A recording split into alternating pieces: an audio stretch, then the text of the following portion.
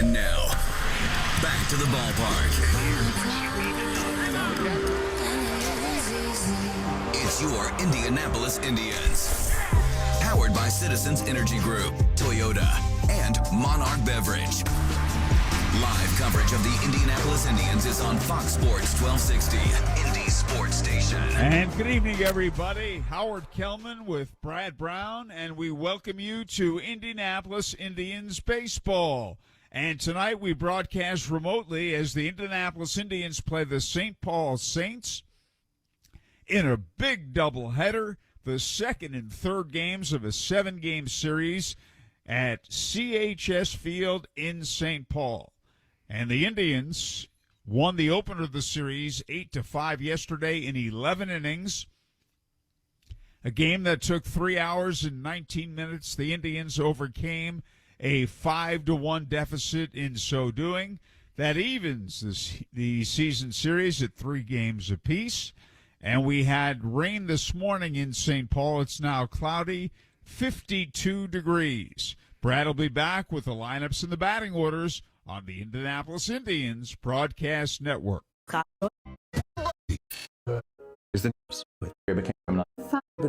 Famously, he said, and follow this. Are on the air.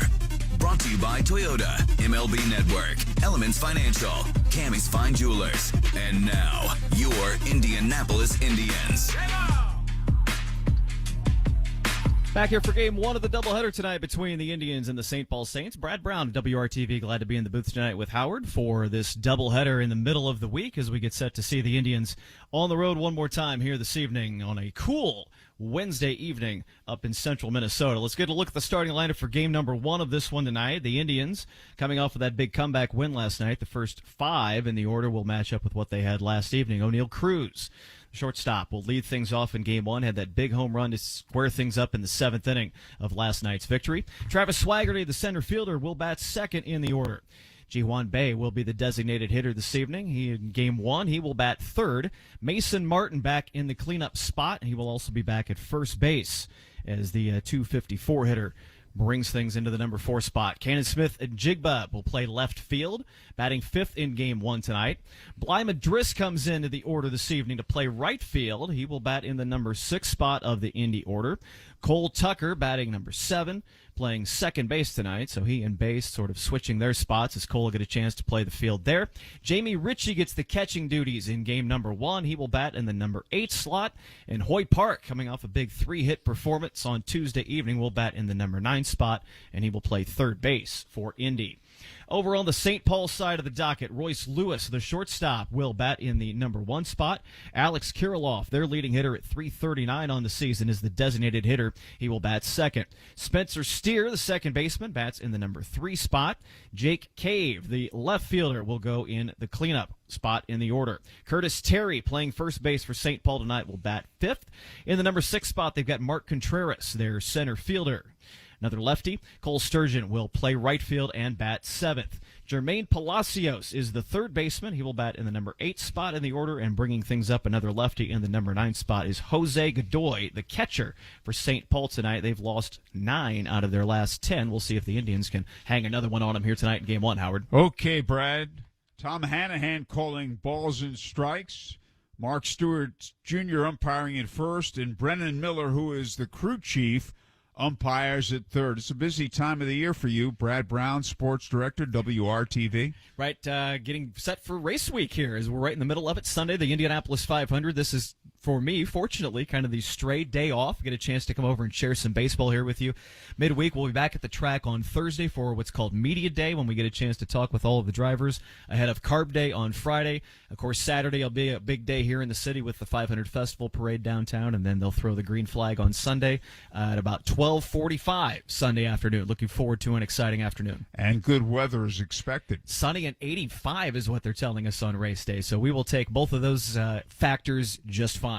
How many years have you been covering the race now? This is my 15th race with WRTV. 08 was my first May down here. I started the summer prior in 2007. So, the last couple of years have been unusual when we had no fans at the Speedway in 2020. Last year was a crowd of only about 40%, and they're expecting it to be back to what we know here in Indianapolis with upwards of about 300,000 on Sunday. So it should be an exciting weekend. That's terrific. Did you follow the race as a youngster? I did. I grew up in Northeast Indiana, so the Indy 500 was always one of those special things that you got a chance to rush home, usually rush home from church on Sundays, convince Mom that you didn't want to go to a Sunday school because you had to make the green flag, but would listen to it on the IMS radio network growing up, Paul Page and the famous voices, Jerry Baker of the IMS network, and then eventually on television, watching the likes of Bob Jenkins and such through the 80s and 90s, and so many great races, and just really fell in love with the big event that it was and the fact that it was in Indiana. And as Hoosiers, we all get a chance to grab onto that is really exciting. That's absolutely terrific. Now, you also broadcast minor league baseball. Did some stuff in Fort Wayne prior to my time in Indianapolis. I worked at WANE TV up there in Fort Wayne and got a chance when the Wizards were the brand new Class A team in Fort Wayne, going back into the mid-late 90s now. I had a chance to dabble in a little bit of A baseball up there and have always been around the game of baseball from back when I was in high school and through college as well. So getting back to the booth is always a nice return and always some familiar surroundings for me. Well, we're delighted to have you here again.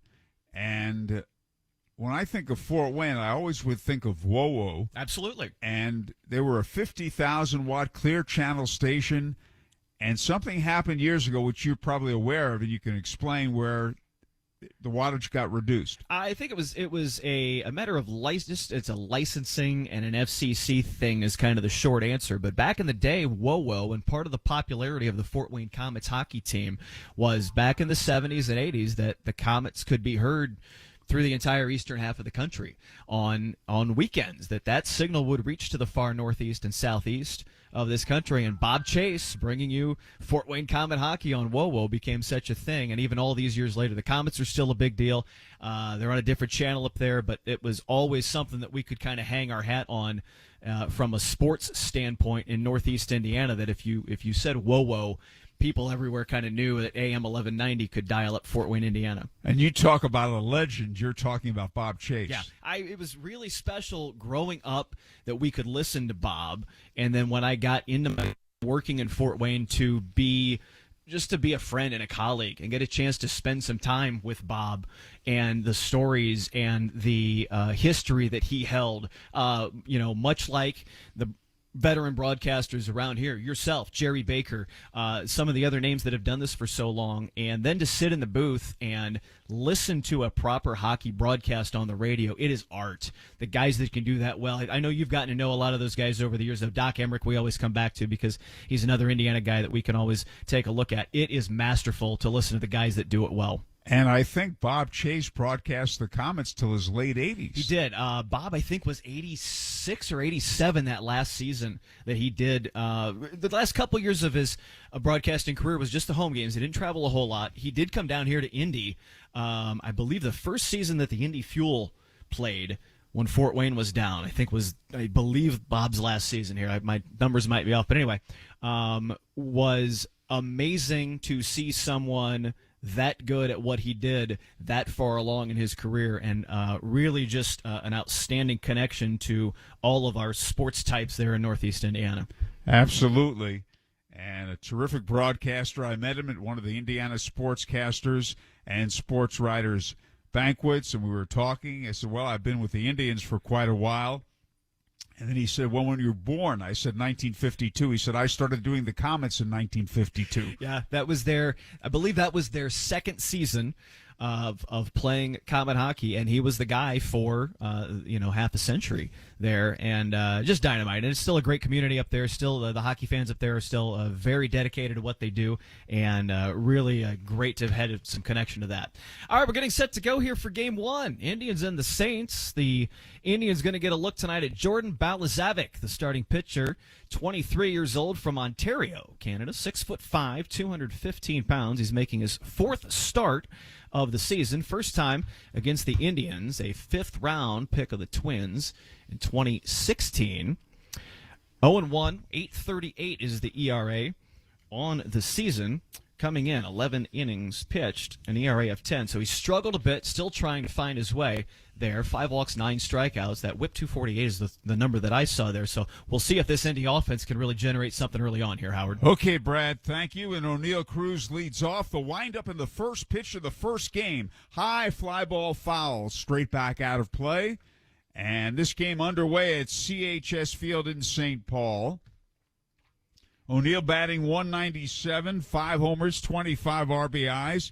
Had a game-tying 2-run homer in the 7th yesterday. Takes a fastball in above the knees, strike 2. A crisp 52 degrees in St. Paul to start the evening. We see some sleeves and some jackets out amongst the players and the fans as well. Cloudy skies, wind blowing out to right, but not a major factor. Here's a swing and a ground ball to the first base side of the mound. The pitcher's got it, and Balazavic flips over to the first baseman, Terry, and there's one away.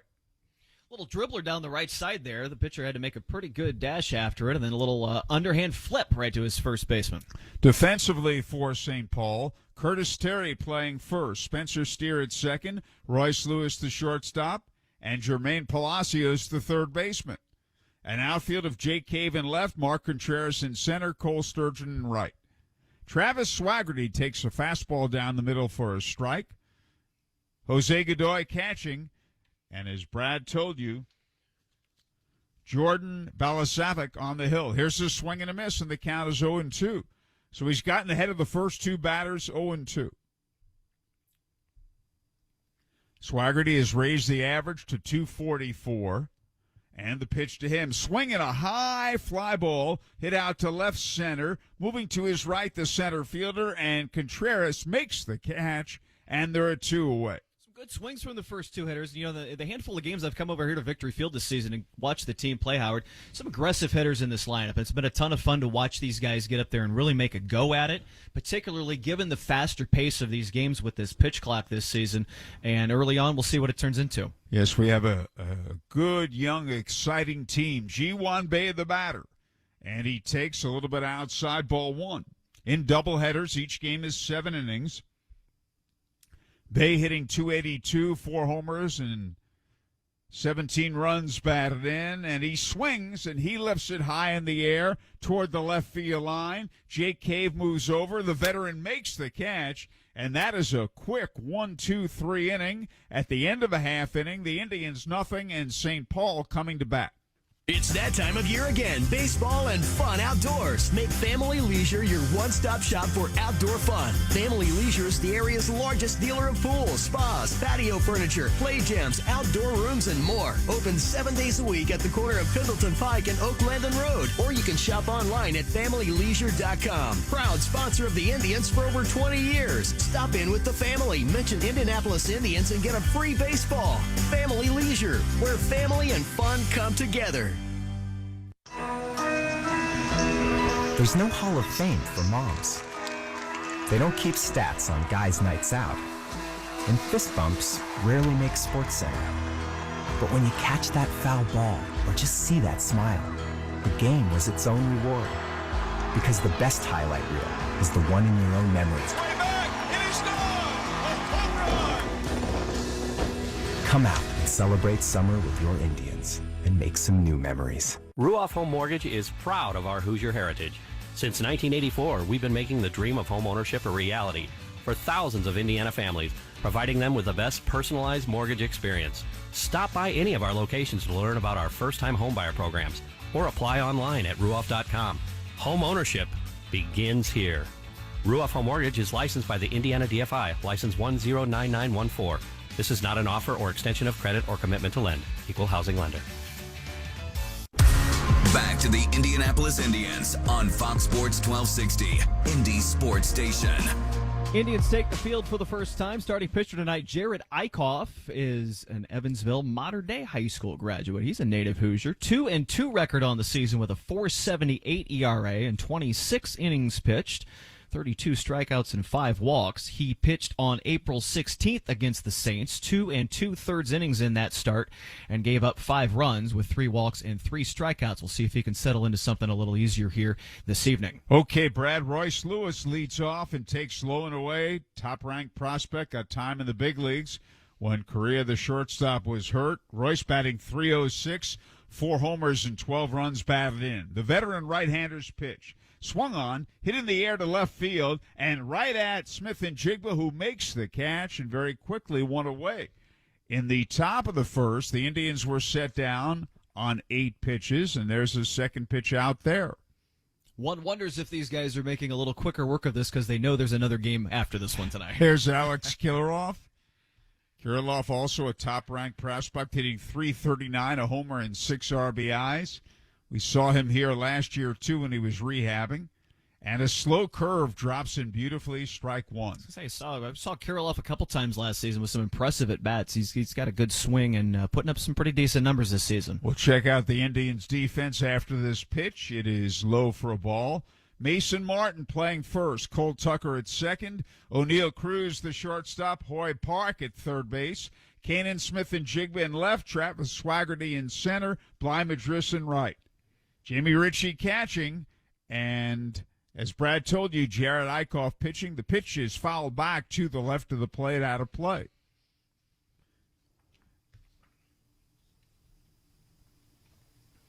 Kirilloff bats him left-handed. Eichhoff delivers. And a swing and a miss at a changeup, and he struck him out, and they're at 2 away. Good work there from Eichhoff. He worked him a little bit of everything in the span of that at-bat. Got Kirilloff a little off balance and a nice strikeout. And now Spencer Steer, who was promoted from Double-A yesterday and went 1 for 4 in his Triple-A debut. Right-hand batter. And he takes a slow curve, low, ball 1. 2 men out, nobody on. It's the bottom half of the first inning in the first game of a doubleheader. Indians nothing, Saints nothing. And a curveball is over the outside corner at the knees, strike 1. Steer was putting up some good numbers in the Texas League before his trip to St. Paul. 4th in the league in doubles and extra base hits at the time he left. Fastball high and away, ball 2. You mentioned Jared Eichhoff, a modern-day man, and a teammate of Hunter Owens there. Hunter was a freshman when Jared was a senior. And a breaking ball, though. Hunter also a quarterback on the football team. They have great football program there. I say Modern Day is just one of those just dynamite athletic programs of many, many sports here in the state of Indiana. And down there, a lot of pride in the city of Evansville. The 3-1 pitch lifted high in the air to right center field and deep. Back goes the right fielder, and Madris makes the catch a step from the wall. And Spencer Steer really gave it a ride the opposite way, deep right center, but that's it. And both clubs go down 1-2-3 in the first at the end of 1 inning. Indians nothing, Saints nothing. Every 3 seconds, there's a new victim of identity theft. A criminal could be applying for loans in your name or even selling your personal info on the dark web. Protecting your identity can be easy with LifeLock by Norton. LifeLock monitors your info and alerts you to potential identity threats. No one can prevent all identity theft or monitor all transactions at all businesses, but with LifeLock, it's easy to help protect yourself. Save up to 25% off your first year at LifeLock.com with promo code NEWS. Own the outdoors with Masterforce 80-volt power equipment, delivering all the power of gas without the maintenance. The entire 80-volt line is powered by brushless motors for ultimate performance and productivity. Each tool starts instantly with a push of a button. No gas, no pull cords, no maintenance. Masterforce 80-volt outdoor power equipment, exclusively at Menards. Save big money at Menards. Pain in your knees, shoulders, hip, or back that won't go away? Check out QC Kinetics for long-lasting relief right in the office. No surgery, drugs, or downtime. QC Kinetics, 463-235-7160. That's 463-235-7160. June 3rd through 5th, a dream is finally a reality. The first ever NASCAR Cup Series race at WWT Raceway. Enjoy Illinois 300. Presented by TicketSmarter. Tickets now at WWTRaceway.com. Brought to you in part by the Illinois Office of Tourism and Illinois South Tourism. The Indianapolis Indians are always right here on Fox Sports 1260, Indy Sports Station. And we go to the top half of inning number 2, and a special hello to a gentleman listening in Richmond, Virginia, via the stream, Tony Matera. He and I were friends in college at WBCR Radio, Brooklyn College Radio. And Tony's lived in Richmond for more than 30 years. Mason Martin, the batter. And a breaking ball in for a strike, 0-1. You know, what I like about kind of our modern-day streaming technology, folks such as Richmond, Virginia, can listen to us, whereas not all that long ago, if you were any further than about Muncie, you had trouble picking these up, so it's nice to hear. Absolutely. The pitch is low, changeup missed. Mason Martin hitting .254, 9 homers, 29 RBIs. And he swings, hits it high in the air, foul, left side out of play. Mason also has 11 doubles and 5 triples. He has been an extra base hit machine. Jordan delivers, and it's in the dirt, and that's a ball. Jordan Balazavic. Kanan Smith and Jigba on deck. The Indians have 8 left-hand batters and 1 right-hand batter in their lineup. This pitch hit high in the air, foul, left of the plate, out of play.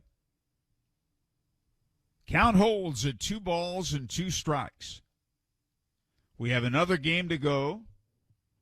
Matt Eckelman and Chichi Gonzalez, the probable pitchers.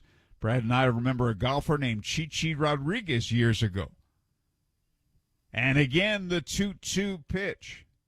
Fastball hit in the air, foul, left of the plate, out of play. He came right at him there. Martin's been swinging an aggressive stick, really, the first part of this season, all in all. He's had the numbers to go with it. If he could get just a little more consistency to it, his numbers could really take quite the jump even. And the right-hander's pitch, breaking ball, swing and a miss. He struck him out on a low inside curveball. Balazavic dropped one at his ankles on that one and fooled him on that nice pitch. We've seen a couple of those already in the first part of this game. And the batter, Kanan Smith and Jigba. Hitting .230, a home run, and 10 runs batted in. 1 man out, bases empty in the top of the second. And the pitch is just a little bit outside, ball 1, 1 ball, no strikes. You know, the pitch clock becomes a little more natural for you on doing this on a daily basis, but I think the fans that come to these games as kind of a one-off or are not regulars. Fastball low and away. Smith and Jigba has reached base safely in 25 straight games. Regulars at this level, the pace at which these games go, I feel like favors the pitchers when they get themselves in a proper rhythm like this. Here's a bouncing ball foul to the right of the plate. I agree with you. Yeah, they can really kind of keep these hitters you don't have time to think about it. That next pitch is going to come in 14 or 15 seconds, and these guys just feel like they're a step ahead often this season. As a general rule, hitters like more recovery time between pitches. Here's a swing and a miss, and the count is 2-2. Particularly if you get to an 8 or a 9 or a 10 pitch at bat, and a guy's up there maybe hacking some foul balls or taking some big cuts at these things, it's going to wear a guy out, and you really test the fitness of your lineup. And a breaking ball in the dirt, and the count's full. Kanan held up on that one. That's the pitch he got Martin out with in that previous at bat. Yuri De Los Santos, who pitched so well for Indianapolis, promoted to Pittsburgh. And he made his big league debut, pitched the 9th inning successfully today in the Pirates' victory. Fastball high and away, ball 4. So good work for Smith and Jigba that time. He got it to 2-2. The pitch he looked at there to get it to a full count dropped about a foot in front of the plate, and that one floated high and wide. And we got our first base runner of the night. With 1 out in the top of the second. Roansy Contreras got the start yesterday, pitched some 5 scoreless innings, was terrific. Just got the call up from Pittsburgh. Here is Bly Madris, and he takes inside and in the dirt. A good play by the catcher, Godoy, to prevent a wild pitch. Madris batting .219, a home run and 5 RBIs, isn't playing on a regular basis with all the young players here. Played more last season. The 1-0 pitch is inside. It gets away from Godoy, and goes all the way back to the screen, and that's a pass ball on Jose Godoy off his mitt. Yeah, Howard, just as you said that on the previous pitch, as good a play as that was, Godoy kind of tried to squeeze that one with just that edge of his glove, and he's saying, my bad. He's motioning to his pitcher with a tap to the chest that one got away from him, so the free move up to second base for Smith and Jigba. He's there with one away. In the top of the second, the Indians and Saints scoreless. The right-hander's pitch is swung on, line deep to the right side, but it's a foul ball out of play. Strike one. And Cal Mitchell, also going to the big leagues with Pittsburgh yesterday, made his major league debut, knocked in a run, came up in the bottom of the ninth with a potential winning run at third. Could have been the hero, but he grounded out, and the Pirates lost that one in extra innings. They did bounce back and overcome a 4-0 deficit to win today. Pitch is a little bit high. Fastball missed, and the count's 3-1. Cole Tucker waits on deck.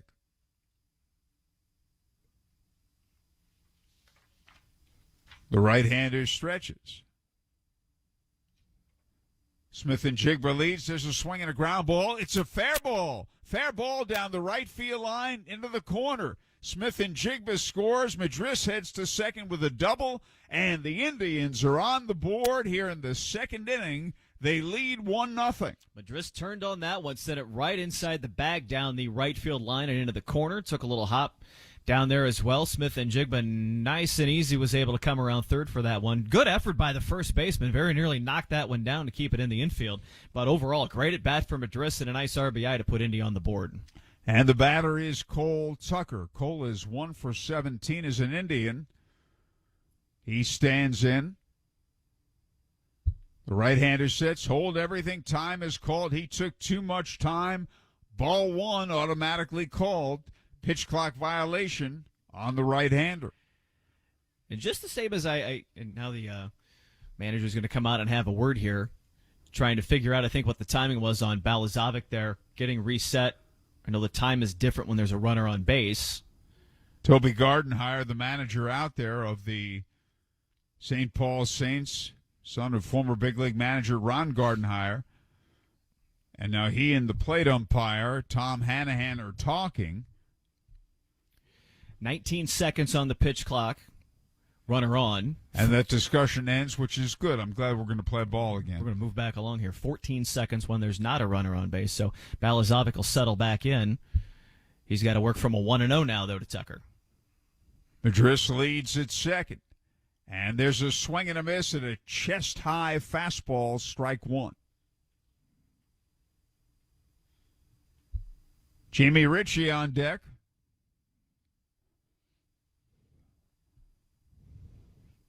And the right-hander's pitch, fastball is a strike. Bell tie outside corner, 1-2. Madris at second, one out with a run in the top of the second.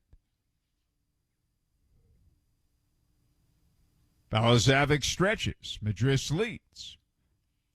And a breaking ball low and inside, and Tucker is able to lay off ball two. 2-2.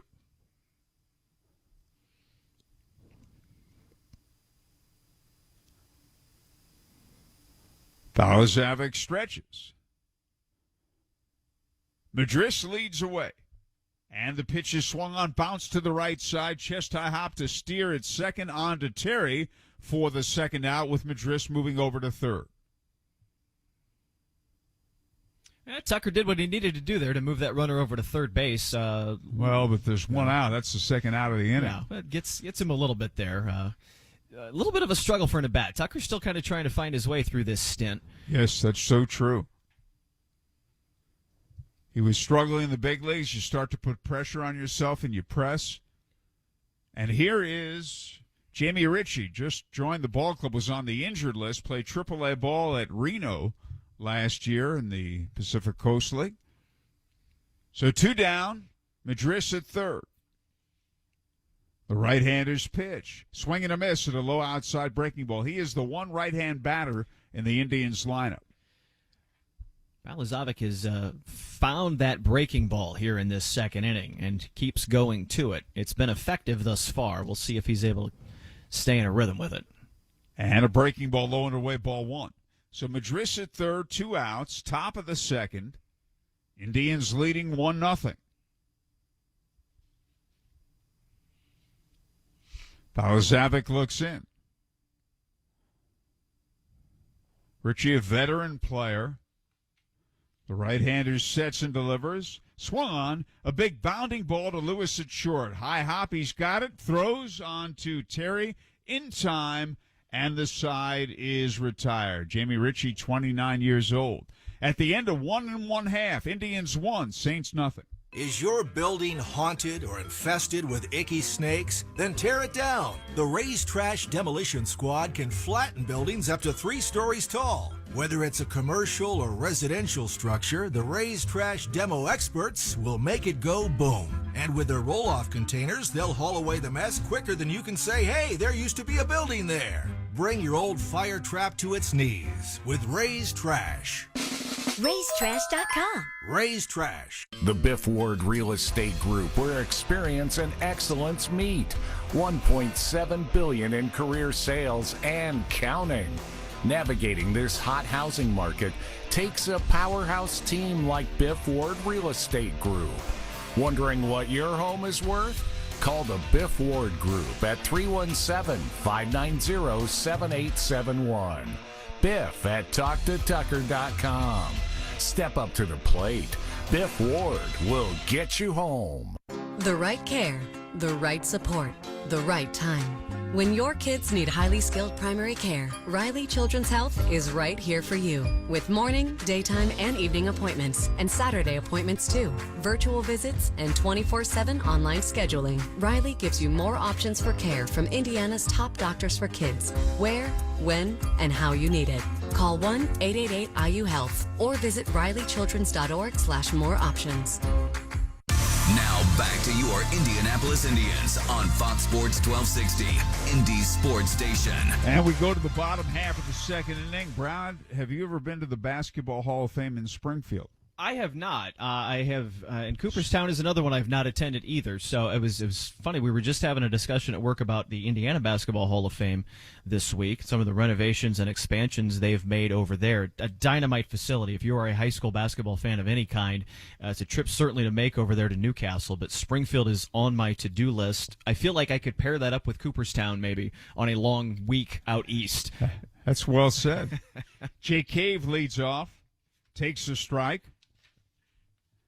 And a breaking ball is in there, strike two. The reason I asked you that, we were just talking about Jamie Ritchie, the new Indians catcher. He's from South Hadley, Massachusetts, which is in the Springfield area. Okay.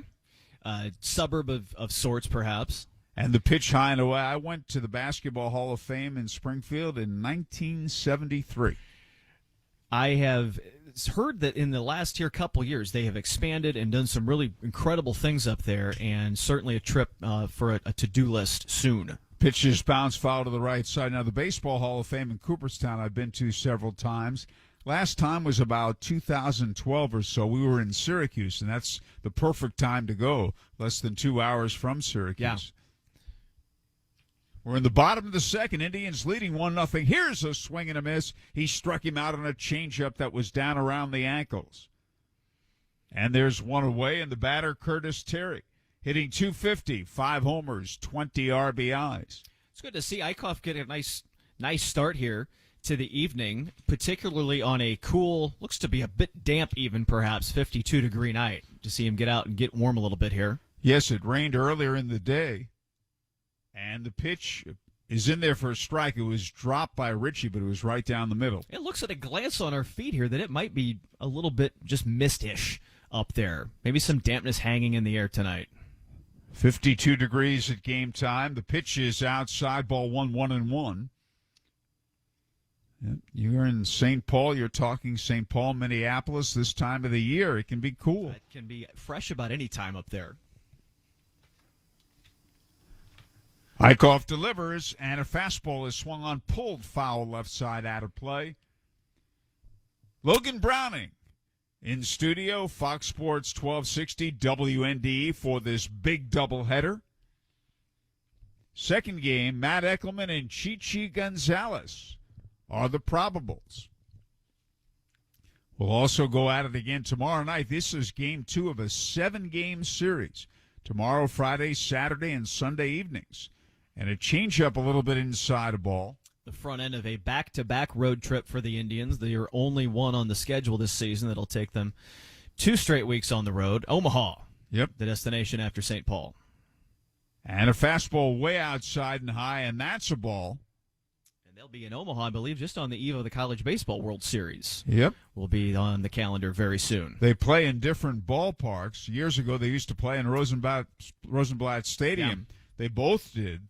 The pitch is fouled off to the right side out of play, and the Omaha Royals would go on a 2-week road trip when the College World Series took place. I was thinking about the first game I ever called at Rosenblatt Stadium. Here's a swing and a high pop-up, left side of the infield. The third baseman's there, and Hoyt Park has it on the infield grass. And they're a 2 away. First game I ever called in Omaha.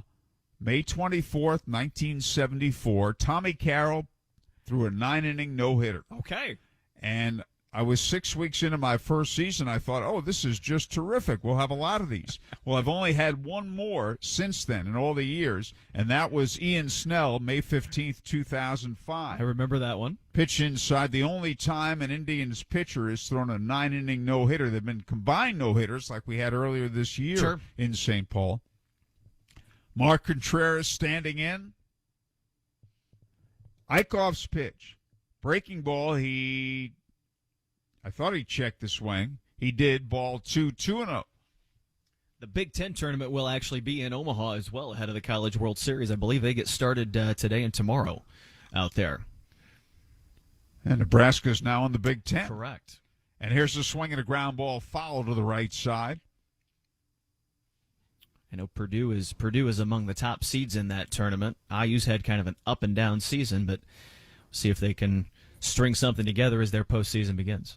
And the 2-1 pitch, he jams him, a swing and a ground ball hit to second. They were in the shift. Tucker's got it onto Mason Martin, and that is a 1-2-3 inning. At the end of 2 in game 1 of the doubleheader, the Indians won, the Saints nothing. A science class at George Washington High School just learned how smart distribution networks ensure safe, reliable, and efficient energy. At AES, we are putting these next-generation innovations to work right here in Indianapolis so that our community can enjoy smart energy solutions that power our lives and energize the next generation of innovators. IPL is now AES Indiana. We are accelerating the future of energy together.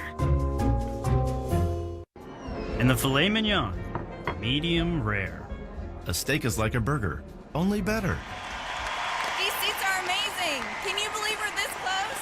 The front row is like the nosebleeds, only better. And Elements Financial? It's like a bank, only better. Yes, Elements offers higher deposit rates, lower loan rates, and fewer fees to help you succeed financially. Visit elements.org to learn more. Federally insured by the NCUA. Inspired by your nerves of steel and the nerves and joints that help our bodies go. Inspired by longer walks and breakthrough joint replacements that keep you in step. We're inspired to deliver the best in orthopedic care because at Franciscan Health, we're inspired by you. To learn more, visit franciscanhealth.org/orthocare. Franciscan Health, inspiring health.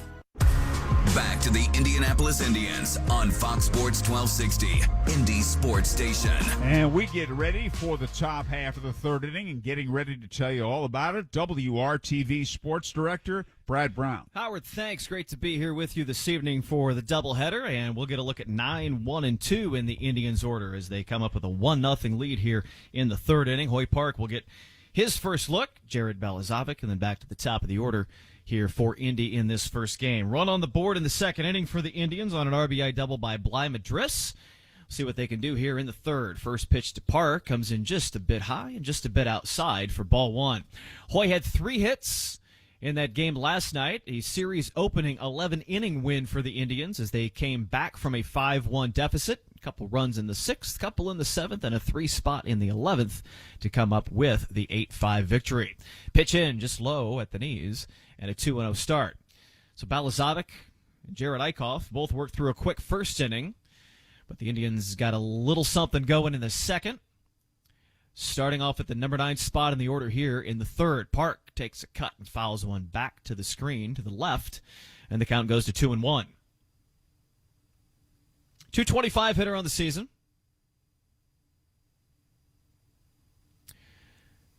Leading things off here in the top half of the 3rd, and just behind that one again, fouls it out third base side back to the net past the dugout. Count goes even at 2-2.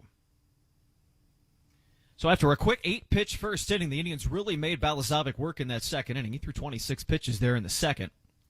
2-2 to the leadoff hitter here in the 3rd. Chopper, right side.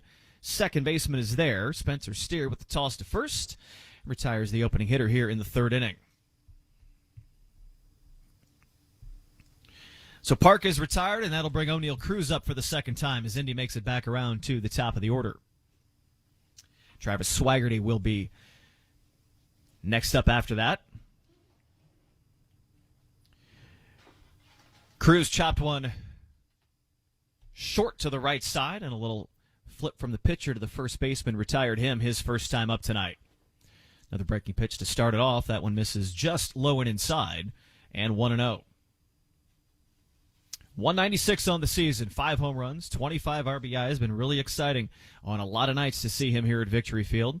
A dynamic young player in this Indy lineup, finding his way through AAA, but on the nights when he pieces it together, he has been a highlight reel waiting to happen.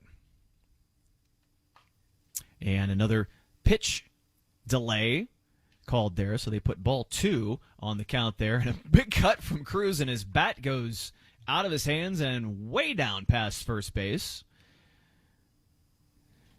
Gonna have to chase that one down. Get a little sticky back on the hands there. Back on it. Took a big cut at it. Went reaching for one outside, and whoop, there it went. Way down there. That thing, down toward the tarp. Had some good distance on that. Got a chuckle from the first baseman. I'd say got about 180 feet on that one. So he's going to swap out a bat. Get a little full reset here. See what we can do. He gets a new stick. I'm going to doctor up the tape a little bit right there. Get himself a little bit of time. And step back in with a 2-1 count on the board.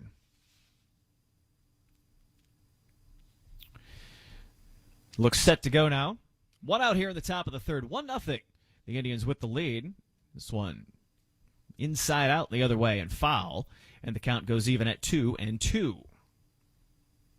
Swigert will bat next here in the 3rd inning.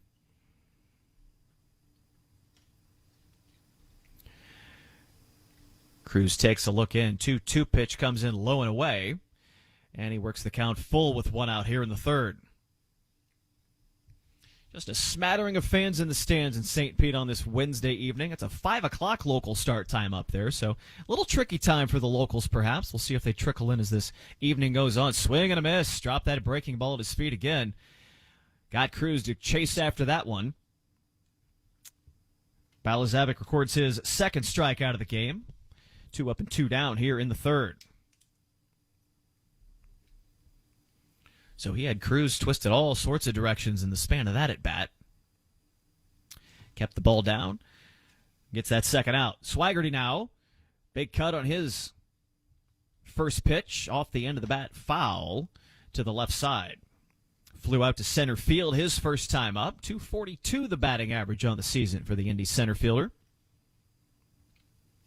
Comes in up and back to the screen, and it's quickly 0-2. As Howard mentioned, 8 lefties in the lineup for Indy tonight. Jamie Ritchie, the catcher, the only right-handed hitter.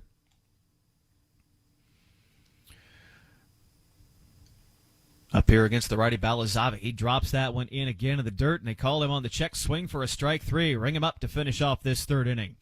So, a few ugly pitches turn out to be pretty beneficial for the St. Paul pitcher. Quick 3 up, 3 down here in the top of the 3rd.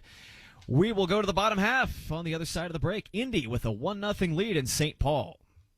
I've got some advice for you. If you need a very special gift for a very special someone, then you need to see my friend Mary and her spectacular collection of beautiful jewelry at Camus Fine Jewelers at 82nd and Fall Creek. Mary's been making me a hero for years, and she'll do the same for you. They'll even gift wrap it for you also. A special something to fit everyone's budget. Come on, do you really think she wants a shiny new vacuum? Or would she rather have a shiny new diamond? Camus Fine Jewelers really are a cut above. For us, life is about winning, but it's also about playing. It's the premier way. We don't skip a workout or a happy hour. We go for a run, get our heart rate up, work on our game. We're big fans of the do-over. Of course we play to win, but mostly we play to play. Corona Premier is the lower-carb, lower-calorie beer for those who come to play. Make it Premier. Welcome to Indy's newest adventure in fun. Royal Pin. It's here, Pirates Quest Laser Tag and Arcade inside Woodland Bowl, I-465 and North Keystone. Explore the huge 2-level tag arena and 46 of the newest arcade and redemption games. Pirates Quest, the next level of laser tag, only at Woodland Bowl. Call 465-8484 or go to royalpin.com. Royal Pin. The Indianapolis Indians are always right here on Fox Sports 1260, Indy Sports Station. 2.5 innings in the books in St. Paul, Minnesota. The Indians with a 1-0 lead. Brad Brown here with you, joining Howard Kellman in the booth. We are high and dry in Victory Field tonight, but we see some umbrellas and some hoods coming out in the stands in St. Paul, as it seems there might be a little misty drizzle falling up there in central Minnesota here this evening. First pitch of the third, chopper to first, Martin to Eichhoff, and a quick out against Cole Sturgeon to start things off here in the third inning, as Eichhoff is making some quick work of things early on with 7 up and 7 down now. Nice hustle by Martin, have himself in position. Eichhoff with a nice job to get over there to first base to cover. Jermaine Palacios and Jose Godoy will follow here in the 8 and 9 spots in the bottom half of the third inning. Palacios, the third baseman, steps in. Righty versus righty here with 1 out. Pitch in right down the gut, called strike for 0-1. Palacios 244 on the season. Couple of home runs and 10 RBI for the Saints. And that one takes a one-hop. Little slip out of the hand there for Eichhoff. Outside for 1-1. And again, 52 degrees at first pitch. I suspect it's going to get a little cooler there as the evening goes on tonight in St. Paul. 1-1 comes in, down the middle and at the knees, a called strike for 1-2. Again, Eichhoff pitched against the Saints back on April 16th. Struggled in that start for 2 2/3 innings, gave up 5 runs, but looking solid so far to start this one all day. And a nice breaking pitch. Got him leaning into that one. And the third strikeout of the night for Eichhoff is the second out here in the third inning. So he's got himself a good rhythm going on early here, and he dropped that one in nicely. Palacios got folded inside out for the second out here in the third inning. Godoy, the catcher, the number 9 hitter, will get his first look at Eichhoff now. Bottom 3 of that same pitch that we just saw falls low and inside for ball 1. 231 batting average here in the number 9 spot. For St. Paul tonight, we will see 4 catchers between these two teams as they'll switch it up in game 2. Fly ball floating out toward left center, going all the way to the wall toward that 402 mark, and that's going to be the first base runner of the night. Godoy got a hold of that one, sent it way out there in between left and center field, and it's a double with 2 outs here in the third. Kind of a lazy little swing, just kind of laid his bat out on that one. Left-handed hitter, but got it out off the end, though, and put a really good charge into it. The outfield in St. Paul there at CHP Field, they got a little 402 to that gap in left center, not unlike our space here at Victory Field. And that's where Godoy dropped it in. So first base runner of the game for St. Paul here in the third. Top of the order comes up. Curveball, first pitch, high, fly ball. And that one's going to left field. Floating over to make the catch is Smith and Jigba, and that will wrap things up here in the third inning. So St. Paul gets their first hit of the game, but no harm done on the scoreboard. We'll head to the fourth inning with the Indians leading the Saints 1-0. Dear road rivals, let's talk about extra. Toyota offers tons of extra with Toyota Care, our no-cost maintenance plan good for 2 years or 25,000 miles. No-cost oil changes, no-cost tire rotations, no-cost fluid level adjustments, and more. That's a whole lot of extra at no cost from Toyota. Ford, Honda, and Nissan all charge extra for maintenance, and that's the kind of extra nobody needs. Try harder. Toyota. Based on manufacturer's data as of 3/17/2021, covers normal factory scheduled service for 2 years or 25,000 miles, whichever occurs first. See participating dealer for coverage details. We're Citizens Energy Group, and we're here for you. We're your local utility provider and your neighbors. We take care of our customers while connecting to what matters. We are committed to providing safe, reliable services and making our community a better place to live. At Citizens Energy Group, we're all citizens. Failed sump pump? Flooded basement? Water damage happens fast this time of year. For 39 years, Hayes & Sons has been restoring water damage in Indiana homes and businesses. They'll help you navigate your insurance claim and get your life back on track. So when a water disaster strikes, tell your insurance agent you want Hayes & Sons for your restoration work. For more information, please visit hayesondsons.com. Now back to your Indianapolis Indians on Fox Sports 1260, Indy's sports station. Back here for the top of the fourth inning, the Indians in St. Paul tonight. Brad Brown in the booth here with Howard Kelman tonight. Glad to join you here for a doubleheader on this Wednesday evening. Pair of 7-inning contests turned into that after the game between the Indians and the Saints was snowed out up north back on April 14th in that first trip of the season for the Indians. And I guess, in a bit of twist of irony, it is drizzling up there again on a 50-degree evening here for Game 1 tonight. We go to the fourth with the Indians up 1-0. Bay, Martin, and Smith and Jigba will be due up. Bay, a little slap bunt foul to the left side on that first pitch. So he starts at 0-1. G1 taking a look at this one. Breaking pitch right down the middle. Balazavic bringing that one in a quick 0-2 start here in the fourth inning.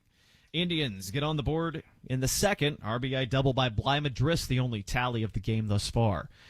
0-2 comes in high, a bit outside, and 1-2. Bay flew out to left. His first time up tonight. Leading things off here in the top of the fourth. 1-2. Got just a piece of that. Fouls it off on a pitch that was low and away. So we'll do it again at 1-2. Mason Martin, Cannon Smith, and Jigba will follow here in the fourth inning. Glad you could join us here midweek, heading toward your Memorial Day weekend. With a double dip on the dial for you tonight. Inside, just below the belt, the count goes even at 2-2. Bay had to take a jump back from that one. It was headed for mid-thigh. 2-2 pitch now. Balazavic with Bay. Chopper to third. Long way to go over there. Palacios and safe at first. Bay runs it down. Hustling his way down first. Nice play there for Ji Juan as Palacios had to go deep behind third base, almost to the line, to field that one. One hop the throw. Bay took a look at the ball the whole way over there. We're watching the replay on the monitor here just to see if, in fact, he did make it in time. Yes, he did, by a half step. Nice play, nice call, and an infield single for the Indians to start things off here in the fourth. Martin will come up now. Strikeout victim his first time up tonight. Came in at .254 on the season. Starts things off at 1-0. Pitch on the way, outside, a little high, 2-0. Balazavic, same as we saw in the second inning, got himself just a little bit out of kilter. Seems easily frustrated when things don't start falling in his favor. We'll see if the Indians can keep him frustrated here in the fourth with a runner on. 2-0, breaking pitch, nice one down the middle and a called strike.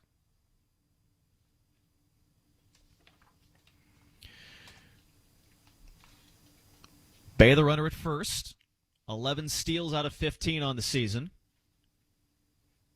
Takes the lead. Pitch down the gut. Fly ball. That is deep to right center. Not quite to the warning track. Sturgeon floats over and makes the catch for the first out. So Martin put a pretty good charge into that one. But he'll be retired for the first out here in the fourth inning.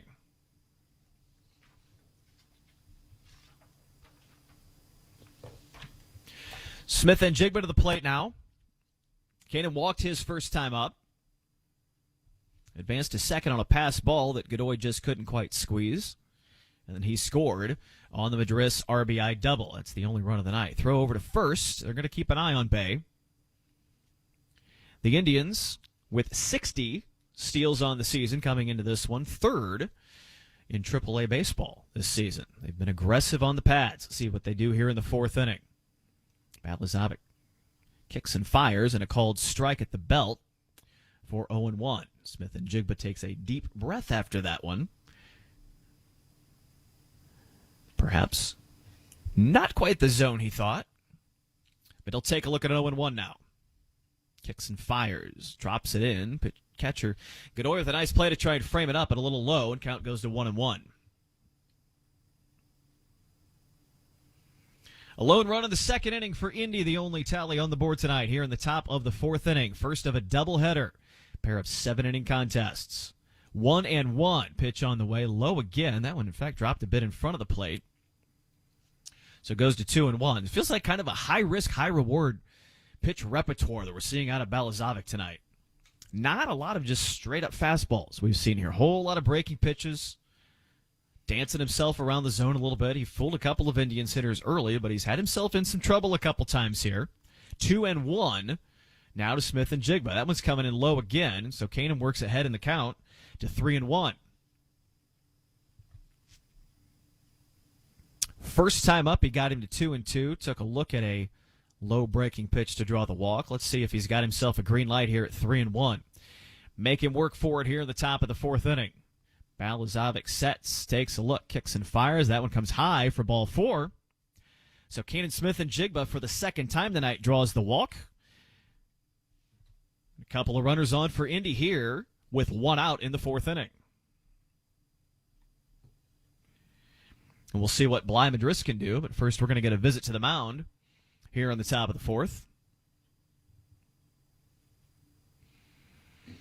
St. Paul pitching coach out for a visit. Balazavic's pitch count up to 62 as we sit here early in this fourth inning.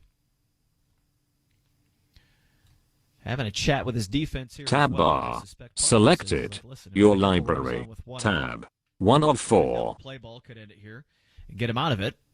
Bottom line, he's trying to avoid his pitcher blowing things up here in the fourth inning. Umpire comes out to break up the party. Balazavic, 23 years old, from Ontario. So the young man trying to settle himself down here in the fourth inning. First and second with one out. And again, this is his first start of the season. A little bit of middle relief by and large in his previous appearances. First pitch to Madris. That breaking pitch again just off the plate. It was right at the knees. Looked pretty good, but 1-0. Madris with a double and the RBI his first time up. Bumps his average to 230 on the season. Bay at second, Smith and Jigba at first. 1-0 pitch comes in. There's a fastball, a rare one it seems this evening. Swing and a miss, and now 1-1.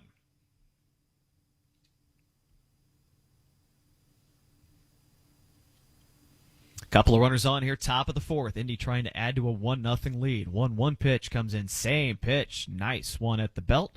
Gets him waving again, and the count goes to 1-2.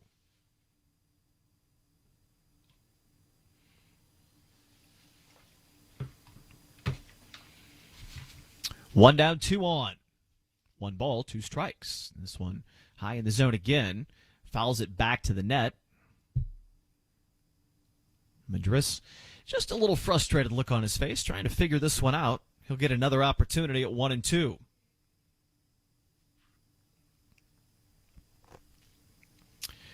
Runners take their lead. Balazavic has his sign. Takes a long look at Bay at second base. Time called. 1-2. And they're going to call him for another ball. Took a little longer than he had warranted. I believe that's the third time tonight. Balazavic's had an extra ball tallied on his count for a delay of game penalty, as it were. He gave Bay an extra long look there at second base, and that ultimately cost him. So 2-2 now. Madris takes a look. That one floats high in the zone, and now with full count. So that free ball in Madris' favor now has him looking at 3-2. A big opportunity here with one out. Payoff pitch. Comes in low. Ball 4. Second walk of the inning. Bases loaded for Indy here in the fourth. I would not be surprised if we had a pitching change now. Yeah, they're taking a long look. Balazavic's looking for a fresh baseball, if nothing else. And indeed, well, maybe. No, Gardenhire took a step to the top of the dugout. Now they're going to see what the kid can do here as Tucker comes to the plate. Well, he's thrown 70 pitches, and he's issued back-to-back walks. 3 walks on the night. Tucker chops it, foul, right side on the first pitch. His second at bat. Grounded out to second base his first time up. Just a single hit in this stint with Indy over these past couple of weeks. Chance to open things up here in the fourth. That one bounces in low, 1-1. We have not had a chance yet to see if there's any bullpen activity for St. Paul. Kind of at the mercy of the video feed in front of us here to see what's kicking. Runners take their lead. Bases loaded, 1-1. Tucker golfs one out to the left side. That one's going to go foul. Reaches the seats past the net, and it goes to 1-2. G1 Bay at third. Led off the inning with an infield single. Smith and Jigba the runner at second. Madris at first. Both walked. Ball and 2 strikes with 1 out. That one bounces in again. Godoy, nice job to keep it in front of him. Slid over, got the chest protector in front of it. So the runners will stay, but the count goes to 2-2.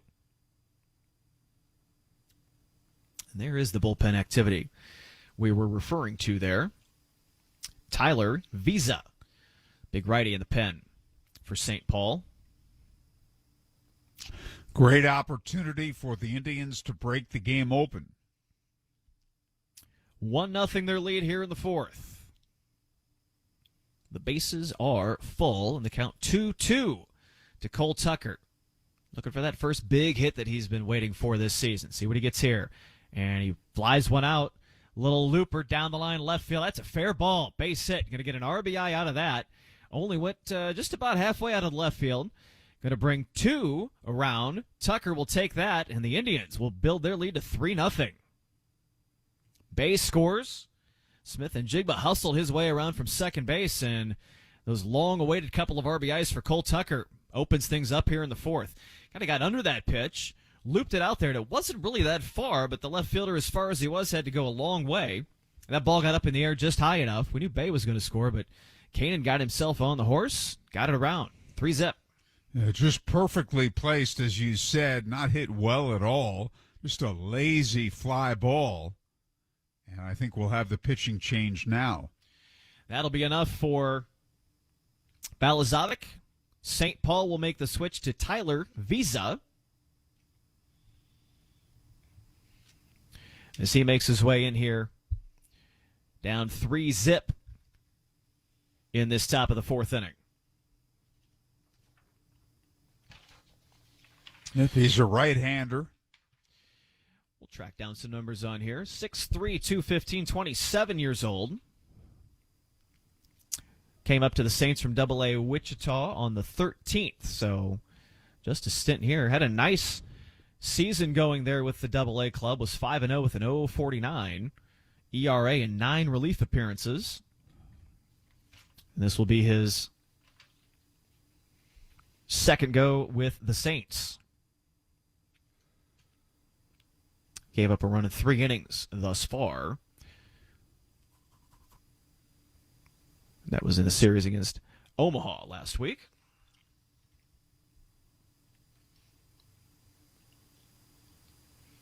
Pitched a couple of innings on the 19th, last Thursday. He's from Phoenix. 2 innings, 1 run, 1 hit at Omaha. Phoenix, Arizona native. Originally drafted by the Phillies. Right out of high school. Desert Vista, Arizona. And now half the teams have spring training in Arizona. I'm generally a Florida attendee to get a look at the Pirates down in Bradenton, the Tigers in Lakeland, and had a chance finally kind of this past year, 20 and 21, of course, were kind of strange with the COVID situation, but had a chance to get around to see the Phillies in Clearwater and the Yankees in Tampa, and just some great ballparks down there in the Grapefruit League. Yep. Now, the Indians always have had spring training in Florida with the exception of 2000 through 2004 when Milwaukee was the parent club. Okay. And they're out there out west. Pirate City down there. I tell you what, if you ever get a chance to make it down to Bradenton for a little spring ball, great setup, great town. They do a great job down there with spring training ball. So 3-zip top of the fourth. Richie, the batter, gets himself set to go. The Indians still have 2 runners on. Tucker at first and Madris at second. Still just 1 out here in the 4th inning. So chance to really keep this thing going here with a 3-0 lead.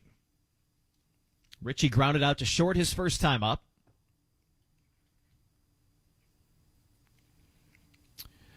The freshest face of the Indians lineup tonight. Pitch from Visa comes in low, and it is 1-2. Now, Fort Wayne's about 3 hours from Detroit, correct? Yes. About 3 hours from Chicago. Correct. How far from Cincinnati about? About 3 hours, yeah. Okay, so what are the fans...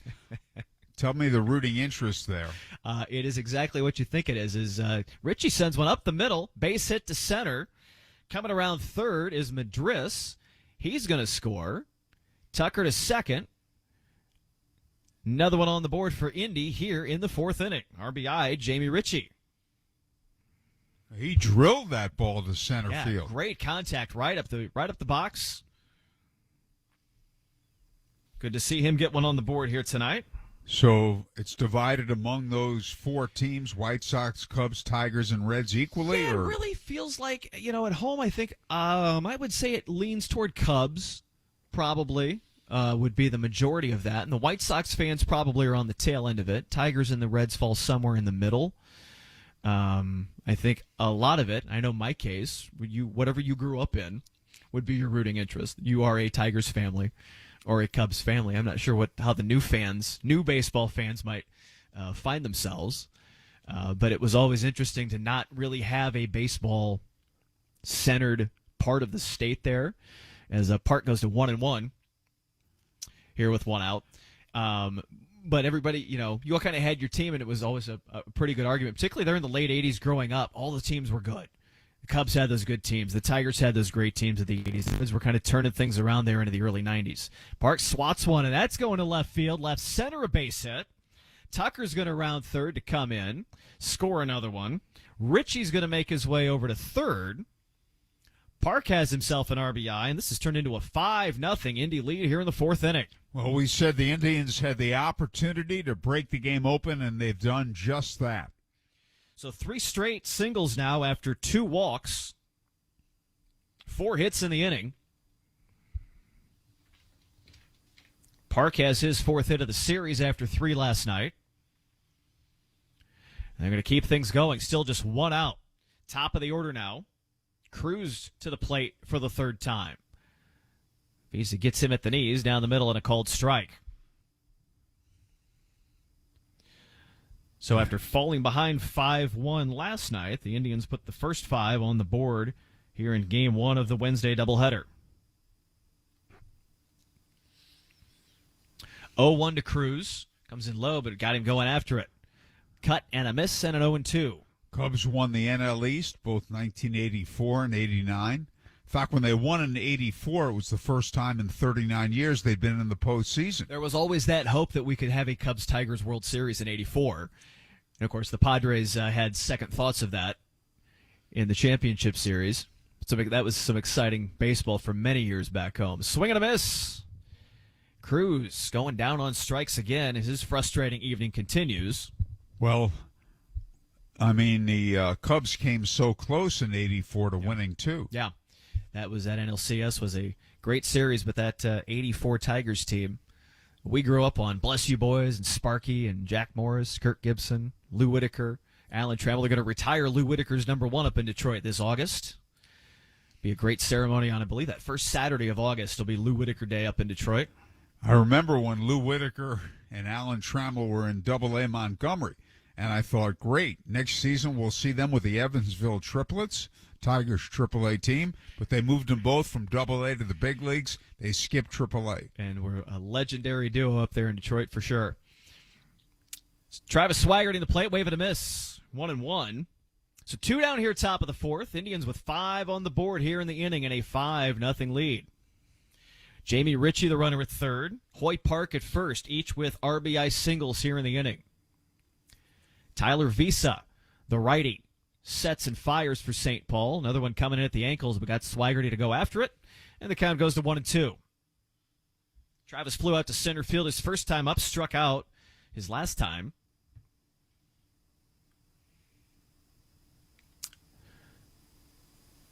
So the Indians with a 4 spot on the board here in the fourth. Swigert looking to add to it. Ball and 2 strikes. Visa fires. That one grounded. Left side. Shortstop's got to go deep for it, and he's got to hang on to it as well. Lewis doesn't have a play. Another run scores as Ritchie comes in. Royce Lewis had to go a long way the other way for that. Elected not to even try the throw on that. So the second infield single of the inning. Bay started the inning with an infield single. Swigert gets one here as the 9th hitter of the inning. That was just a little looper ahead of that from Park that scored one. It's turned into a 5-run inning. The Indians bat around, and Bay will hit for the second time here in the fourth. And he got it all going with an infield hit. Legged one out on a deep chopper to third. Started this inning. And now bats again. This one laced down the line, going to the corner in right field. Fair ball all the way to the wall. Chance to score one for sure. Ritchie comes in. Here comes Park. Throw to the plate is high and wide. So he will hang on there with an RBI double. Park holds up at third. And now it's a 7-0 Indy lead. How about this? Oh, Swigert at third. Yes, thank you, Howard. Good call. I have so many lines and so many runs on my scorecard now. Yeah, well, when they bat around, it can mess up your scorecard. Yeah, we're trying to go. That one already scored. All right. That was Park. Bay, base hit, double. Look at that. 10th hitter of the inning. So second and third, 2 outs. Martin bats now. Second time here in the fourth. All right, we got it covered. I got to color in all these runs. Half a dozen here in the fourth. The Indians rolling through this one. That pitch misses just off the plate. 1-1 now. See, part of the problem is if you don't go color in the guys that scored. This is scorecard 101. Then you just got a bunch of loose squares down there. When you try to go back to pay attention, it becomes difficult. He one-hops that one on the inside line of the batter's box. Swigert down there at third got a good long look at it. Godoy was able to scoop it, though. So a couple of walks in the middle of the inning really turned out to be what stretched this thing out. When Balazavic got in trouble there, walked Smith and Jigba and Madris, and all sorts of hits after that. 2 balls and a strike now. Nice breaking pitch there. Got him swinging. 2-2. Martin 0 for 2 on the night. Strikeout. Flew out to right field his last time up, which just happened to be earlier here in this fourth inning. 2 balls, 2 strikes, 2 outs, 2 on. That one hops again. That'll run the count to 3-2. First base sitting open. I got to think Smith and Jigba on deck would certainly like an opportunity to come up and take some hacks. Still here in this inning. 6 on the board for Indy here in the fourth. 7-0 the lead. 3-2 pitch from Visa to Martin, and he lines one. Right center base hit. That one drops in. One scores. Taking a look. Another one coming around. Base hit for Martin gets him an RBI. How about the Indy lead going to 9-0 here in the fourth inning?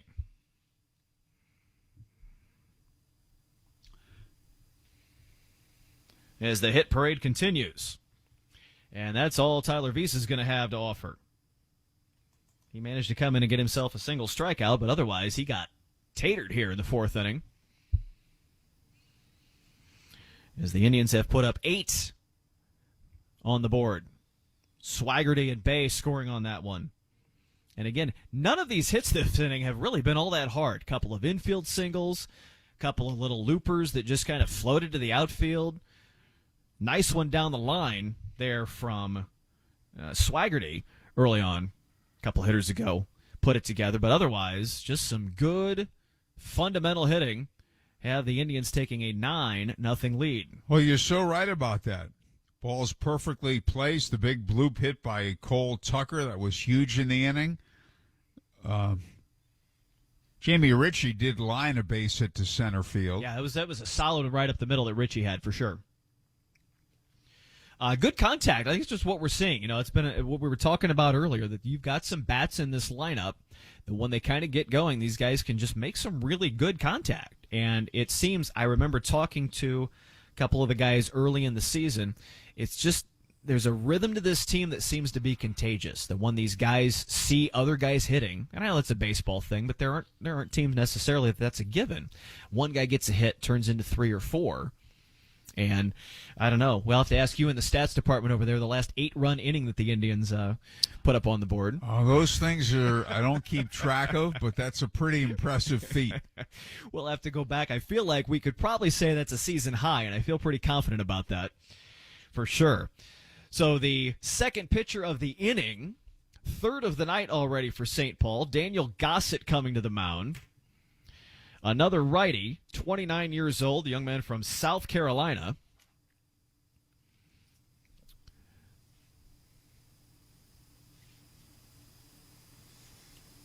Making his 5th relief appearance of the season. His ERA is 6.75 on the season. He has thrown 9 innings out of the bullpen, 3 starts as well, so he's been a little bit all over the place. 29-year-old from South Carolina. We'll see if he can finish this 4th inning. 2 outs, Smith and Jigba the batter, called strike, the 12th hitter of this 4th inning. As the Indians are putting up a doubleheader's worth of runs in a single frame here. We'll see where it goes from here, but they're feeling pretty good about it in the 4th tonight. This one bounces in, kicked away from Godoy, so that's going to be a free base for Martin. As he goes to second, it'll be the second passed ball of the night. We will presume that one, Godoy, another one. Earlier had it skip off the edge of his mitt. That one kind of caught him right between the feet. Count goes to 1-1. Runner at second now, still 2 outs. And that one floats high for 2-1. Wild pitch, okay. Howard says so. All right. See, I scored that one different. The way I saw it. He could have caught it, but I guess the official scorer thought it required more than ordinary effort. I'm watching a different angle here from center field in the press box behind the plate. Down the right side and foul. 2 balls and 2 strikes now. Martin, the runner at second. Top of the 4th inning. If you're still with us here, it is in fact still the top of the 4th inning. We haven't stretched anything out. You haven't missed a thing. The Indians just happen to put 8 on the board in this frame and have a 9-0 lead. 2-2 pitch now. Gossett floats one high. Tried to get another breaking there. It didn't break, and a full count. A whole lot of pitches in this inning here. By a quick count, I think we're coming up on 60 collectively in this inning. Wow. For the St. Paul Saints. I'll check my math. I do know it's 9-0. Here's the 3-2 to Smith and Jigba. Got off the end of the bat, fouled it left side, so he'll stay alive and get a chance to go again. So, yeah, Visa came in. He threw 22 pitches. He did get Cruz to strike out, but otherwise he got hacked for 4 hits. A couple of those runs are going back in his direction. He'll get charged with 4 of the 9. Sharp grounder to short. Lewis will have the play this time, and that'll finish it off here in the 4th inning. But a big 8-run season best showing for Indy in that one. 4, 5, 6, 7 hits, couple of walks, and a man left. 3.5. We are midway through game 1 of this doubleheader. The Indians leading the Saints 9-0. WNDE, WFBQ, HD2, Indianapolis. We are Fox Sports 1260, Indy's sports station. Introducing Flight by Yingling, the next generation of light beer. For those who don't follow trends, but craft them. Flight by Yingling is 12 ounces of uncompromised refreshment from America's oldest brewery. With only 2.6 grams of carbs and 95 calories, this is premium refreshment 6 generations in the making. Don't just raise a glass, raise the bar. Flight by Yingling. Now available wherever beer is sold. DG Yingling and Son Incorporated. Pottsville, Pennsylvania. Please enjoy responsibly. Own a home? Here's a tip. Don't dump your garbage in the street. Neighbors get fussy about that sort of thing. Instead, count on Ray's Trash to haul it away. Ray's can supply 96-gallon waste and recycling bins that'll make you the envy of the cul-de-sac. And when you need a roll-off container for that big job, guess who's going to be there for you? That's right, Ray's. Your filth needs a place of its own. Ray's Trash will move it there. You know where to go. Ray'sTrash.com. Ray's Trash. At McAllister's Deli, they know that great food is the foundation of any good get-together. And no matter the size of your event, McAllister's Catering has you covered. Handcrafted crowd pleasers like sandwich trays, mac and cheese, nacho and spud bars, shareable salads, breakfast options, desserts, and of course their famous tea.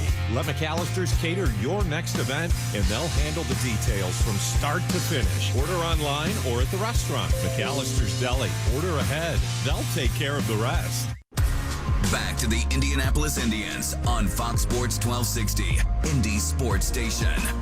So we go to the bottom half of the 4th inning. Brad Brown here in the booth with Howard Kellman tonight. Indy with 8 in the 4th, and Jared Eichhoff will have gone, by my count-ish, the better part of about 25 minutes between pitches. Almost half an hour, I think, after that inning that the Indians just put together. An 8-run, 7-hit, 12-batter performance, and a 9-0 lead as we go to the bottom half of the 4th. Eichhoff will see the 2, 3, 4 hitters in the St. Paul lineup for the second time. Kirilloff swings and misses at the first pitch. And this one fouled down the left side. 0-2. Steer and Cave will follow here in the 4th inning.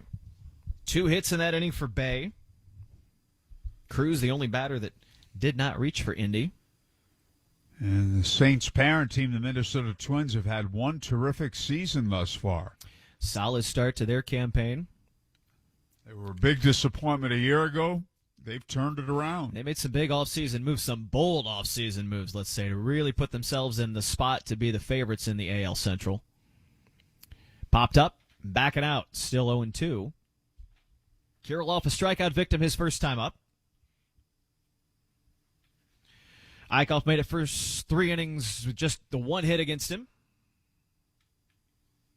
0-2 here to start the 4th. Drops one in, just a bit inside. And now 1-2. Well, the White Sox won the division so easily a year ago.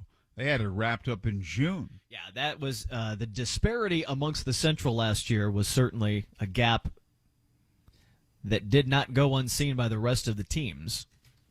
1-2. Chopper, foul, right side, will do it again. Minnesota made the biggest moves of the offseason there, so they really put themselves in that position to say, hey, we want to be contenders. The Tigers, admittedly, are probably a 23 or 24 team with a great young core group that could look like something very good in a couple of years. Well, I thought they were going to be good this year. I really did. With the exception of the first month of the season last year, they were a good ball club. Yeah, started 3-17 and then really leveled things off after that. Yes, I thought they'd be good this year. They've been hurt by injuries big time. Yeah, it was early on in the season, really just trying to kind of get some guys in particular order, but a solid young, the young pitching staff, really good, and to be able to build a lineup still around Cabrera that just kind of keeps producing. Miguel keeps doing it. 3-2 now. That one comes inside to Kirilloff, and the first walk issued by Eichhoff will be the leadoff hitter in the 4th inning. Well, there are 2 guys we saw at the end of last season in AAA Toledo for the Tigers whom we really liked. Riley Green, left-hand hitter who got hurt this year, and Spencer Torkelson, who has really struggled this season. Yeah, Green, the top prospect of the bunch. And Torkelson, I tell you, when he played on opening day, got a massive cheer up there in Detroit. Really became a fan favorite early, and they want to see the kid be able to produce because he's got kind of that Detroit thing going on up there. So we'll see how it all comes together for him. But, 23-24, Tigers fans maybe have a little bit more to hang their hat on beyond just opening day. 0-1 on the way. Goes high. Spencer Steer flew out to right field his first time up. Leadoff walk here in the fourth inning. A 9-0 Indians lead after they put 8 on the board in the top half of this inning. Jared Eichhoff, pretty solid start. See if he can shake one off here to get back in some rhythm here in the fourth inning. 1-1. He one-hops that one. Nice scoop, though. Keep it in front of him. Richie will hold that runner at first base as the count goes to 2-1.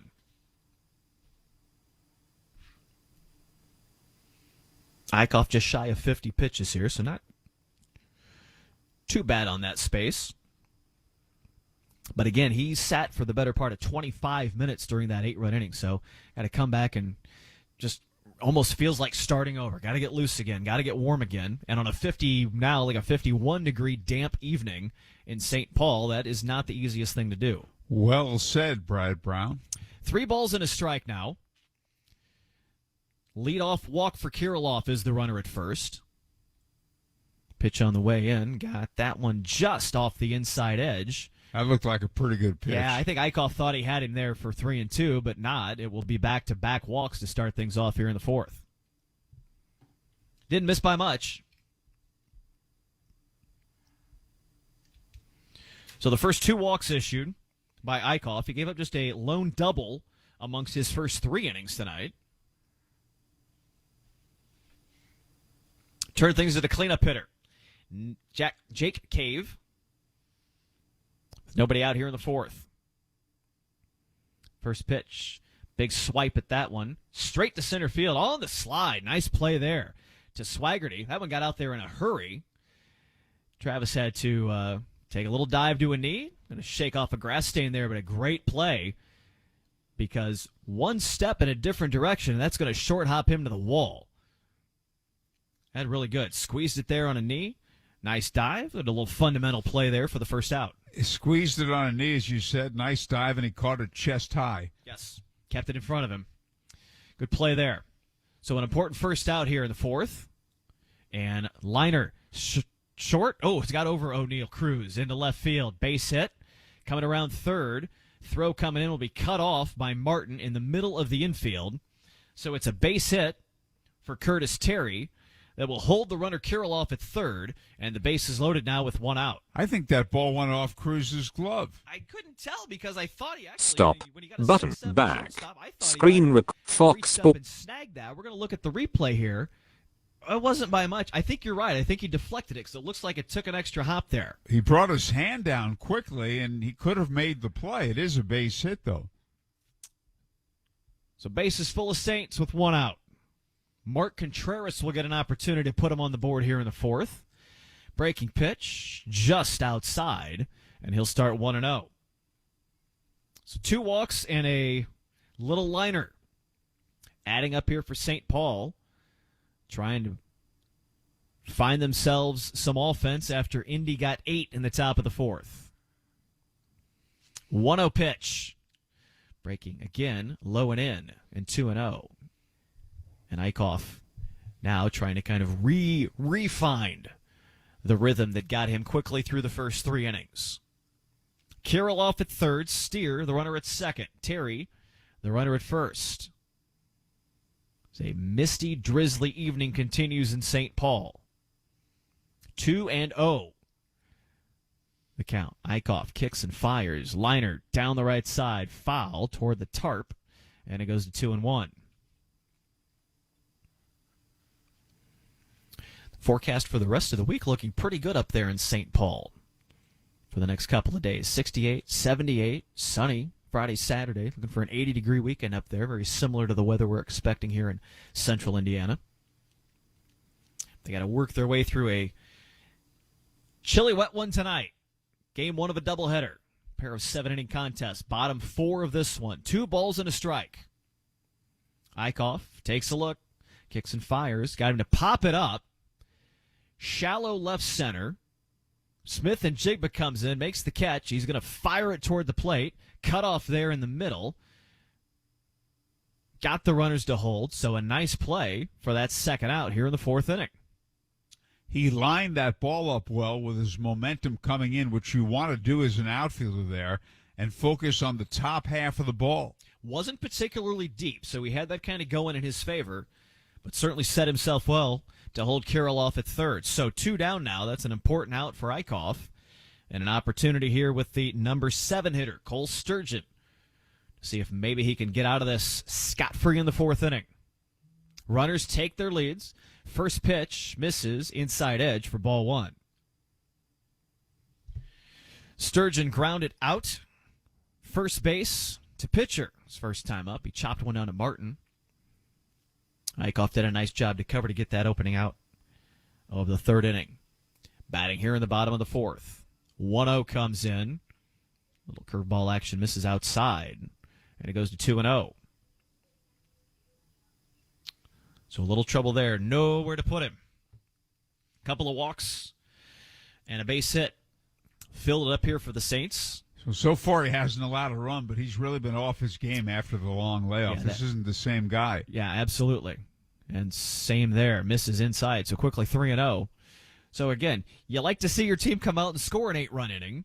But the flip to that, particularly in the 4th here, when you're not going to a bullpen, you're not into a middle relief situation, you got a pitcher who really rolled through 3 innings, that nearly 30-minute break, a full reset. See if he can work his way out of it. 3-0 with the bases loaded. Brings that one in and won't get the inside edge. So a 4-ball walk to Sturgeon tallies the first run of the game for the Saints. Yeah, this is most unfortunate because when you have a lead, especially a big lead, the last thing you want to do is walk anybody. And he's walked 3 men in this inning, and there's action in the Indians' bullpen. Aaron Fletcher up and throwing.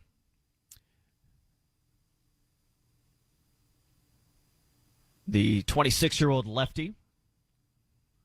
And pitching coach Dan Meyer has gone out to the mound. So having a good conversation with his guys and also giving Fletcher a strong chance to get loose. Eichhoff's only got 59 pitches. Again, he cruised through those first 3 innings. Gave up just a lone double. Had 3 strikeouts. Was looking really good. Ahead of every hitter, too. Yeah. Really, really worked quickly, worked efficiently, and did. He worked a lot of strikes in that stretch. But, again, that's the flip side of an 8-run top of the 4th. You got to come back and try and find it again.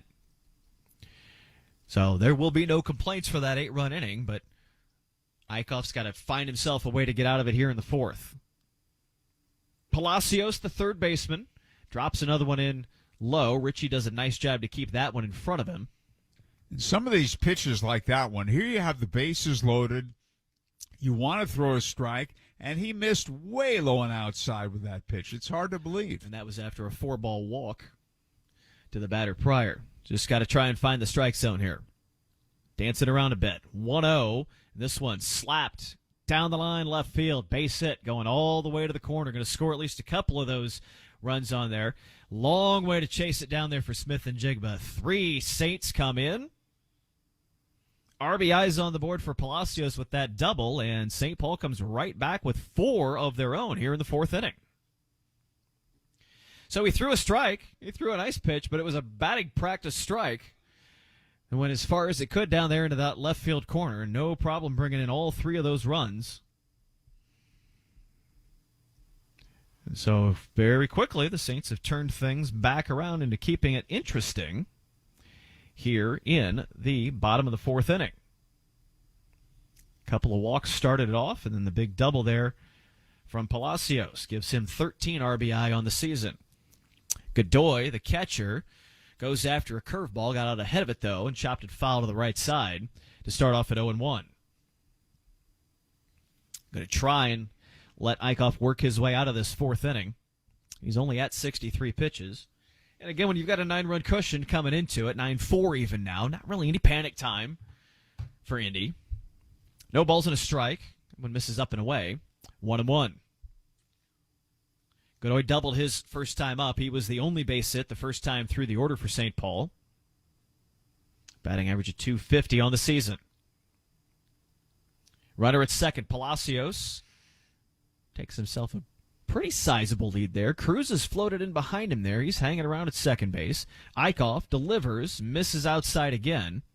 Having trouble finding the zone all over the place here in this fourth inning as the count goes to 2-1.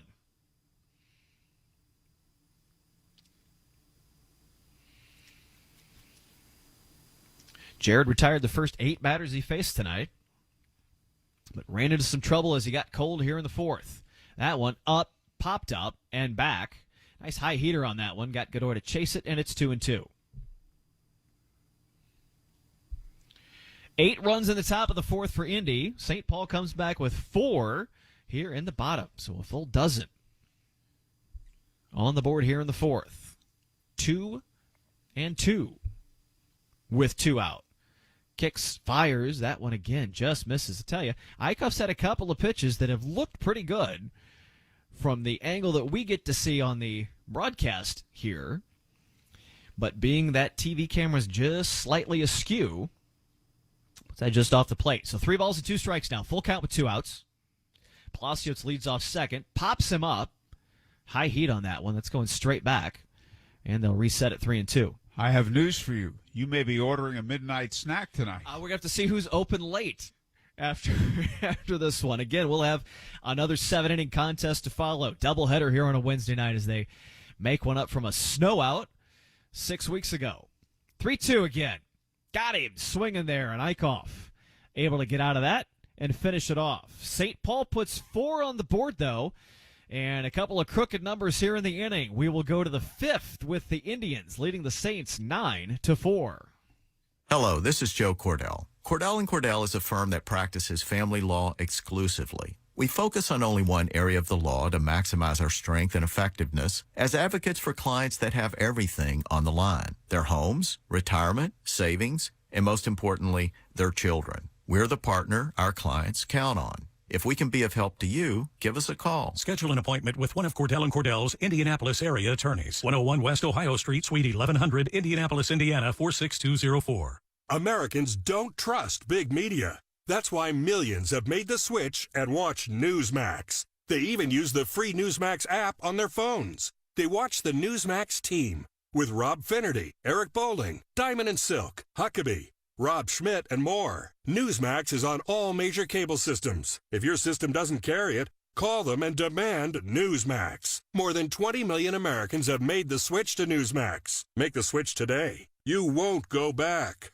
Every 3 seconds, there's a new victim of identity theft. A criminal could be applying for loans in your name or even selling your personal info on the dark web. Protecting your identity can be easy with LifeLock by Norton. LifeLock monitors your info and alerts you to potential identity threats. No one can prevent all identity theft or monitor all transactions at all businesses, but with LifeLock, it's easy to help protect yourself. Save up to 25% off your first year at LifeLock.com with promo code NEWS. The Indianapolis Indians are always right here on Fox Sports 1260, Indy Sports Station. 5th inning in St. Paul. I'm going to catch my breath after a dozen runs in the 4th. Back to Howard Kelman. Okay, thanks so much, Brad. And this date in Indianapolis Indians history, 1997, Indians lost game 1 of a doubleheader in Louisville, 4-1. 3 Indians pitchers combined on a no-hitter. It was a 7-inning no-hitter. Pedro Martinez, Felix Rodriguez, and Scott Service. I believe it was a Sunday. And the Indians gained a split of the doubleheader. Bly Madris leading off. He takes high and outside a ball. Indians 9, Saints 4. Daniel Gossett still in there. And swung on. There's a line drive to deep right field. That ball is way back. And is it in play? No, it's gone. It's gone. They're playing as Sturgeon played the carom, but it cleared the wall and came back in. A home run for Bly Madris leading off the top of the 5th. and it's his second home run of the year, and the Indians lead 10-4. Big cut from Madris. I want to get a look at the replay here and see how that was. I know the umpire at second base was pretty quickly motioning home run, so we're going to watch along the monitor here. He roped that thing out there. That is a very tall wall with a rail up there, and yeah, they got a bike rack of sorts up above that yellow line to kind of keep the fans off the concourse, and that's where he bounced it. Yep, good call. Cole Tucker takes high and away, ball one. Cole is grounded to second and blooped a single to left to knock in 2 runs. And his slow curve is high, and that's a ball. So that was the first no-hitter in the Victory Field era, May of 1997. But again, you put an asterisk there because it's a 7-inning no-hitter. Here's the swing and a high pop foul left side and out of play. Scott Service, as we said, closed it out. He was in his 7th year with the Indianapolis Indians. Pitched for the Tribe 1991 through 1997. Not full seasons. And Tucker swings, hits it in the air, foul, left of the plate. In 1991, we were in Omaha, and Scott Service was with the Indians.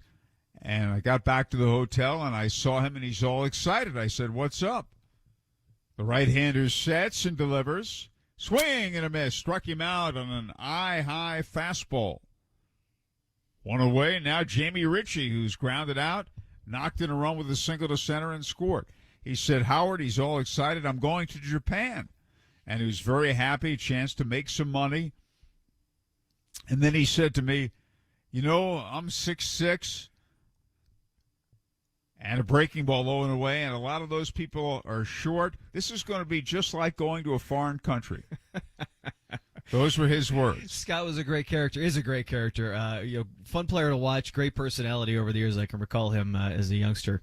And a breaking ball fouled at the plate. You know what his nickname was? I know. The Big Dummy. Outstanding. We'd get in a cab, and he'd say to the cab driver, "Are you local or are you from around here?" Always great to have one of those on your team to make your way through the grind of a season. And a fastball is inside. We were teasing each other one day, and I said, "Do you know what inherited runners are?" He said, "Yes, this. I said, "Then why do you always allow them to score?" And a breaking ball is high, and that's a ball.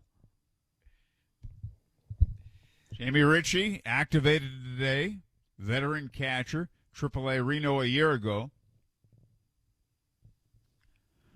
And a fastball hit in the air, foul, back and out of play. RBI single his last time up, part of that big inning. He drilled that pitch to center field. Yeah, that was a sharp one right up the middle. Some great contact. Couple of good swings in this at-bat, too. Good to see him kind of getting up here and getting at it his first time in the Indy Red tonight. And the 3-2 pitch. In the dirt, ball 4. So, 1-out walk, and here's Hoy Park. He's grounded to second and knocked in a run with a single to left center and later scored. The Indians, in an 8-run fourth inning, sent 12 men to the plate. I feel like I've seen more pitches in the dirt in this game. This just seems like an anomaly of sorts. I know these guys are throwing a lot of breaking balls, but, man, we've seen a lot of pitches bounce to the plate tonight. You got to have confidence in your catcher. Yeah. And a fastball hit in the air, foul, left side out of play. And to their credit, both catchers, Godoy's had a couple skip past him. Richie's made a couple of nice plays on the evening when he's needed to here, but they are getting themselves a workout here in Game 1. When it's a breaking ball, a catcher is geared that it may be in the dirt. When a fastball goes in the dirt, he's not expecting it. That's when it gets to be trouble. Yep. Here's a swing and a ground ball hit to second. The throw from Steer to Lewis for 1, back to first, not in time. They do get the lead man, Ritchie, 4-6. 2 away, Hoy Park aboard. And O'Neill Cruz, the batter. He's grounded out and struck out swinging twice. Park swinging an aggressive bat this week, and I think we've seen a lot out of that here the last couple of weeks. He's not taking a lot of pitches. The guy comes and wants to bring it. Made some great contact these past several games and gets himself on here in the 5th inning. So Cruz will stand in, 2 outs, runner at first. And a breaking ball in there for strike one, 0-1. You feel like Cruz is due. I think that's probably an understatement. You also just kind of keep waiting for that spark. He's had flashes, but he hasn't had a streak at all. And he swings and hits it in the air, foul to the right side, out of play. He's had these late game heroics, oftentimes this season. That again, last night, the big shot that tied it up there in the 7th inning. A couple of walk-offs already this season, but to be able to see him do it kind of here at this first and second, these middle innings, would be a plus. He takes a low inside breaking ball, ball 1. Well, the line drive went off his glove in the 4th inning. Had that been caught, St. Paul probably would not have scored any of its 4 runs. Yeah, that was really kind of what got it started for the Saints. After a couple of walks, 6'7" needed to be about 6'8.5" on that play. Gossett sets and delivers. And a swing and a ground ball hit to second. A grass cutter to Steer, on to Terry, and the side is retired. After 4.5 in Game 1 of the doubleheader, the Indians 10, the Saints 4. When you choose Andy Moore Kia, you'll always be treated like the MVP. That's what makes them the 2022 Dealer of the Year and Consumer Satisfaction Award winner. Plus, this season, they're proud to partner with your Indianapolis Indians. You won't just win at Victory Field. You'll score big with their easy, more-to-your-door vehicle delivery program. So choose Andy Moore Kia this season and score great deals on your next new Kia. Online at andymorekia.com. More for your money. Whether you need your shirts pressed or your everyday laundry done, call on Classic Cleaners, the only team in town the Indians trust to strike out their toughest stains. Classic Cleaners offers premier dry cleaning and laundry service at 17 convenient locations or straight to your door. To schedule free pickup at your home or office, visit ClassicCleaners.com. Classic Cleaners, Central Indiana's hometown dry cleaner for over 37 years. Nothing brings a construction project to a halt quicker than losing half your crew under a heap of shingles. So say hooray for Ray's Trash. Ray's could deliver 10, 15, 20, 30, and 40-yard roll-off containers to your job site. It'll be tempting to fill them with water and go for a swim. But instead, load them up with construction waste and your discarded hopes and dreams. When they're full, Ray's will haul them away. Got a big pile? Get yourself to raystrash.com. Ray'sTrash.com. Ray's Trash. Now back to your Indianapolis Indians on Fox Sports 1260, Indy's sports station. On we go to the bottom half of the 5th inning. Royce Lewis will lead off. He'll be followed by Alex Kirilloff and Spencer Steer. Lewis has flied to left in both of his plate appearances. Indians leading 10-4. In the second game, Matt Eckelman and Chichi Gonzalez are the probables. And we have a new pitcher, Aaron Fletcher. Brad has come on for the Indians. Yeah, Fletcher to the mound for Indy was warming up there last time around.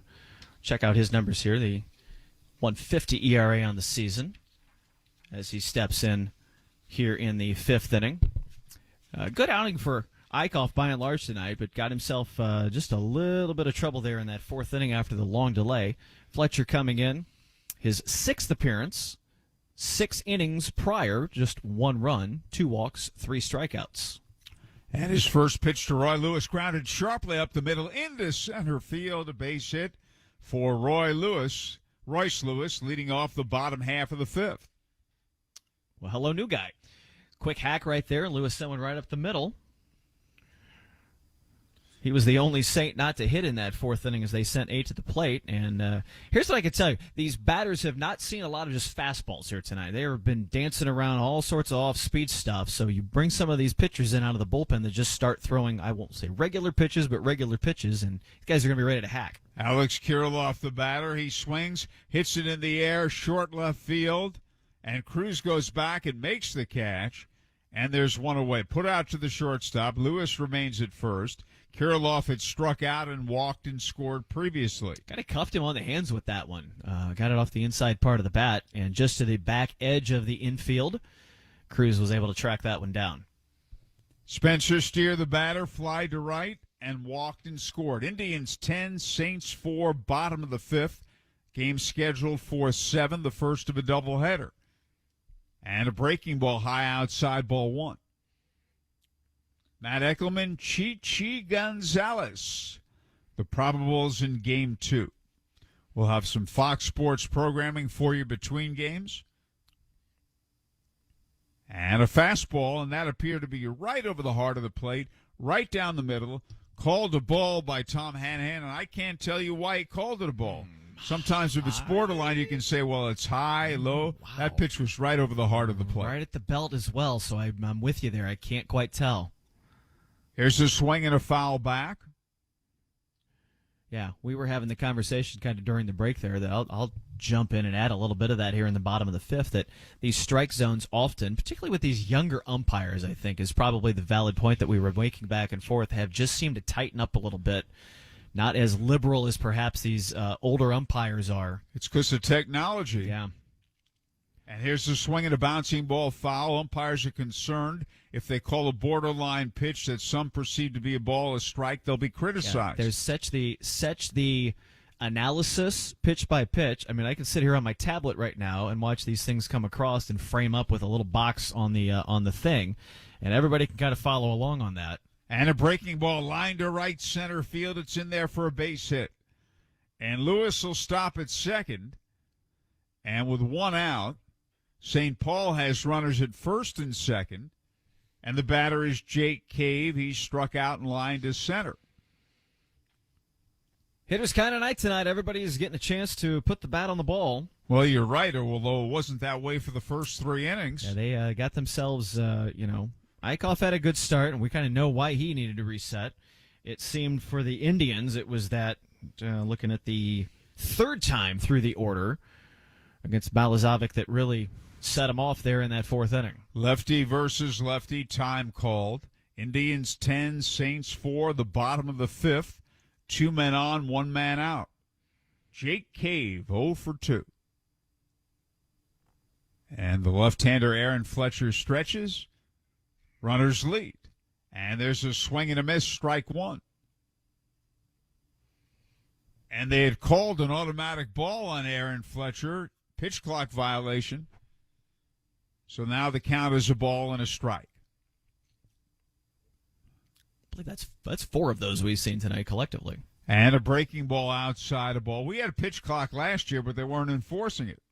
We've had one since 2015. Yeah, it was more of a guideline, right, the last couple of seasons. Just sort of, it was there for show. But this thing I've seen, I don't know that I've been to a game this season where they didn't call one of those on one end or the other.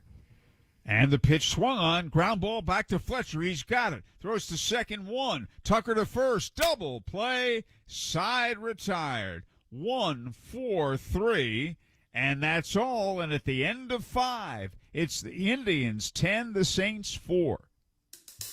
Dear Exit Strategy, let's pick the perfect Toyota for our great escape. Try the sporty Camry, the elegant Venza, the adventurous RAV4, the spacious Highlander, or the dynamic CHR. No matter which vehicle you choose, there's an exit from the ordinary to match. See you soon, Toyota. Visit your local Toyota dealer or check out Toyota.com and start planning your getaway today. Toyota, let's go places. Yingling Traditional Lager. The beer for drinkers who know how to soar higher and spread their wings. So prepare yourself for takeoff and let your night take flight. When your lips meet that cold, crisp amber lager, there's no looking back. So go for glory. Tonight's about the lager, and this lager is all about soaring higher. Yingling Traditional Lager. Spread your wings. DJ Yingling and Son, Pottsville, Pennsylvania. Please drink responsibly. There's a name for that feeling. When you can't help but high-five your new friend after your Indians blast one over the right field wall. When all that matters is whether the next pitch is a ball or strike. And nothing looked sweeter than that double play last inning. That feeling where nothing else matters because the sun is shining at Victory Field and you just heard the words play ball. That feeling is called baseball, my friend. Feel it for yourself when you come celebrate summer with your Indianapolis Indians.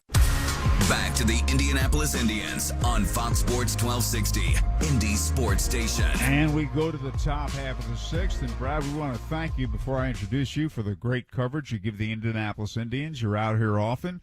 We appreciate that. And here's Brad to call the sixth inning. Thank you, Howard. We're looking forward to kind of getting back out here when summer properly rolls around. We're going to make our way through the Indy 500 coming up on Sunday first. Looking forward to a big race weekend all over the city as fans are getting excited. But the Tribe will be back home a couple of weeks. Road trip finishes up in St. Paul, and then it's on to Omaha after that, if we see them back here into the month of June. We go to the sixth with a 10-4 Indy lead. Swiggerty, Bay, and Martin will lead things off here in the 2-3-4 spot. Swiggerty 1 for 3 on the night. Fly out to center, a strikeout, and singled as part of that big inning. Chopper to the right side, foul. 1-1 count. An 8-run fourth for Indy. St. Paul responded with 4 of their own, but it's a 10-4 Indians lead as Gossett floats one in. Foul to the left side. Swiggerty keeps swinging an aggressive bat tonight. Got himself a count at 1-2.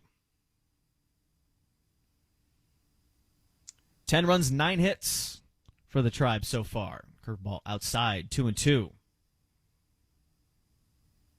They've drawn 4 walks on the evening. 3 issued on the other side of the plate. A little bit of everything in this game. That one popped up as well. Backing away to the left. Still 2-2.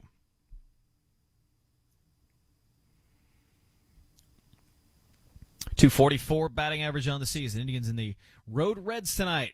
The gray pants, black socks. St. Paul in the home whites here for Game 1. We'll see everybody make some switches, I'm sure, for Game 2. Pitch comes in just low and a little bit away. And 3-2 to start things off here in the 6th.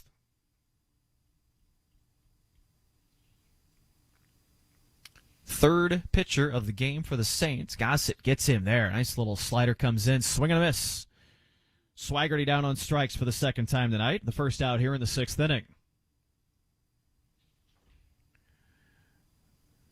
Daniel Gossett got him working, sets him down to start things off. Gossett's first strikeout recorded tonight. G1 Bay steps in for his 4th plate appearance. Flew out to left field first time tonight, and he had 2 base hits in that 4th inning, single and a double. Scored both times up as well. Chopper, second base. Spencer Steer fields it cleanly, tossed to first, and a couple of quick outs here in the 6th. So this is looking a little more like we started our game here tonight. The Indians went down 1-2-3 in their very first inning. Jack Eichhoff set down the first 8 Saints in order, motored his way through the first 3 innings, and then you got a whole lot of me in that 4th inning. 8 runs for Indy and 4 for St. Paul. 2 down here for Mason Martin. Nobody on here in the 6th inning, and another one-hopper to the plate. A lot of pitchers putting a lot of balls in the dirt tonight. Martin 1 for 3 on the evening.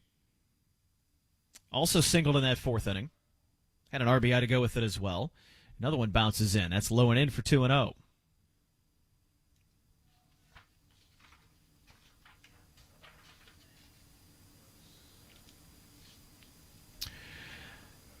Ten spot for the Indians this season. Just the 4th time they've reached double figures. Make that 5. 4, 1, 2, 3, now 4. They scored 11 at Charlotte back on the 15th of May. 10-4 here in the 6th. Up and away. And quickly, a 4-ball walk to Martin. So he'll reach base for the 2nd time tonight.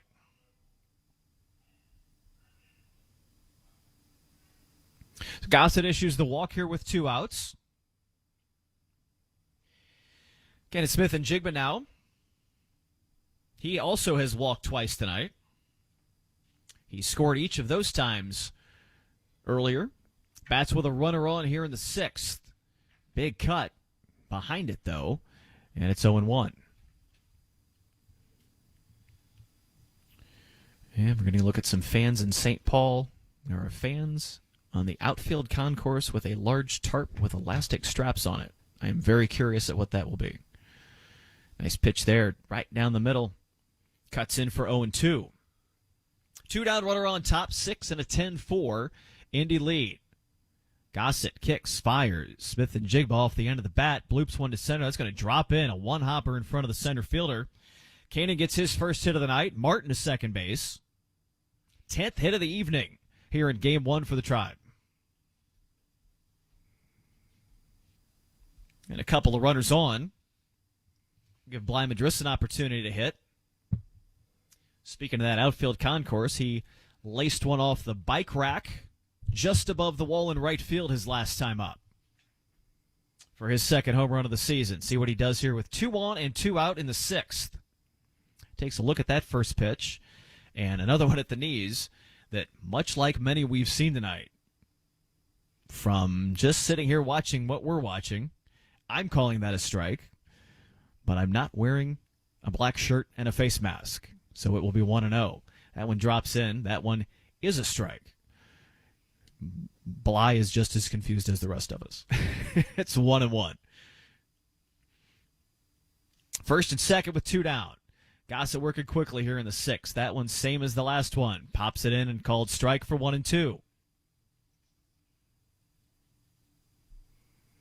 Martin at second on a walk. Smith and Jigba at first on a bloop single with 2 outs. Ball and 2 strikes. That one in the dirt. Another nice scoop. Godoy turned the glove over on top of that one. Keeps it in front of him.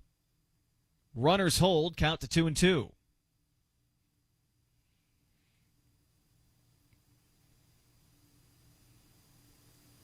Madris also doubled and walked tonight with that home run. 2-2, limes it, little looper, and another one right there to shallow center field. This time it's going to bring Martin all the way around to score. 11 on the board for Indy with that one. Madris has his 3rd RBI of the night. And again, much like so many of these hits we've seen tonight for the Indians, right place, right spot. End of the bat off that one. He had to reach out and get it. Much like Smith and Jigba right before him, way in front of the center fielder and good enough for an RBI. Well, you're so right about that. It isn't like they've been tearing the cover off the baseball for the most part. They haven't, but perfectly placed base hits. And that is 11 on the night now for the Indians to go with their 11 runs.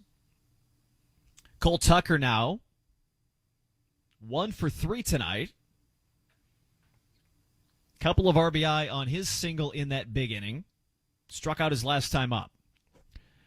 0-1 comes in. He gets a hack at it. Headed down the left field line. That is foul. Off the seats down there. And so he's quickly looking at an 0-2 count. A good swing on that one, just behind it, though. That's a good point, and that's what you want to see out of Cole. His one hit was a bloop hit. He has not been swinging the bat well. He's pressing. He struggled with Pittsburgh, so you'd hope he can get going. Just to try and generate a little something. See what he gets here at 0-2. He gets a little breaker in front of him. Check swing, no go, held up. Yes, Godoy kept it in front of him. Now we got runners all over the place. Now they had Madris hung up off first. Got both runners hung up off of first and second now. We got a whole kind of a double pickle going on here, and they're going to just tag out Smith and Jigba. They're dangling off of second base. And an odd ending here to this top of the 6th inning. But another run on the board for the Indians. Couple of hits to go with it. After 5.5, they lead St. Paul 11-4. I've got some advice for you. If you need a very special gift for a very special someone, then you need to see my friend Mary and her spectacular collection of beautiful jewelry at Camas Fine Jewelers at 82nd and Fall Creek. Mary's been making me a hero for years, and she'll do the same for you. They'll even gift wrap it for you also. A special something to fit everyone's budget. Come on, do you really think she wants a shiny new vacuum? Or would she rather have a shiny new diamond? Camas Fine Jewelers really are a cut above.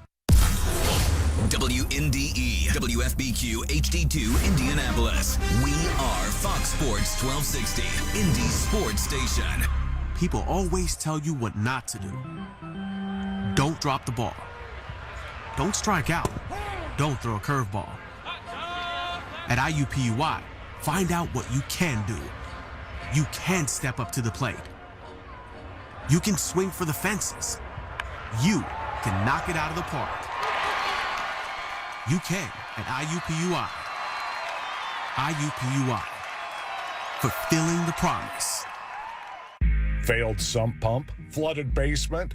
Water damage happens fast this time of year. For 39 years, Hayes & Sons has been restoring water damage in Indiana homes and businesses. They'll help you navigate your insurance claim and get your life back on track. So when a water disaster strikes, tell your insurance agent you want Hayes & Sons for your restoration work. For more information, please visit hayesondsons.com. The Indianapolis Indians are always right here on Fox Sports 1260, Indy Sports Station. We are headed toward the bottom half of the sixth inning. The Indians in St. Paul, Minnesota tonight. Brad Brown glad to be in the booth tonight with Howard Kellman. The Indians taking an 11-4 lead to the home half of the sixth. Aaron Fletcher continues. Pitch, nice one to start it off. Called strike to Curtis Terry. Mark Contreras and Cole Sturgeon will follow. We mentioned the Indians scored 11 back on May 15th in a win at Charlotte. Their only other double figures amongst that, they scored 15 against Charlotte in the opening game of that series. They scored 13 in a 16-13 loss at St. Paul back on April 16th. Take a cut, foul it back. 1-2 to Curtis Terry. Number 5 hitter in the order to start things off here in the sixth. He's 1 for 2 on the night. Singled and scored a run back in the fourth inning. All 4 of St. Paul's runs coming in that frame. 1-2 pitch. Chopper, left side. Fielded cleanly there by Park. Throws it across for the opening out here in the sixth.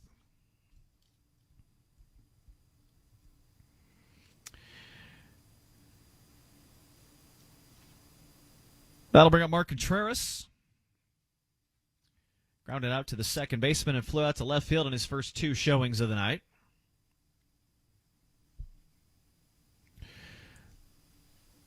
Seven-inning game here and another to follow. 30 minutes-ish after we're done with this first one as he fouls it down the left field line and out for 0-1.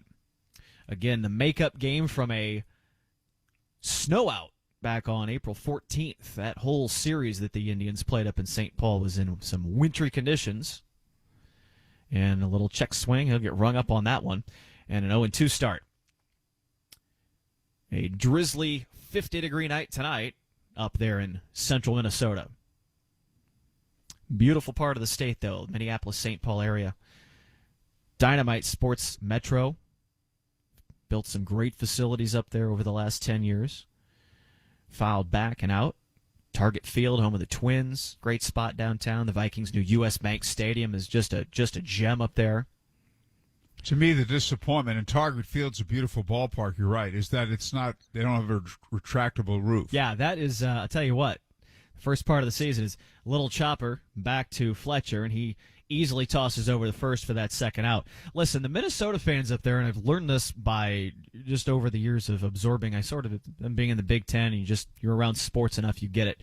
The hockey fans up there are a thing, so they'll play hockey outside at any given point. So to go sit and watch a baseball game in that first month of the season, that's just a pleasant night out for them. In fact, it's balmy on a lot of nights. 38, 39 degrees, and it's only sort of snowing. That's nice weather for a lot of people up there in Minnesota who will bundle up and go. So, valid point, though, on that on the Vikings U.S. Bank Stadium up there with that big translucent roof that they've put inside. Really good town. A lot of fun to be had up there. Fouled back and caught a piece of the home plate umpire on the way through as well. As it is 1-1 now to Cole Sturgeon. Ground out on a walk on his docket for the night. That was a bases-loaded walk as part of that 4-run fourth inning. That could have been trouble for the Indians, if not having scored 8 prior to that. 11-4, the lead. Here in the bottom of the sixth. Pitch floats outside. 2-1. 220 hitter on the season. Nobody on here in the sixth. Aaron Fletcher, the lefty, working for the Indians. That one comes in at the ankles and sends the count to 3-1.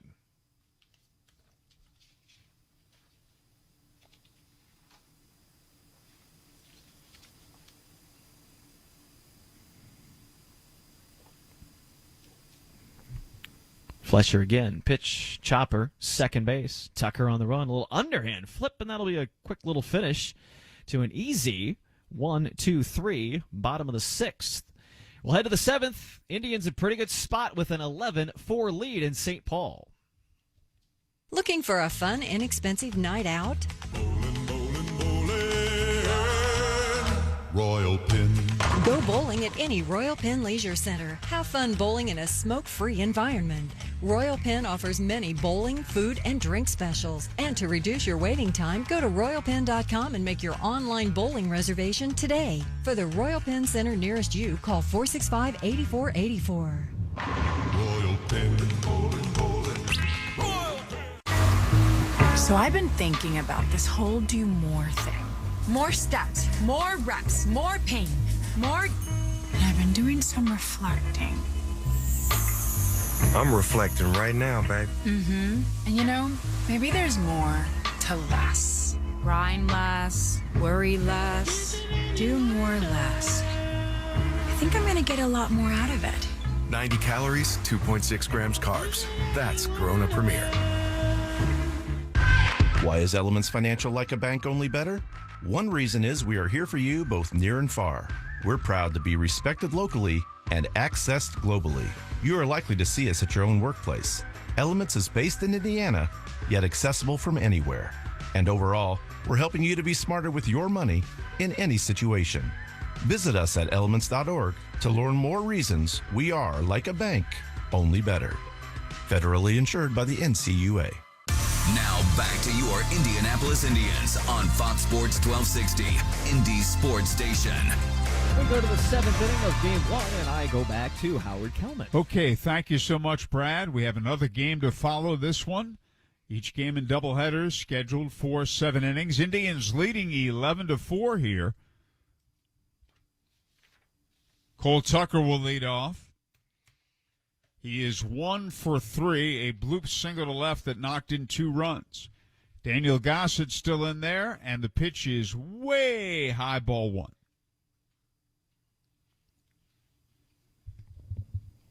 Fletcher's the winning pitcher, the pitcher of record on the winning side, because the starter, and this pitch is low, ball 2, the starter, Jared Eichhoff, did not go 5 innings. I think that was the plan. He was brilliant through 3. But in the 4th inning, he gave up 4 runs and was lifted. Fastball swung on and bounced right at the second baseman. Steers got it on to Terry, and there's 1 away. That'll bring up Jamie Ritchie, who's grounded to short, singled in a run and scored and walked. And this is Indianapolis Indians' debut. Played with AAA Reno a year ago. Veteran, 29 years old, from Massachusetts, the greater Springfield area. And a fastball hit in the air, foul, straight back and out of play, strike 1. Right-hand batter.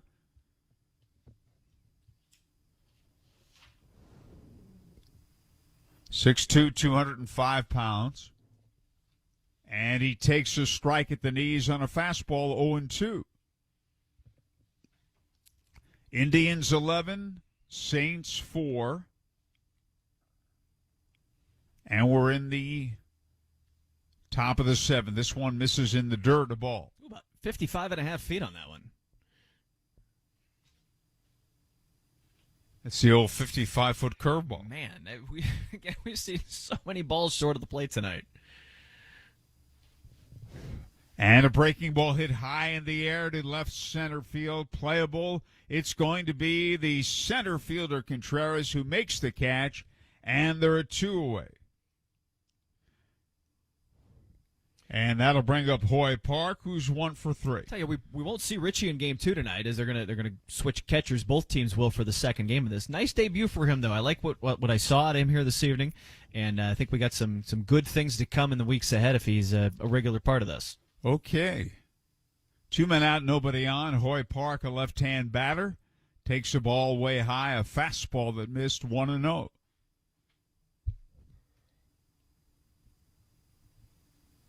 O'Neill Cruz on deck. And Gossett stretches and delivers. And a fastball below the knees, ball 2, 2-0.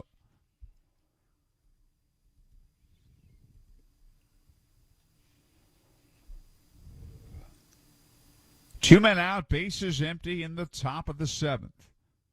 Indians 11, Saints 4. The Indians won yesterday in extra innings, 8-5 in 11. Fastball close, but a little bit high, ball 3. And the count's 3-0. Gossett pitches, very close, a little bit outside, borderline pitch, ball 4. And there's a 2-out walk. And that'll bring up O'Neal Cruz, who's 0 for 4 today. 6th walk the Indians have drawn here tonight. So that's, again, we've talked about the struggles of some of these pitchers to find the zone. And as you've mentioned a couple times, sort of that floating strike zone that's been iffy at times. Gossett stretches, sets, and delivers. And a breaking ball drops in nicely at the knees, strike 1. 0-1. Cruz had a game-tying 2-run homer yesterday.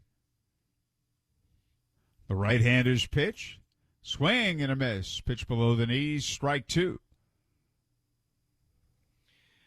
The Saints pitchers have figured out a bit of the formula against Cruz at this juncture is to keep it down. Obviously, when you have a 6'7" leadoff hitter, it is a bit of an anomaly for sure.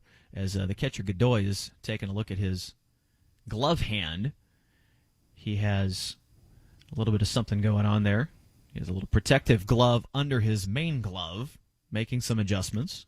You mentioned Cruz and low pitches, and I think you're right because there are times, and that was one of them, he swings at pitches that are lower than low, right, down around his shoe tops.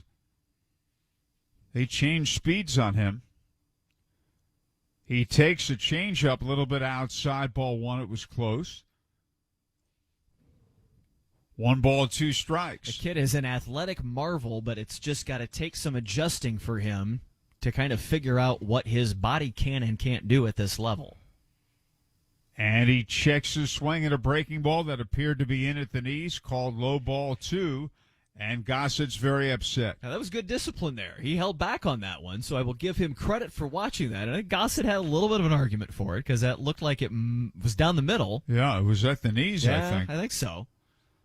And the 2-2 delivery. High outside, ball 3, and the count's full. So the challenge of that seems for these pitchers to be when they overthink it, trying to kind of keep the ball down. We see those come up, and a couple of big hits that Cruz has had in some critical times this season have simply been pitches that kind of float up and get into his wheelhouse. Automatic start for Hoy Park. The pitch is swung on, hit in the air. Short center field, and it's in there. Base hit, kicks off the glove of Contreras, and Park never stops running. The throw to the plate, not in time. He scores, and the Indians now lead 12-4. And Cruz is at second base, smiling. Another bloop out there. We'll keep an eye on it. I suspect there will be an E8 that goes with the run scoring there. I think you're right. I think that's what should be the rule. Yep. As Contreras comes in, we're looking at the replay corner. One hopped it, and then it hit the heel of his mitt. Took an extra high bounce. He had to chase it down. Park was on the hustle, though, and he can move as is. An error on Contreras, you're right, allowing him to go to second. And the batter, Travis Swaggerty, who is 1 for 4 an RBI single. Now, if I read game day correctly, I think they're giving him an RBI. Fielding error by Contreras, but it doesn't say that took away. Yeah, I think they're going to go pitch is low. The error advancing Cruz to second. Right. But they're going to give Park that run scored on the base hit end of that. So there's your RBI. Yep. Sure. Travis Swaggerty swings and misses at a pitch down around the ankles. A ball and a strike. 2 men out. Top of the 7th. Indians 12, Saints 4. Cruz leads at second, and the pitch misses outside, ball 2, 2-1.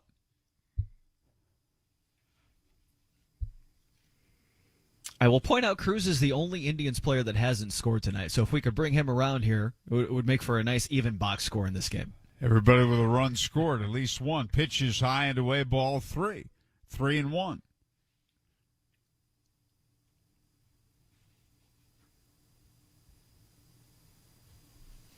The right-hander stretches.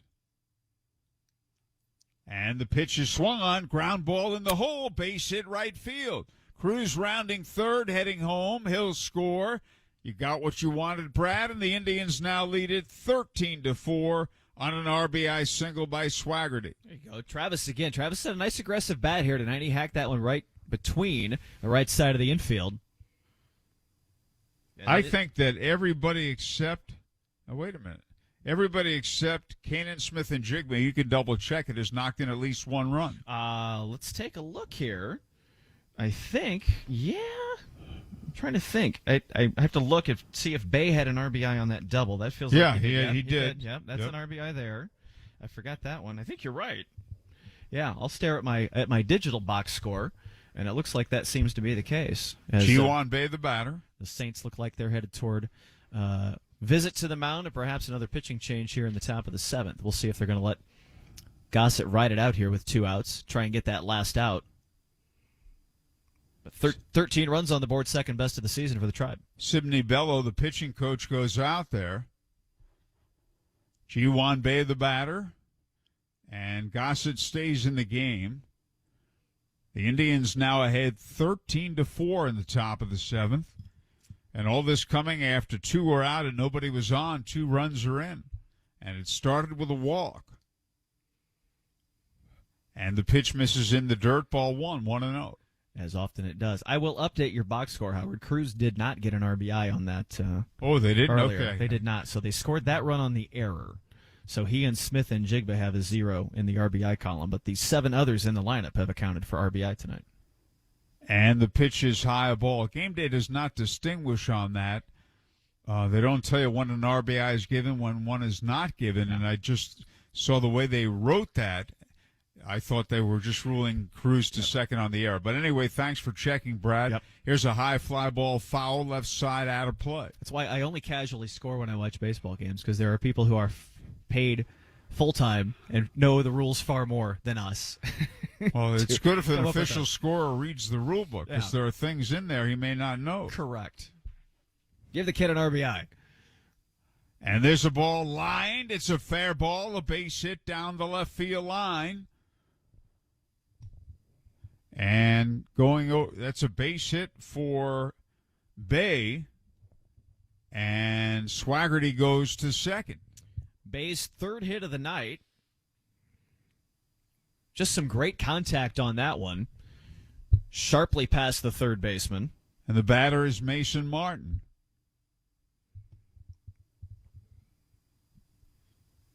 Mason with a chance. He had a 2-run single. He takes a breaking ball in for strike 1, 0-1. Indians leading 13-4. After 2 are out, 4 consecutive men have reached base safely here. 2 runs are in the 7th inning. The pitch is in the dirt, and that's a ball. 1-1. If Gossett doesn't get out of this soon, we'll see a position player come into pitch. I was going to say, they got to remember there's another game to play in this one. Right? We played 11 innings yesterday. Yeah, nobody's all that interested in throwing this many pitchers on a Wednesday doubleheader. And a fastball is ripped on the ground, foul outside of first, strike 2. Yeah, as you mentioned, the 11-inning game last night, a whole lot of guys got a chance to come in and pitch, so the pitching rotation will naturally be shorter, and we're guaranteed to have 14 innings of ball to be played here tonight, at least. See where it goes from here. That's right. But they are, as you said, Gossett's here to finish this or not. His pitch is high outside. That's a ball. Indians ahead 13-4, 2 on, 2 out. Gossett stretches and delivers. Swinging a high fly ball, deep right field, down the line, way back, and gone. It's a 3-run home run for Mason Martin. And does that ever cap things off? The Indians after 2 were out and nobody was on, have scored 5 runs in the inning. Mason Martin's 10th home run of the season. And the Indians now have a 16-4 lead. Absolute laser down the right field line. That one cleared the railing atop that fence out there, just inside that fair pole, not by more than about 5 or 6 feet out there. So sharply 320 to the wall is what it says, but he got every bit of that. And we said Daniel Gossett was going to finish it. Well, here's what you're left with. He's going to take a walk at this point because even the Saints have seen enough. They did everything they can to keep him in the game. And we have a new pitcher trotting in. Yeah, let's see who's going to try and come in and get this final out here. Looks to me like Danny Colomb. No, it's Morales, I think. Is it Morales? Wasn't. Wait a minute. Completely looking. There, I think. I'm going to go with Colomb. No, you were right. 38? I think it was. I only caught half a number. All right, we'll be honest. They took a break on the stream. We'll see what it comes back with. But 16, a season high, Howard, for Indians runs scored. Got to think, that's the first time in a long time they put 16 on the board with this group. You were saying something about Gossett. What kind of blows my mind looking over here, he threw 82 pitches. He's thrown more pitches than anybody who's thrown tonight. No, they're bringing in Roy Morales, who's a catcher to pitch. Okay. It's Roy Morales who's coming on. All right, so 39. There, I saw and just assumed pitcher 38 was going to be it. But yeah, Morales it is. How about that? So, all right, Howard said position player, sort of in jest, but yes, the 4th St. Paul catcher will be their 4th pitcher of the night. Hey, this is always fun. Well, let's see what he can do. His first pitch is very close, but a little bit high. Ball 1 to Cannon Smith and Jigba. It's like watching your brother throw batting practice at the Little League field. You're just lobbing it in there. That pitch is very close, called ball 2. We don't have the radar gun. I wish we could tell what the... He won't get a speeding ticket, I'll tell you that. I know, right? He's not throwing a heater. That pitch is very close, called ball 3. I mean, he's getting it to the plate. Here's the deal. He's only got to get 1 out. So we'll see where it goes. And that pitch is also very close, called ball 4. He was right around the plate on 4 straight pitches, and they all were called balls. Not bad. St. Paul's carrying 4 catchers on their roster this week. David Banuelos is going to catch game 2 in Godoy's spot. So we'll see what Morales... I think he's honestly just trying to throw a strike, maybe get a ground ball or a pop-up. There's one. And the pitch is called a strike. Yes, sir. Tom Hanahan raises the right hand. Bly Madris is doubled, walked, homered, and singled. And this pitch is outside, and that's a ball. I do like the fact that everybody's just slightly humored by this whole thing. Maybe not the home plate umpire. Maybe slightly humored is a good way of putting it. And there's another very close pitch called high ball 2. I'm guessing Tom Gardner is not exactly humored right now. In the St. Paul Toby's dugout. not in the best of moods. Yeah. The pitch is popped up. Left side, short left field. The third baseman Palacios makes the catch, and the Indians bat around after 2 were out and nobody was on. And at the end of 8.5, the Indians 16, St. Paul 4. Ready? Just because you've raised a no-fear athlete doesn't mean you don't shudder with every hit. At Franciscan, our team is dedicated to being Central Indiana's sports injury champs, specializing in treatment, rehab, and the most comprehensive concussion management available. We're here to help them feel strong enough to hit the field again, and you feel better about letting them. Franciscan Health Sports Medicine. Inspiring health. Every season has a home. Fall is in the field. Share, back, screen record. On air now. Summer, that's our season. Home is at the ballpark and we're ready for you to move in. The coolers are full, the grill is hot, and we just cut the lawn. No need to bring a chair. We're saving the best seat for you. Come on over. Summer lives here. Victory is here. Get your tickets today at IndyIndians.com. It's time to conserve our water. water. Time to get in the game. Turn off the faucet while brushing your teeth. Conservation is within our reach. You can install a low-flowing shower head or do full loads of laundry. And that's 1, 2, 3 tips you got from Citizens Energy. For more tips, go to citizensenergygroup.com. Back to the Indianapolis Indians on Fox Sports 1260, Indy Sports Station. And we go to the bottom half of the 7th inning. The Indians 3 outs away from the victory. That is easier said than done on this evening, though. We found that out. Yeah, the lead is 12 runs, 16-4. And Jermaine Palacios will lead off. He is struck out and doubled in 3 runs. Shea Murray comes on to pitch for the Indians. Well, let's get a look at Murray coming in. 6th appearance of the season. Bit of a struggle coming in. 4 2/3 innings and 8 runs. So we'll see if he can get a good inning here under his belt. The right-hander stretches and delivers. A swing and a bouncing ball to the shortstop. Cruz to his left has it. Throws it wildly to the outfield side of first base. Martin has to come off the bag, and that'll be a throwing error on O'Neal Cruz.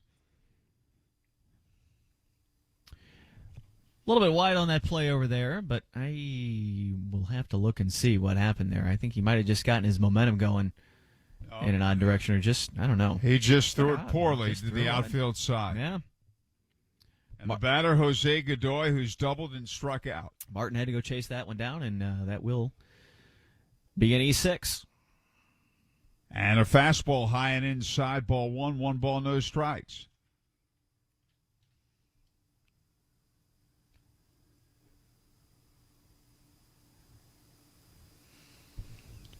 And a fastball high and away from Shea Murray, ball 2, 2-0.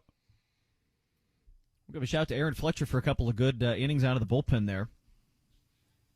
5th and 6th. He's in line to get the win. Just gave up a couple of hits. You're right. Fastball very close, a little bit inside. We've had a number of games where borderline pitches have been called balls, but this one really is extreme. And this pitch is a strike. It's now 3-1.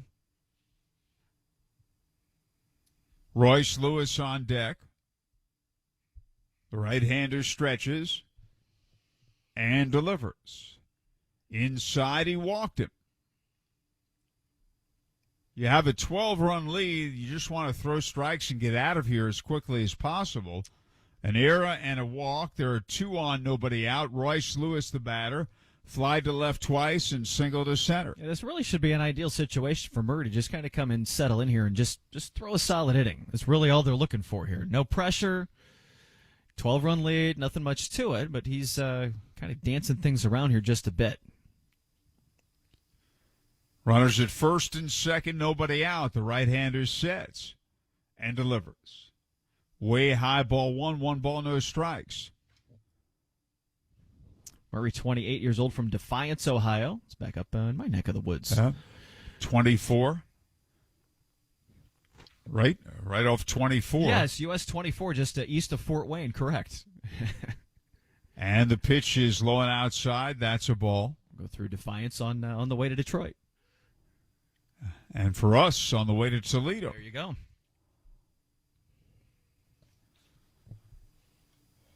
Two balls, no strikes. The right-hander sets and delivers.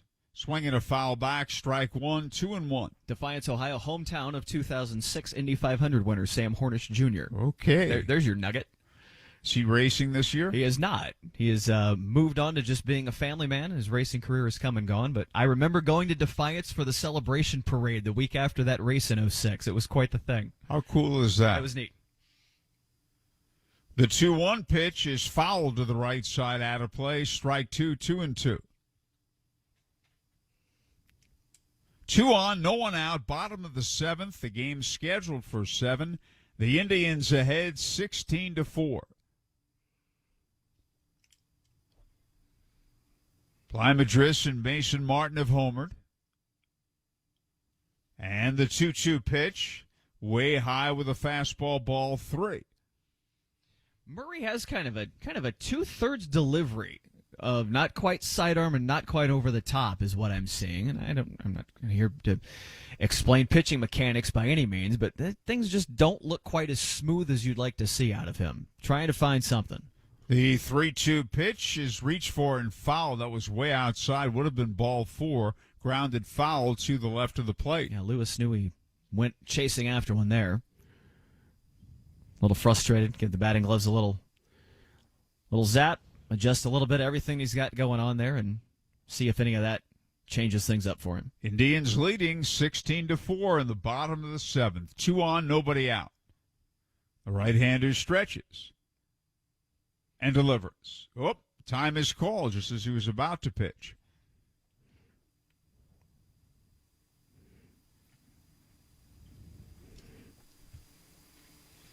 Palacios at second, Godoy at first. The 3-2 pitch, fouled straight back out of play off a fastball. And it holds 3-2.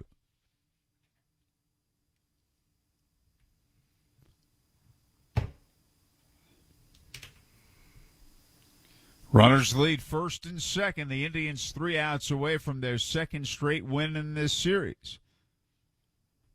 The right-hander sets and delivers. And a swing and a ground ball hit to the second baseman. Tucker flips it to Cruz, and Cruz lost the ball. He just dropped it, I believe. He may have been thinking about transferring. I think he was trying to get rid of it before he had it, is the best explanation I can give you there, Howard. We'll take a look at it from another angle here for a second. Tucker had it clean, good flip, and nope, just off the side of his glove. Perfect flip, as you said. Yeah. Letter high, another error on O'Neill Cruz. Yeah. They might have turned 2 on that. They at least would have had 1. Second error of the inning. On Cruz. And the bases are loaded, nobody out.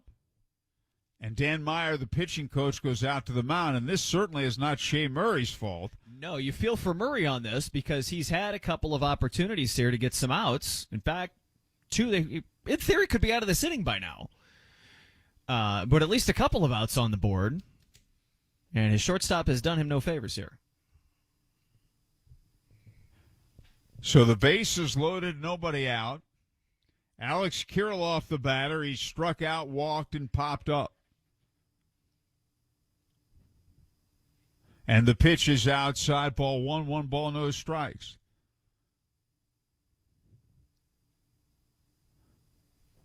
Two errors in the inning, along with a walk, have loaded the bases. That's a fielder's choice, E6. Here's a high pop foul, straight back out of play.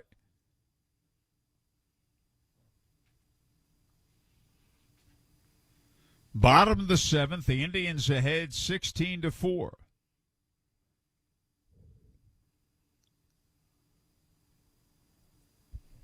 And there's a high pop foul, left side, and it's going to carry out of play. Strike 2.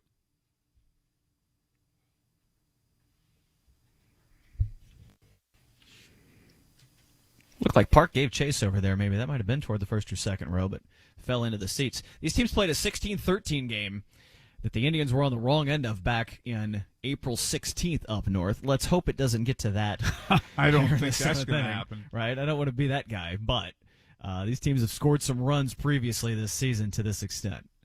And here's a high pop foul out of play left side. Count holds 1-2.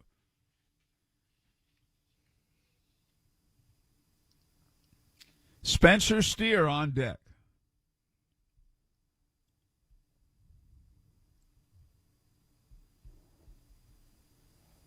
And again, all 3 men lead away. Murray sets and delivers, and it's inside, ball 2, 2-2.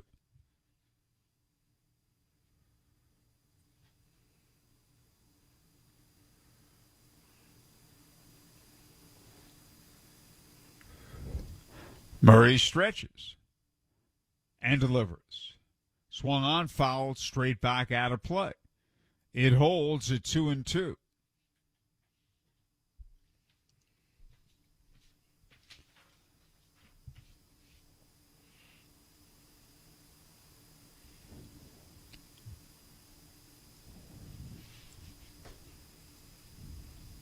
And again, the right-hander sets and delivers. And a breaking ball low and away, ball 3, and the count's full.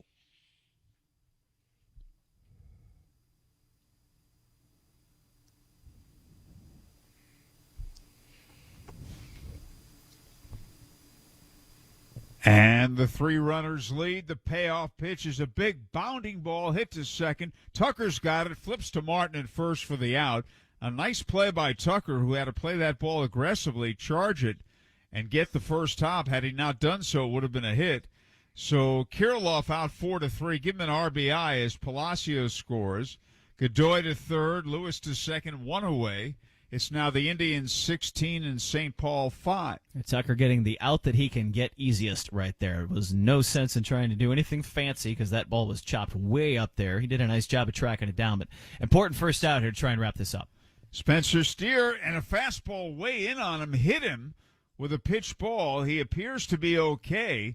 I'm not sure if that was the top of the shoulder. He had a protective helmet. Yeah, maybe kind of up. I think it hit him kind of right on the logo, right on the Saints NTS on his chest. He sort of turned back from it. I don't quite think it caught him up there. He did have that extended faceplate up on his helmet on pitcher's side. So we'll see where that comes in. He sort of leaned back and, yeah, caught him up on the shoulder area. Well, you're right. It broke down a little bit at the end. Yeah. Well, it was almost down on his wrist. I thought it was much higher initially, too. Way in on him. Jake Cave, the batter. He swings, hits it high in the air, foul, left side out of play. So, again, the bases are loaded. 1 out. Indians 16, St. Paul 5.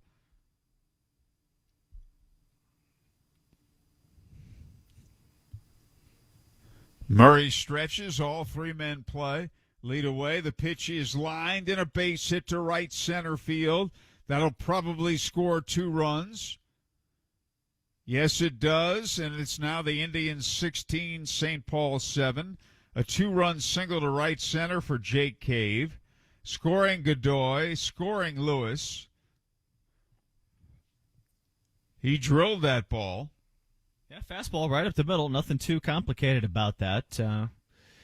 Murray's to the point where he's just trying to get you give him credit. Put the ball in play and hope you guys can play some defense, but now it's 16-7. Here's Curtis Terry, 1 for 3, a single. Fastball down the middle for a strike. 3 runs are in here. All the runs are unearned due to the 2 O'Neill Cruz errors. And here's a swing and a fly ball, short center. Deep center, I should say. Swaggerty goes back, makes the catch.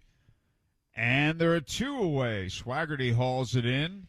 And the Indians are an out away from the victory. And Mark Contreras will be the batter. Travis got his feet a little crossed up going back after that, so he had to turn the other way and go back. He went all the way to the warning track on that. I think even we were a little bit surprised at how deep that ball was going. It caught him off guard a bit, but did a nice job to recover and track it down. 16-7 Indianapolis. Shea Murray sets and delivers. Outside ball 1 ball, no strikes.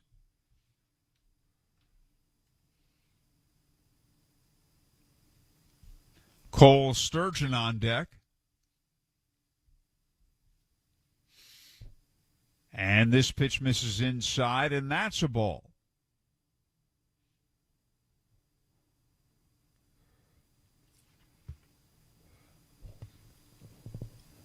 The right-hander sets and delivers. Inside for ball 3, 3-0.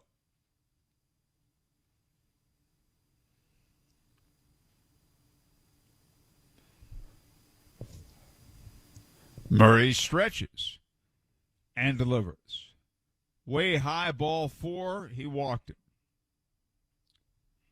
Second walk of the inning, and now Cole Sturgeon, the 9th man to bat in the inning, who is 0 for 2 with a bases-loaded walk.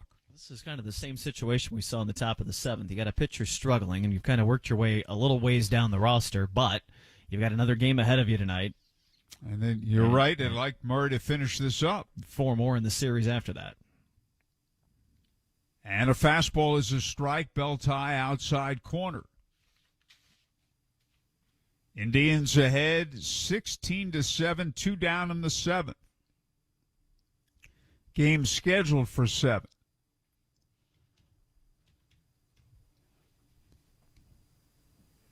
And the right-hander stretches and delivers.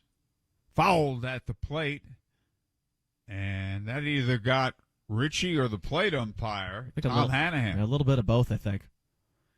Kind of off of Ritchie's glove. I think it might have caught Hanahan a little bit on the shoulder there.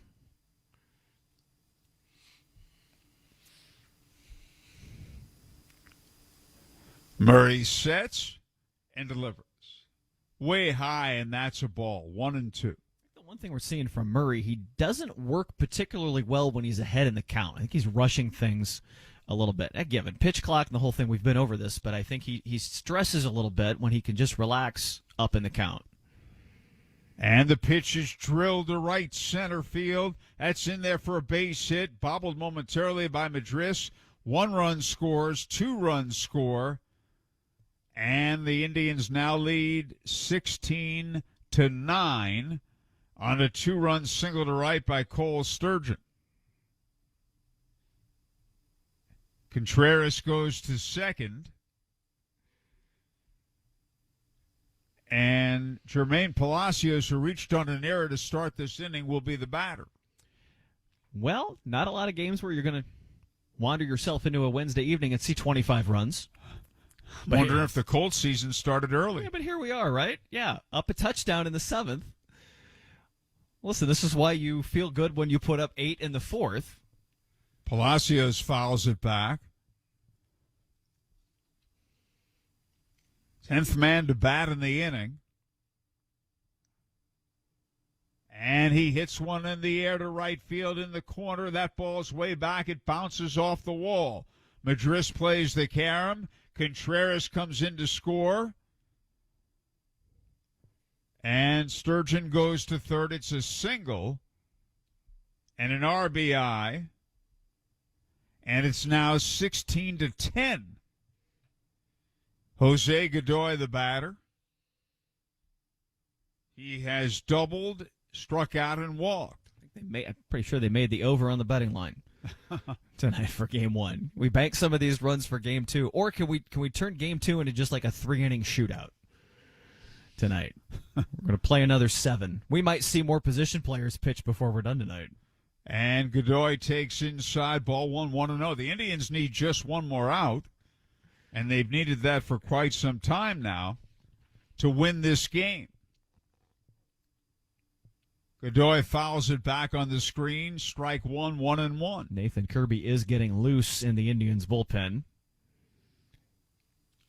Just in case this thing gets weird in the span of another 2 or 3 batters come around, it starts to get, deep breath.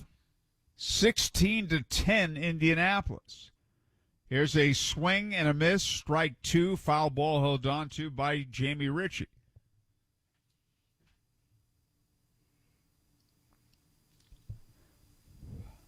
And the right-hander sets and delivers. Swinging a high fly ball hit out to left center. Left fielder Smith and Jigba makes the catch, and this game is finally over.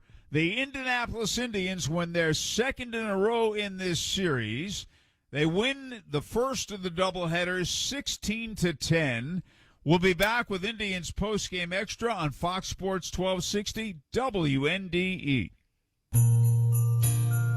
All I want this year is to be cancer-free. All I want is a healthy heart. Screen record cellular exclusive. All we want is hope. Make a difference in a child's life. Make a year-end gift at RileyKids.org. The gift of hope happens here. At Riley Hospital. Failed sump pump, flooded basement. Water damage happens fast this time of year. For 39 years, Hayes & Sons has been restoring water damage in Indiana homes and businesses. They'll help you navigate your insurance claim and get your life back on track. So when a water disaster strikes, tell your insurance agent you want Hayes & Sons for your restoration work. For more information, please visit hayesondsons.com. Have you heard the good news? McAllister's has a fresh new app and bigger, better, sweeter rewards. Bigger, like 10 points for every dollar bid. Better, because free tea at sign up. Sweeter, because we believe you should get special offers and treats just because. It's okay to be excited. We are too. And the sooner you sign up, the closer you are to crave-worthy rewards. Download the app and start earning today. Learn more at McAllistersDeli.com/rewards.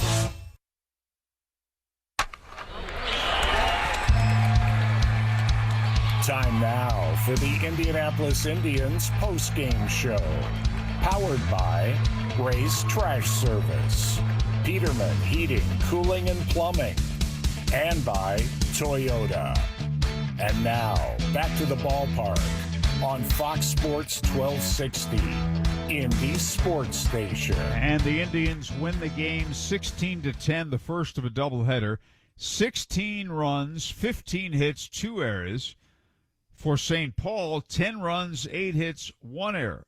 Fletcher, the winner in relief, 1-0.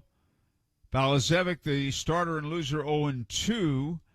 Brad, you look at the 4th inning and the 7th inning. In the 4th inning, the Indians got 8 runs. St. Paul got 4 in the bottom of the inning. In the 7th inning, the Indians got 5 runs, and St. Paul got 6 in the bottom of the inning. There are several days in a row where you can go and not see 26 runs scored, much less innings when there are 12 and 11. But listen, the bats got going for both teams tonight. The pitching given struggled a little bit. We talked about the umpire's strike zone being a little bit weird out of the whole thing, but the bottom line is the Indians' bats really kind of came together with a couple of big strikes there and put together a nice win. So the Indians win it 16-10. The probables in Game 2, Matt Eckelman against Chichi Gonzalez. We'll have the second game for you in about a half hour. We now return you to Fox Sports programming. Rays is proud to be the official recycling and waste disposal partner of Victory Field. Now back to your Indianapolis Indians on Fox Sports 1260, Indy Sports Station. Hillman, Brad Brown. The Indians and St. Paul Saints getting set for the second game of their doubleheader at CHS Field in St. Paul. The Indians won the first game 16-10. That's true, 16-10. They also won 8-5 yesterday in 11 innings, so they've won the first 2 games of this series. Brad will be back with the lineups and the batting orders. This is the Indianapolis Indians Broadcast Network. Failed sump pump. Selected. Screen recording. I heard. Minimize full player. Button. Hayes & Sons has been restoring water damage in Indiana homes and businesses. They'll help you navigate your insurance claim and get your life back on track. So when a water disaster strikes, tell your insurance agent you want Hayes & Sons for your restoration work. For more information, please visit hayesondsons.com. More for your money. Andy Moore Nissan in Avon is Indiana's largest Nissan dealer because we have the Nissan you want in stock. And that saves you a ton of money. Want to just sell your car? At Andy Moore, we'll buy your car today without you even leaving home. Just call us and tell us about your car and we'll bring a check to your door. It's that easy. So save a ton now at Indiana's largest Andy Moore Nissan in Avon. Andy Moore. Hi, I'm Mike Nealon, owner of Master Jewelers in Castleton. I'd like to invite you to bring your old or out-of-style jewelry in and have our in-store master craftsmen refashion, repair, remount, or restyle those old pieces. You can use it as a trade-in or for an upgrade or utilize it as equity toward a brand new piece. Visit Master Jewelers and see our beautiful selection of loose diamonds, engagement rings, earrings, and stylish bracelets. Master Jewelers, best price, designer quality and style, and extreme value. Master Jewelers. Get ready, Tribe fans. Your Indianapolis Indians are on the air. Brought to you by Toyota, MLB Network, Elements Financial, Cammy's Fine Jewelers, and now, your Indianapolis Indians. Game 2 of the doubleheader tonight. Brad Brown in the booth here with Howard Kellman. We are high and dry at Victory Field. It is a 50-degree, probably down 48, 49 degrees, cool evening up in St. Paul, Minnesota at CHS Field. The Indians and the Saints getting set to go in the back half of this doubleheader. This second game tonight essentially is the makeup game from an April 14th date up north that was snowed out in that first road trip of the season for the Indians. So they will get this one in for 7 innings tonight, and we will see if Indy's able to keep it going after a win in Game 1. Starting lineup for the Tribe will start off largely the same, as it did in Game 1. O'Neal Cruz will be the DH in this second game. Will bat in the leadoff spot, and then Travis Swaggerty will follow him up and play center field. Once again, the middle part of the lineup gets a bit of a shuffle as Kanan Smith and Jigba will move up to number 3, and he'll move over to right field for the defense as well. Mason Martin bats cleanup for the second straight game. He's the first baseman again also. Cole Tucker will bat 5th in Game 2 tonight, and he will play shortstop. Jared Oliva will be in the left field and will bat in the number 6 spot. Hoy Park moves up to number 7 in the batting order. He will also move over to second base for game number 2. Jason DeLay, a late switch in the lineup, will be catching this second game tonight. They originally had Carter Binns penciled in to do this second game, and it'll be DeLay batting 8th and catching. And Josh Bissonette, the third baseman, will bat number 9 for the Indians in Game 2. For St. Paul, they will start things off once again with the same 3 that we saw in the first game. Royce Lewis will bat first. He will be the DH for them as well. Alex Kirilloff, who DH'd Game 1, will play first base here in the second game tonight. Spencer Steer, the third baseman, bats in the number 3 spot. He will play third base. Mark Contreras moves into the cleanup spot, and he will play center field. The left fielder, Cole Sturgeon, will bat in the number 5 hole. Jermaine Palacios moves up to number 6 in the batting order for game number 2. He also moves over to shortstop. Derek Fisher, a new addition for game 2. He'll play right field and bat 7th. Elliot Soto, the second baseman, will bat 8th, and it'll be David Banuelos, the catcher, will bat number 9 in the order for St. Paul tonight in game number 2. We mentioned the starting pitchers, Matt Eckelman for Indy, Chichi Gonzalez for St. Paul. We will line them up on, we'll get set to go here for the first inning. Howard, I will point out that all 18 position players in Game 1 scored at least 1 run in that 16-10 marathon. Well, that's a very astute observation on your part. And when was the last time you saw something like that happen? Listen, I don't remember. I said I haven't seen an 8-run inning in a while, nor a 26-run game collectively, but it would be very interesting to have some of the AAA stats folks go back and see when the last game was in AAA ball that all 18 players scored one there for both teams in any night. And they said a 9:30 start, which was about 40 minutes after the first game ended. But we're not starting at 9:30. At least we don't have the video right now. We'll check out the defense for St. Paul. Alex Kirilloff playing first. Elliot Soto at second. Jermaine Palacios, the shortstop. And Spencer Steer at third base. An outfield of Cole Sturgeon in left, Mark Contreras in center, and Derek Fisher around in right. David Banuelos catching, and Chichi Gonzalez pitching. Let's get a little bit on Chichi Gonzalez for you. 30 years old, originally from Delray Beach, Florida. 6'3", 210. Couple of good outings his last 2 times out. Back on May 11th at Columbus, threw 6 no-hit innings. 4 walks, 7 strikeouts. Took a 1-0 game all the way to that, only to see the rest of his guys blow that to a 6-5 loss in 12. But that is his longest no-hit outing of his career. And then at Omaha back on the 17th, so a week and a half ago, he took the loss, 5 innings, 2 runs, 5 hits.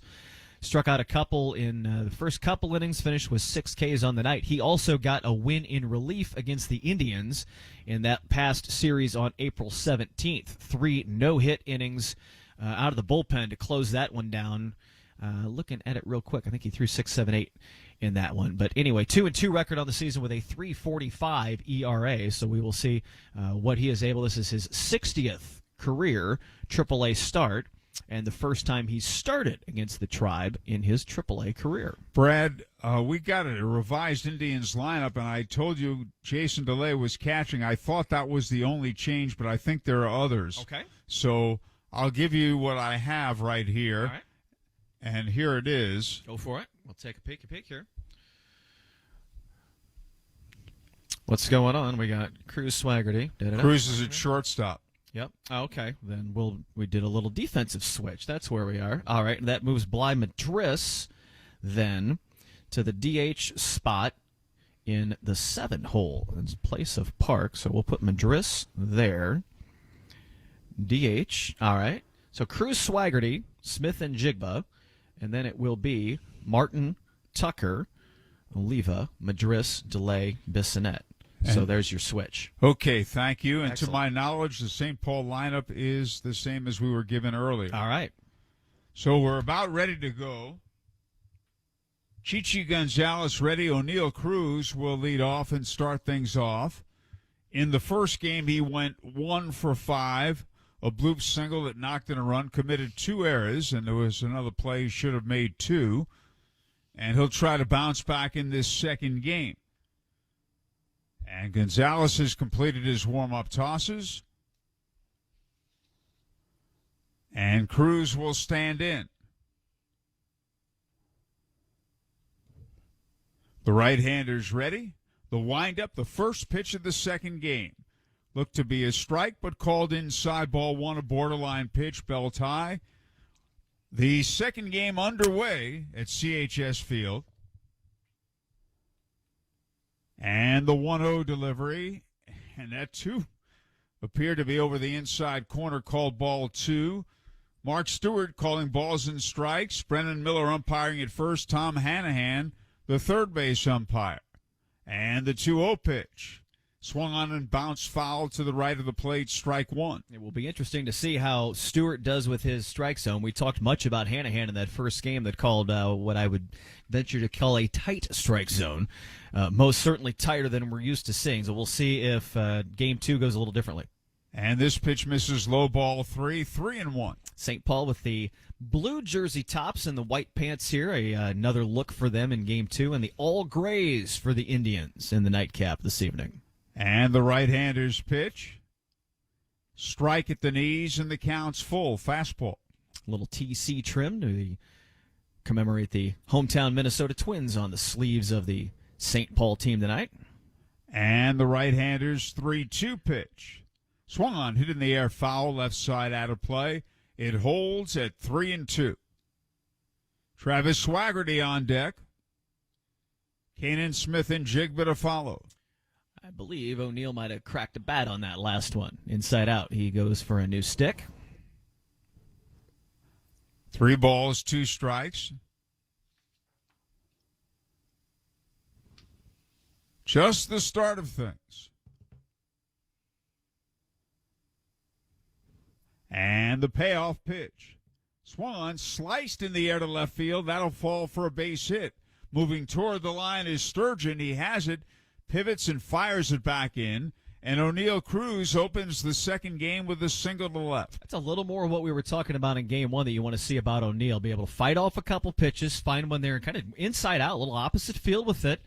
Nice swing of the bat that time, just a tick more energy to start this second one off than we saw in game 1. Travis Swaggerty, the batter.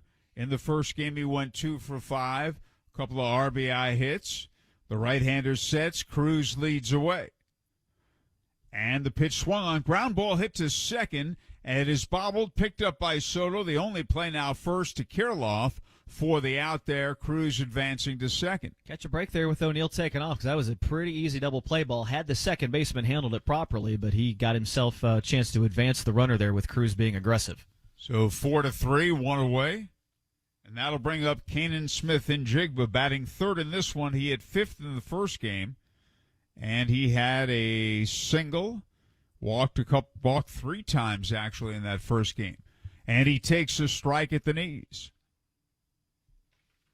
Howard Kellman along with WRTV Sports Director Brad Brown, Indianapolis Indians baseball on Fox Sports 1260 WNDE. And there's a ball hit in the air, foul, left side out of play, strike 2. Indians drew 6 walks in that first game. 1, 2, 3, 4, 5, 6. There's so many things on my scorecard that these things are hard to add up sometimes. But 6 walks, 3 of those from Smith and Jigba. They really, a ton of pitches from St. Paul in that first game and really stretch that bullpen.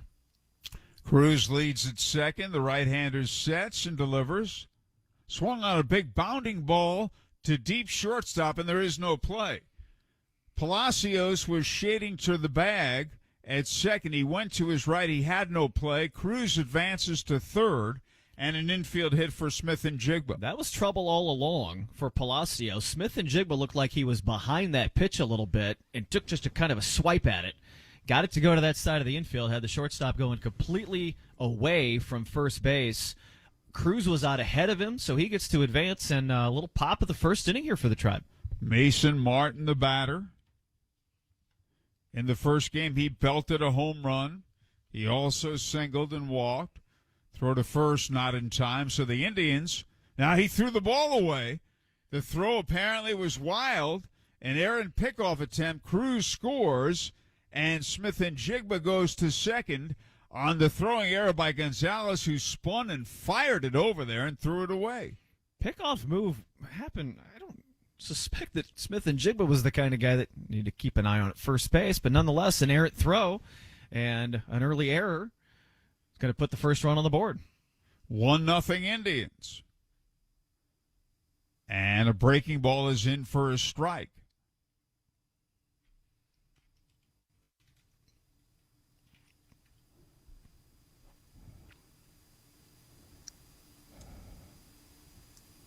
Gonzalez delivers. Changeup in at the knees, strike two. That error charged to Gonzalez on the throw. E1.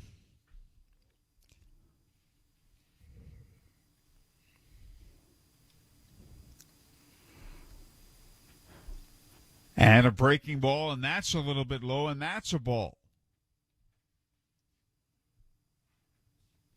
1 ball, 2 strikes.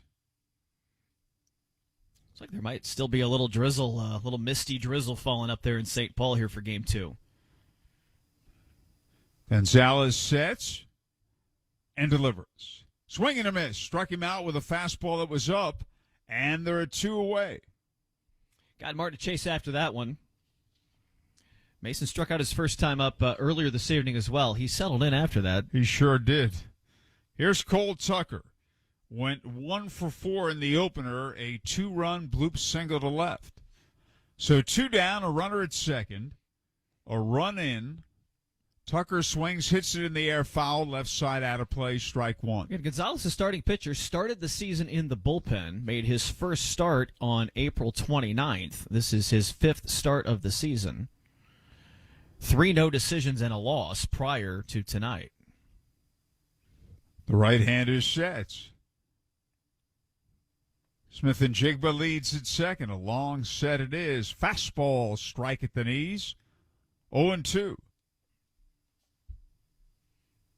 Top of the first, game 1 of the doubleheader. Indians leading 1-0. The Indians won the opener 16-10. And the right-hander delivers. Swung on a bouncing ball, hit to second. It is gloved there by Soto. The flip to Kirilloff, and the side is retired. The Indians with an unearned run, and after a half inning, the Indians won. St. Paul coming to bat. It's that time of year again. Baseball and fun outdoors. Make Family Leisure your one-stop shop for outdoor fun. Family Leisure is the area's largest dealer of pools, spas, patio furniture, play gyms, outdoor rooms, and more. Open 7 days a week at the corner of Pendleton Pike and Oak Landon Road. Or you can shop online at FamilyLeisure.com. Proud sponsor of the Indians for over 20 years. Stop in with the family. Mention Indianapolis Indians and get a free baseball. Family Leisure, where family and fun come together. There's no Hall of Fame for moms. They don't keep stats on guys' nights out. And fist bumps rarely make SportsCenter. But when you catch that foul ball or just see that smile, the game was its own reward. Because the best highlight reel is the one in your own memories.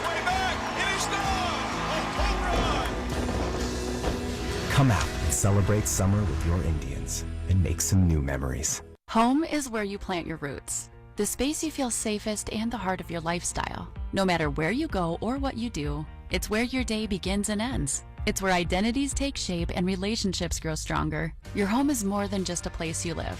It's where moments become memories. At Ruoff Mortgage, we know the way home. We'll walk there with you. And with every closing, we're opening doors. This is not an offer for extension of credit or commitment to lend. All loans will satisfy company underwriting guidelines. For complete licensing information, visit www.nmlsconsumeractions.org. Equal housing lender, NMLS number 1418868. Back to the Indianapolis Indians on Fox Sports 1260, Indy Sports Station. Bottom half of the first, Matt Eckelman will be the starting pitcher for the Indians tonight. 0-3 record on the season. This will be his first start after 12 relief appearances. His ERA of 14.92 will get a chuckle if you are a historian of the Christopher Columbus era. 25 hits in those 12 2/3 innings. 10 walks, 12 strikeouts. Frankly, it's been a struggle for him out of the bullpen. We'll see if he can turn things around on a start tonight. Okay, Brad. Royce Lewis, who's DHing, hits the first pitch in the air. Right side down the line. It is a foul ball, and nobody can get there. Mason Martin and Travis Swaggerty both were in pursuit from first base and right field. Mason Martin and Kanan Smith and Jigba from first base and right field were in pursuit, but they couldn't get there. Foul ball. Martin made a good hustle down there. He actually just took a kind of a blank swipe at it, and I think he got a glove on it, but wasn't able to squeeze it down there. Easily ran a good 40 or 50 yards down in foul territory. Lewis went 1 for 4 in the opener.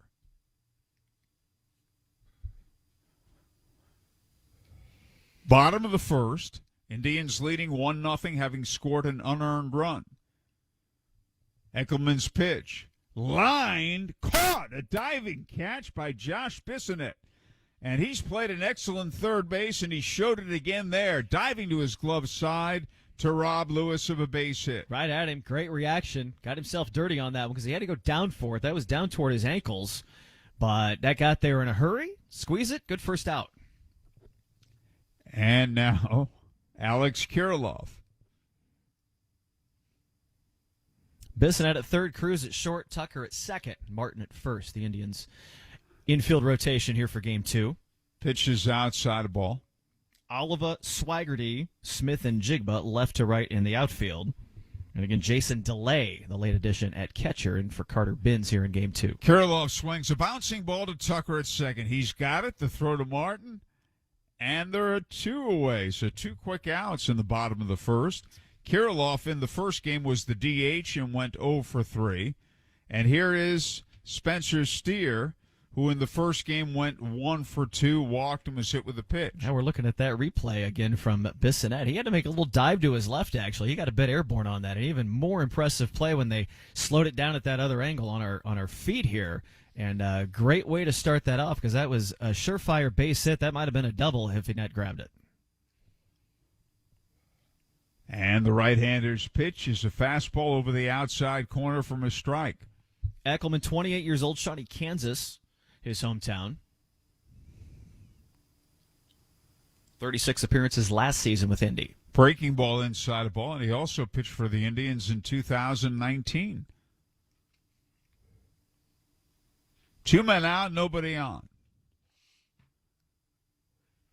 And the pitch hit high in the air along the right side. It is a foul ball and out of play. A smattering of fans down the right field line there. A thin crowd in St. Paul tonight, but given the 50 degrees or less and the misty evening, a hearty bunch up there for sure. And the right-hander's pitch, breaking ball outside. Mark Contreras on deck.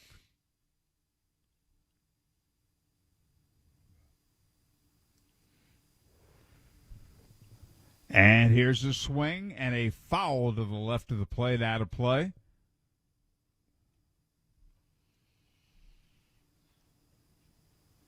Count holds 1-2. Eckelman stretches and delivers. And a fastball pulled on the ground in the hole off the glove of O'Neal Cruz, the shortstop who went to his right. It was a tough play, and that's a base hit. That was on the back grass there, I guess the front grass of the outfield, the back line of the outfield. Cruz went for a slide down to a knee, just about had it there, but he had a long ways to go. And the batter, Mark Contreras. Contreras playing center field, as he did in Game 1. Veteran player went 0 for 3 with a walk in the first game. And he takes a little bit high, ball 1. Steer at first, 2 outs in the bottom of the first. Indians won, St. Paul nothing. Indians won the first game of the doubleheader, 16-10. Throw over to first, not in time. Spear leads away. Eckelman sets and delivers. Fastball, swing and a miss. Headed by him.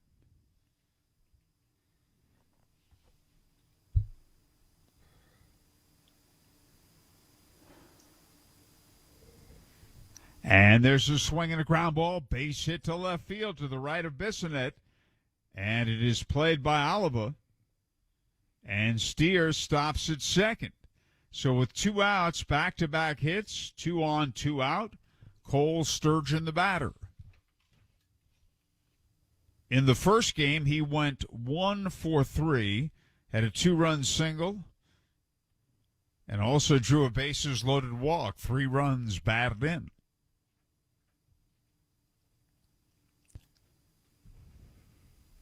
And a fastball down the middle for a strike, 0-1.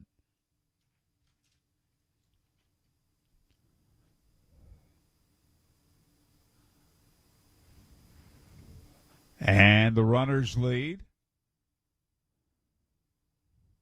Eckelman's pitch hit high in the air to left center. Swaggerty to his right, and the center fielder makes the catch, and the side is retired. At the end of 1 in Game 2, Indians 1, Saints nothing. Every 3 seconds, there's a new victim of identity theft. A criminal could be applying for loans in your name or even selling your personal info on the dark web. Protecting your identity can be easy with LifeLock by Norton. LifeLock monitors your info and alerts you to potential identity threats.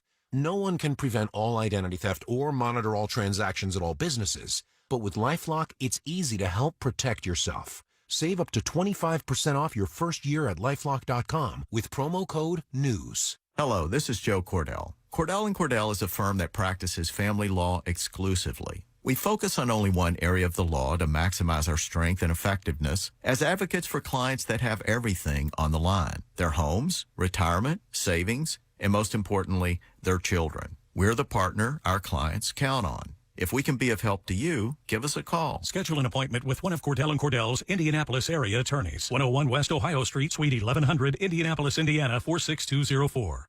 Americans don't trust big media. That's why millions have made the switch and watch Newsmax. They even use the free Newsmax app on their phones. They watch the Newsmax team with Rob Finnerty, Eric Bowling, Diamond and Silk, Huckabee, Rob Schmidt, and more. Newsmax is on all major cable systems. If your system doesn't carry it, call them and demand Newsmax. More than 20 million Americans have made the switch to Newsmax. Make the switch today. You won't go back. The Indianapolis Indians are always right here on Fox Sports 1260, Indy Sports Station. And we go to the top half of the second inning. Game 2 of the doubleheader, Game 3 of the 7-game series. The Indians won the first game of the doubleheader 16-10. They lead here 1-0. They won yesterday 8-5 in 11 innings. Follow up this trip to St. Paul with a week in Omaha. Back home on June 7th will be the next time we see him here at Victory Field. That'll be in a while from now. That Tuesday, June 7th, against the Columbus Clippers. And a breaking ball, swing and a miss. Jared Oliva leading off. First pitch was a ball. Oliva did not play in the opener. And he takes a breaking ball low outside, ball 2. CHS Field in St. Paul. CHS is an agribusiness giant. And a fastball strike called over the outside corner, belt high, 2-2. Good looking facility they've put kind of right in the heart of St. Paul. Not unlike the facilities that they have in Minneapolis for the Twins as well. It is a nice ballpark. And there's a swing and a high fly ball, short center. Here comes Contreras to make the catch, and there's one away. So Chichi Gonzalez, this starting pitcher for the Saints, had quite the quick start to his major league career. Drafted by the Rangers in 2013, made his first major league start May of 2015, 5 2/3 against the Red Sox, was great, and then a complete game shutout in his very second start against the Kansas City Royals. Was the first Ranger since 1976 to toss a complete game shutout in one of his first 2 major league games. And the pitch is a foul ball at the plate, 0-1. Missed the entire 2017 season, though, due to Tommy John surgery on his right elbow. Really kind of had to fully reset his career, worked his way back through the Rockies organization, and eventually was signed as a free agent by the Twins in this spring of 22. Breaking ball misses low ball. Madris DHing, Bly Madris, in this second game. In the first game, he singled, doubled, homered, and walked. And he takes it inside. That's ball 3. So 1 out, no one on in the top of the second. Indians ahead 1-0, scoring an unearned run in the first. And he throws him a breaking ball, and it's in at the knees for a strike. Chichi Gonzalez, the veteran right-hander, and the pitch is a breaking ball in at the knees. Strike 3 called. And there are 2 away.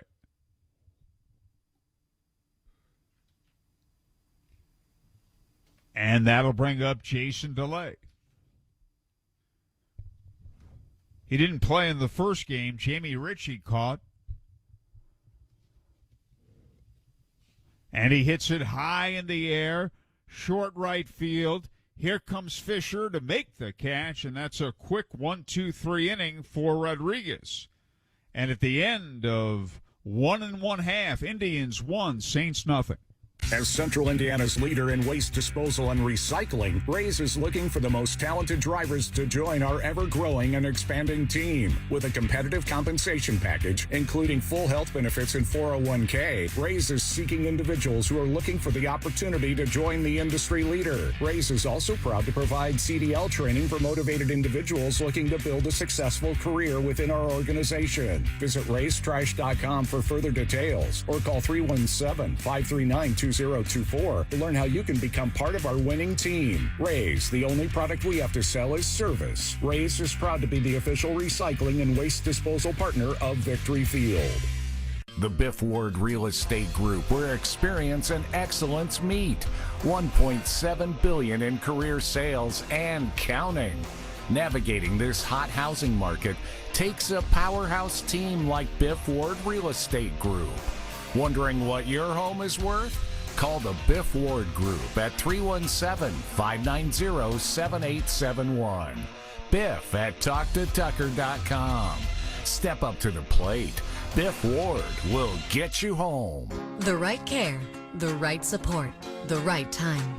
When your kids need highly skilled primary care, Riley Children's Health is right here for you. With morning, daytime, and evening appointments, and Saturday appointments too. Virtual visits and 24/7 online scheduling. Riley gives you more options for care from Indiana's top doctors for kids. Where, when, and how you need it. Call 1-888-IU-HEALTH or visit rileychildrens.org/more options. Now back to your Indianapolis Indians on Fox Sports 1260, Indy Sports Station. And we go to the bottom half of the second inning. Jermaine Palacios leads off. A very steady rain falling in St. Paul as we make our way into this early part of Game 2, Howard. We see lots of blankets amongst the folks there, 52 degrees, but it is a damp evening in central Minnesota. Humidity now at 89%. Palacios playing shortstop in the nightcap. In the first game, he had a big 3-run double. He takes a little bit outside. Facing Matt Eckelman.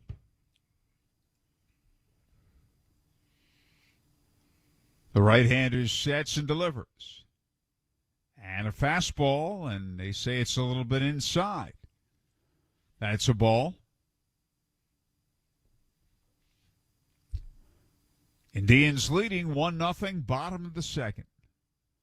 And a fastball, strike called. 1 ball, 2 strikes.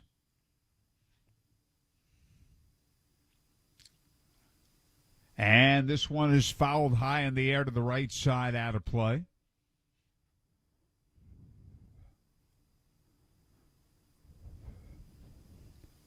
I think Eckelman's beard a little bigger this year? I'm noticing a little more puffy. It's certainly not any smaller. It's well coiffed, but I think there's a little more beardiness to him this year.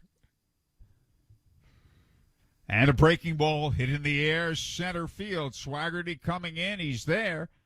And he's got it. There's one away. So Palacios flies out. Now Derek Fisher. Derek Fisher did not play in the first game. Indians are ahead 1-0 in the bottom of the second. And there's a swing and a miss, strike one, 0-1.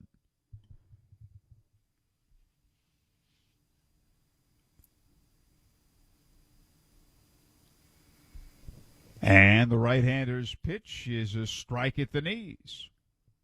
0-2.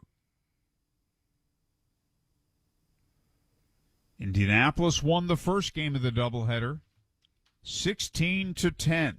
Here's a high fly ball foul left of the plate, out of play.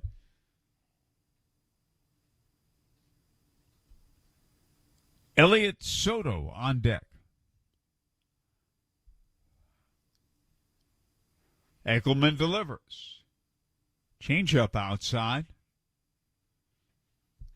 Eckelman has always been a strike thrower. This has been a challenging season for him. He stretches and pitches. Swing and a miss. He struck him out, a pitch below the knees, and there are two away, and Matt has his first strikeout. He's got a nice rhythm to these first handful of hitters here tonight, though. He's mixed things up a little bit, moving the ball around nicely. Yeah, by far his best outing. And he's doing it as a starting pitcher. And Elliott Soto, the batter. Second baseman didn't play in the first game. Fastball in for a strike, 0-1. Right-hand batter. Two men out, no one on in the bottom of the second.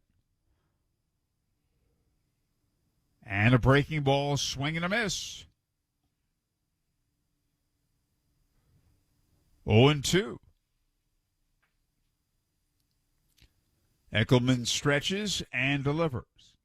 Hit in the air, foul to the right side and out of play.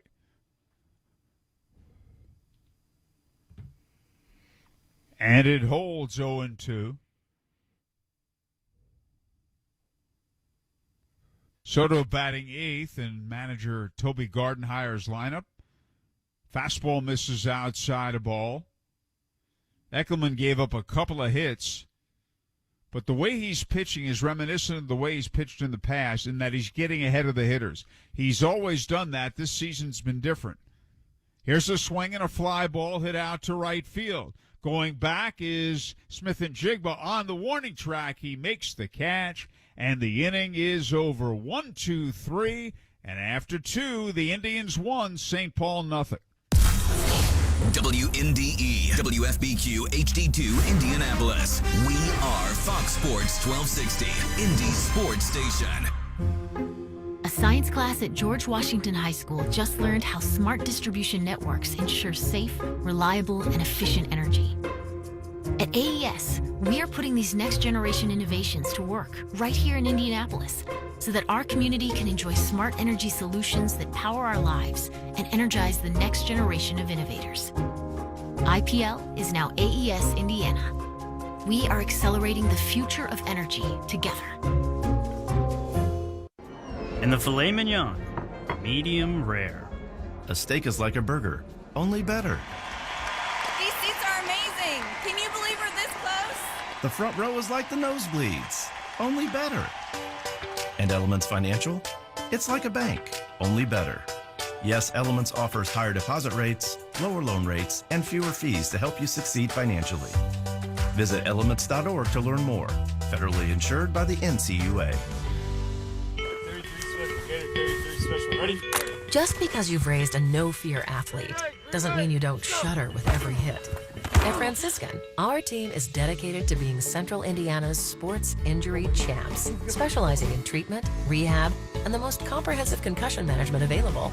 We're here to help them feel strong enough to hit the field again, and you feel better about letting them. Franciscan Health Sports Medicine. Inspiring health.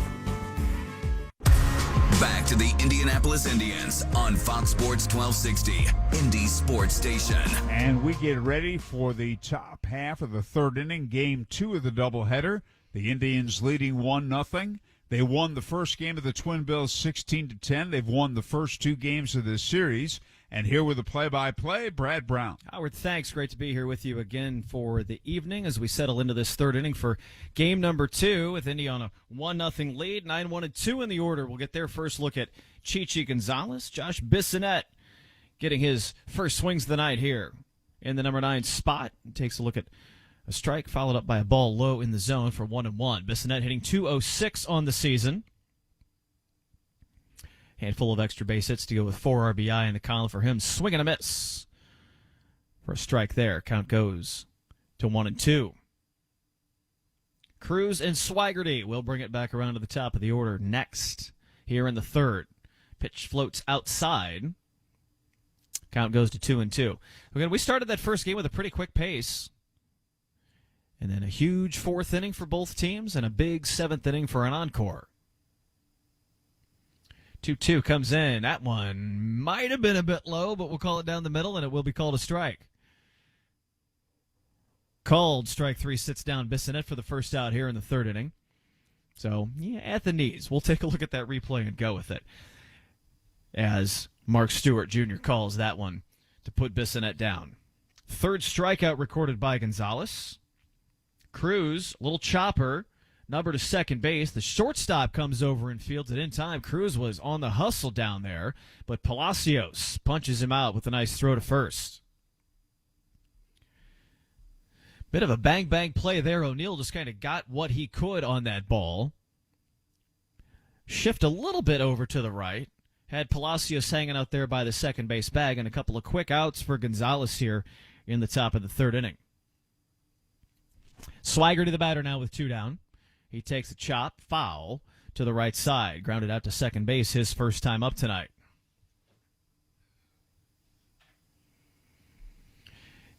Chichi Gonzalez Alexander, the given first name, upon further review. 30 years of age from Delray Beach, Florida. As the count goes to 1-1. Working here in the top of the third. 1-0 Indy lead. Up and away on that one. 2 balls and a strike. Smith and Jigba would be next if Swigert can keep it going. Unearned run in the first for the Indians. The only tally here in game 2. And this one's lined to right center. 1 hop in front of the track and a base hit for Swigert. A long single here. His third hit of the night. Third hit of the game for Indy. Gets them going here in the third inning.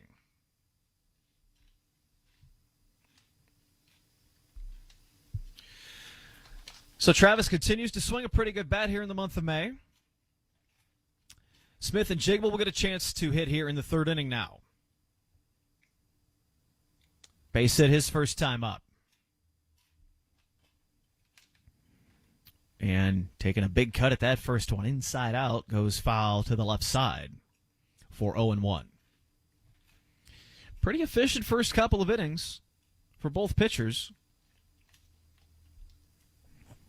After a 2-hour and 40-minute 7-inning excursion through game 1.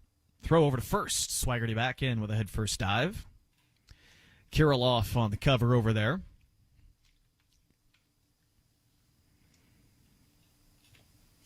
Gonzalez looks in at 0-1 and brings it right down the middle at the knees for a called strike. No balls and 2 strikes now. Kanan Smith and Jigba. Runner on, 2 down. Gonzalez brings it again. Catcher sets up a little inside breaking pitch. Got him swinging strike 3 and a quick end. to the top of the third with a couple of strikeouts, a ground out, a hit, one left on. Nothing doing on the scoreboard, though. We go to the bottom half of the third with the Indians leading the Saints 1-0. I've got some advice for you. If you need a very special gift for a very special someone, then you need to see my friend Mary and her spectacular collection of beautiful jewelry at Camus Fine Jewelers at 82nd and Fall Creek. Mary's been making me a hero for years, and she'll do the same for you. They'll even gift wrap it for you also. A special something to fit everyone's budget. Come on, do you really think she wants a shiny new vacuum? Or would she rather have a shiny new diamond? Camus Fine Jewelers really are a cut above. For us, life is about winning, but it's also about playing. It's the premier way. We don't skip a workout or a happy hour. We go for a run, get our heart rate up, work on our game. We're big fans of the do-over. Of course we play to win, but mostly we play to play. Corona Premier is the lower carb, lower calorie beer for those who come to play. Make it Premier. Welcome to Indy's newest adventure in fun. Royal Pin. It's here, Pirates Quest Laser Tag and Arcade inside Woodland Bowl, I-465 and North Keystone. Explore the huge 2-level tag arena and 46 of the newest arcade and redemption games. Pirates Quest, the next level of laser tag only at Woodland Bowl. Call 465-8484 or go to royalpin.com. Royal Pin, bowling, bowling. The Indianapolis Indians are always right here on Fox Sports 1260, Indy Sports Station. A little baseball rolling later into your Wednesday evening, and an early pitching change for the Indians here in game number 2. Nathan Kirby going to the mound here in the third inning. So a couple innings successful and done for Matt Eckelman. Gave up a couple hits, got a strikeout, and Miguel Perez is going to make an early change here, so we'll get to see a few more arms as the night goes on.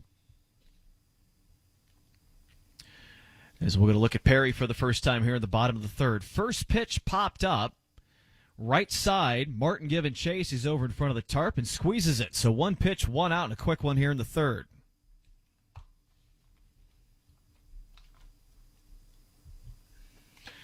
Eckelman, 32 pitches, 23 of those strikes, as Howard mentioned. Very much a strike pitcher, so you like to see that out of him for a couple of innings worth of a guy who has been struggling in the course of the season here.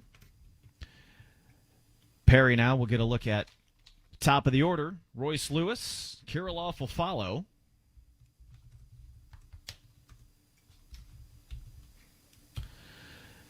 Check swing, high in the zone. He held up on that one. Goes to 1-1.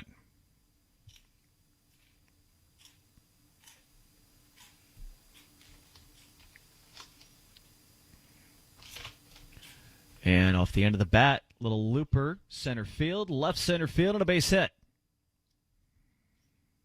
Swigert will go over and chase that down. Big turn at first. Throw floats to the middle of the infield. And there'll be a base hit for Lewis here with one out in the third.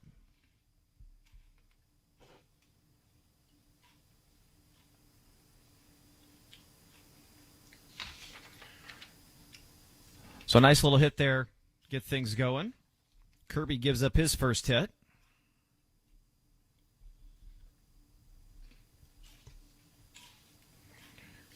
Kirilloff now, batting in the number 2 spot. Big cut, but he misses. And it's 0-1.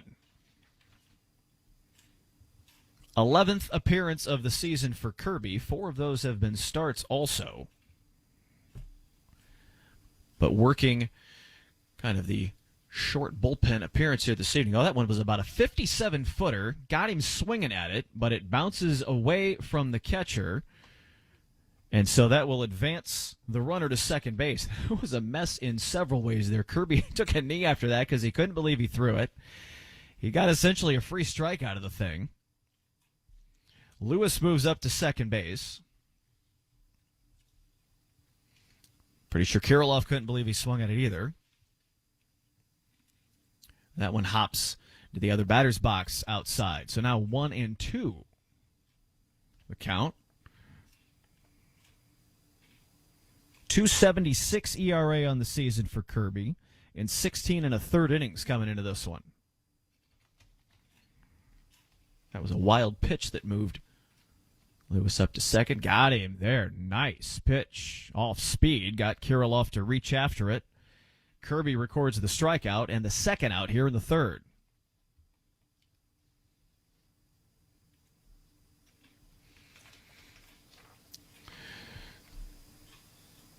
"28-year-old from Richmond, Virginia, Nathan Kirby." Like some good energy out of him here in the bottom half of the third. And this one's going all the way to the backstop. It was low and away, the pitch to Steer. And so Lewis ends up all the way over at third with not a whole lot of effort on his part. A couple of wild pitches. Moving past. Kirby making a long kick in the middle of the pitcher's mound dirt right there. Maybe having a little trouble with some footing. High chopper, third. Bissonette on the high hop, guns it across to first, and a quick end to the bottom half of the third inning. So, a couple interesting spots there with the base hit, a couple of wild pitches, but Kirby gets out of it just fine, and the Indians do as well. We go to the fourth. Indians leading the Saints here in Game 2 of the doubleheader, 1-0.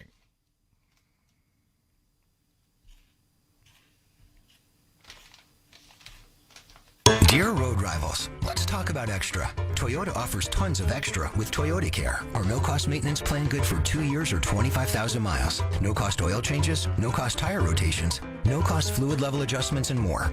That's a whole lot of extra at no cost from Toyota. Ford, Honda, and Nissan all charge extra for maintenance, and that's the kind of extra nobody needs. Try harder. Toyota. Based on manufacturer's data as of 3/17/2021, covers normal factory scheduled service for 2 years or 25,000 miles, whichever occurs first. See participating dealer for coverage details. This season, there are minor things you can do to conserve water in a major way. Turn off the faucet while brushing your teeth. Install water-saving fixtures and appliances. Water your lawn only twice a week. Change up your routine to save on your bill at home. Find more WaterWise money-saving tips at citizenswaterwise.com. Citizens Energy Group, a proud sponsor of your Indianapolis Indians. Failed sump pump? Flooded basement? Water damage happens fast this time of year. For 39 years, Hayes & Sons has been restoring water damage in Indiana homes and businesses. They'll help you navigate your insurance claim and get your life back on track. So when a water disaster strikes, tell your insurance agent you want Hayes & Sons for your restoration work. For more information, please visit hayesondsons.com. Now back to your Indianapolis Indians on Fox Sports 1260, Indy's sports station. Top of the fourth inning in St. Paul, Minnesota. Brad Brown here in the booth tonight with Howard Kellman. Game 2 of a doubleheader, 16-10. The Indians took game number 1 this evening in a 2-hour and 40-minute 7-inning marathon. They've got a 1-0 lead as we go to the fourth here tonight. The middle third of the order with Martin, Tucker, and Oliva to get a look at Chichi Gonzalez. First pitch to Mason Martin, a called strike. Mason struck out his first time here in Game 2. Takes a cut at one that drops at his feet there and quickly 0-2. All right, this was the point in Game 1 where the offense blew up. And I guess in theory the pitching did as well. We'll see how things handled already here. Indians already onto their second pitcher. Matt Eckelman threw the first 2. Nathan Kirby there in the third. I believe we had our first, a ball called there on that. Ooh, inside. Martin had a shuffle step on that one. He had to dance out of the way. I think Gonzalez said, "my bad," essentially. Martin out of the way. Ball and 2 strikes.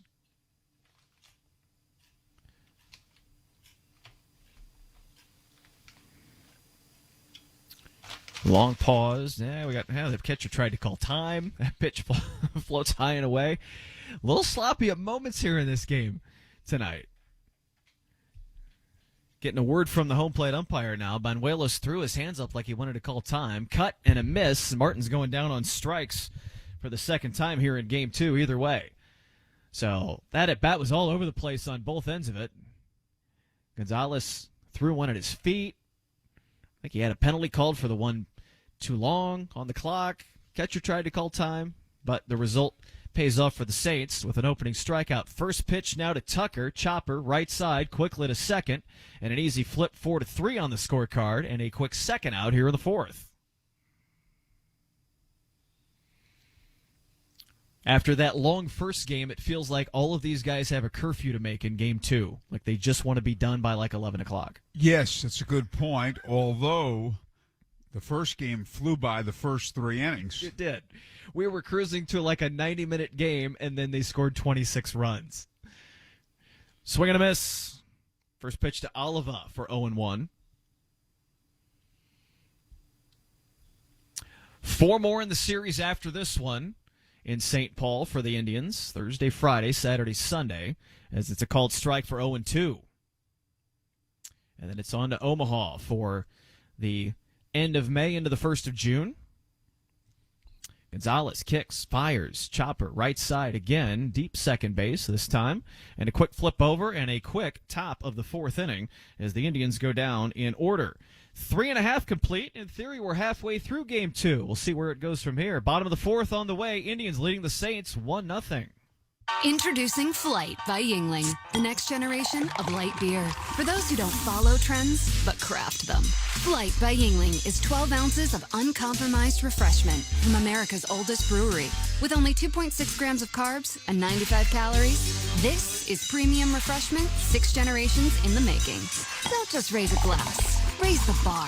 Flight by Yingling. Now available wherever beer is sold. DG Yingling and Son Incorporated. Pottsville, Pennsylvania. Please enjoy responsibly. At Ray's, we're about protecting the environment while bringing cost savings to our customers. As one of the largest recyclers in Indiana, we provide recycling services and offer rebates to our customers for paper, cardboard, and ferrous and non-ferrous metals. As natural resources increase in price and landfill space dwindles, Ray's remains committed to preserving our environment and serving Central Indiana with efficient, cost-effective, and responsible waste removal and recycling solutions.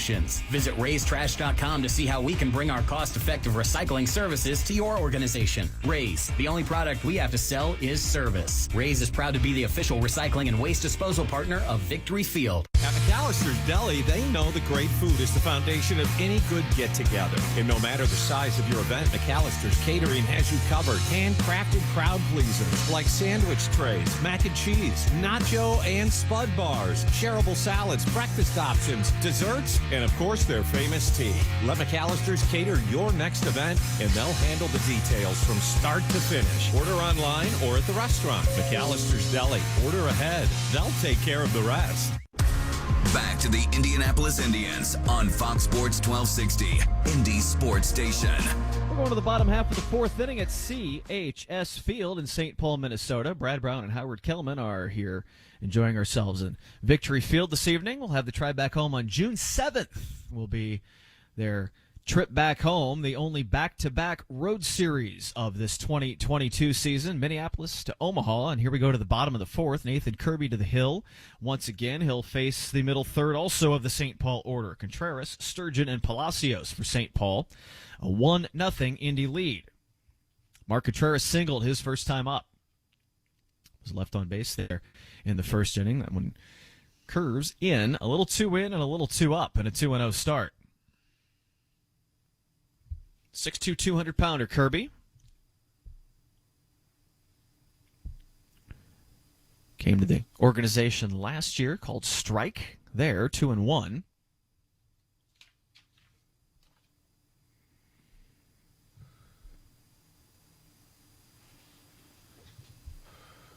Here in the 4th, and that one was low in the zone, down the line, chopped to the corner. Base hit, chance for 2, turns the corner, throw coming in, will be just behind him, and a head-first slide for a double as Mark Contreras leads it off here in the 4th. Moves him to 2 for 2 here in Game 2. St. Paul with a little business to start things off here in the 4th inning. Contreras had just a lone walk in that first game, but went down in the zone to golf that one down the line. Oliva had to make a nice long run over there to get it. Actually had an opportunity there almost for a play at second, but good hustle for Contreras to slide in safely. A big lead up there after that double. Sturgeon flashed bunt for just a second there, so let's see if St. Paul tries to get cute with anything in the bottom of the 4th. Nobody out, maybe move that runner over a bit. Still a pretty steady drizzle falling up there in Minnesota tonight. Pitch comes in just off the plate. Count goes to 1-1. Fourth hit of the game for the Saints. Eckelman gave up 2. Second one given up by Kirby. Contreras takes the lead at second. Cruz kind of trickling in behind him there. Take a long look. Pitch comes in. Chopper. Slow dribbler, right side. First baseman takes a swipe at him. Martin, I think he missed him. Yes, he did. He's safe at first. Sturgeon safe. Should move Contreras to third. Martin had to run that one down. That ball only rolled about 70 feet down the baseline. Stayed in the grass the whole way. Martin's going to go over and maybe give that umpire at first an opportunity to look at a replay. We're going to look at it. He missed him by not even close.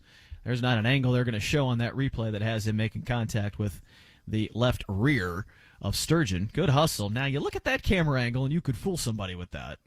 This one here from kind of that main above home plate camera, though, and I'm pretty sure that's a clear whiff right there, a foot short of first base. Miguel comes out of the lineup, or the dugout, to have a look, and they're going to let it go. So that's going to be a 75-foot infield single for Sturgeon. Runners on the corners now with nobody out. Some trouble for Nathan Kirby here in the fourth, but he gets a swing and a miss on Palacios. He's a big hitter in this game. It's the fourth inning of a game scheduled for 7. And only a 1-0 lead for Indy right now. 0-1 now. Kirby, deep breath, brings it. Chopper, left side, chance at 2. Cruz, Tucker gets the force at second. Slide comes in, though. Cole unable to make the turn. Contreras will come in to score. Palacios will get the RBI on the fielder's choice, and we're all square at 1-1. Well, Cruz handled that well because it was a bounding ball. You weren't going to get 2 on it. Make sure you catch it and throw it accurately to second. Make sure you get 1, and he did that. So that was the best you were going to come out of. You can't rush it, and he handled it well. So Contreras scores the run there. First out of the inning.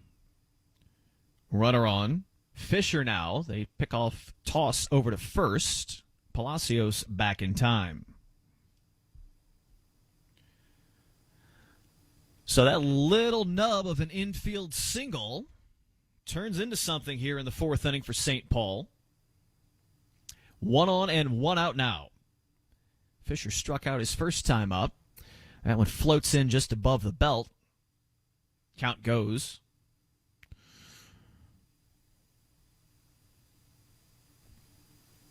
Soto would be next. Bottom half of the fourth inning. And there, that one at the belt called strike. 1-1.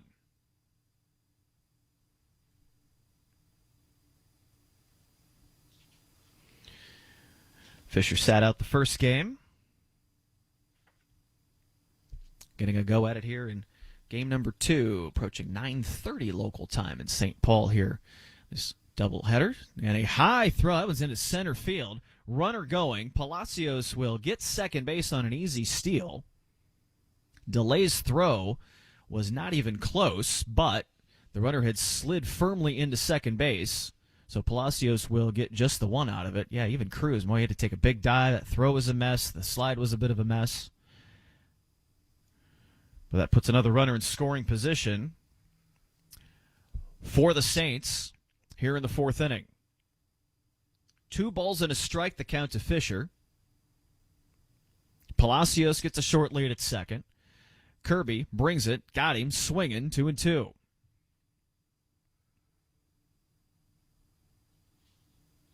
One game now here in the bottom of the fourth. Mark Contreras' leadoff double turned into the first run of the game for St. Paul. 2-2 pitch from Nathan Kirby, bounces away, going to the backstop. Another one there will be another free base, this time Palacios to third. So after a couple of wild pitches in the previous inning, this one skips away from delay here in the fourth.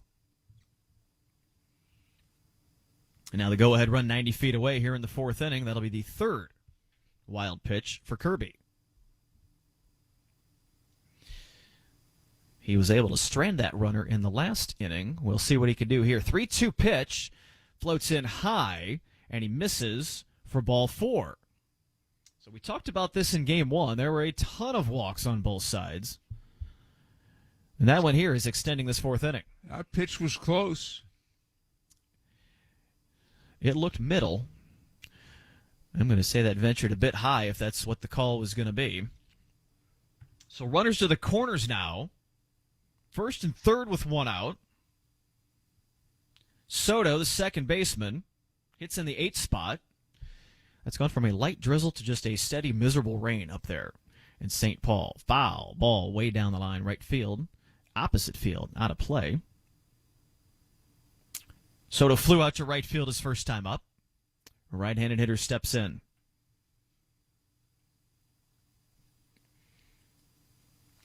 Against the lefty, Nathan Kirby. Looking bunt. Pitch comes in at the knees, a little inside, and it's 1-1. So there are some opportunities here if St. Paul wanted to try and play a little small ball in the 4th. Palacios, the runner at third.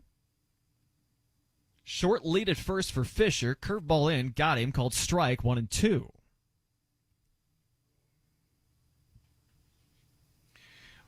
One run here in the inning, and the Saints threatening to take the lead.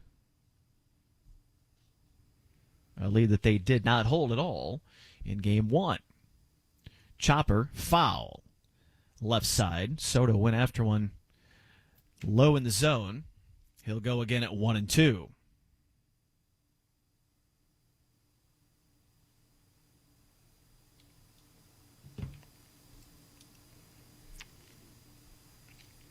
Kirby sets again. 1-2 pitch. Comes way high. Count even 2-2.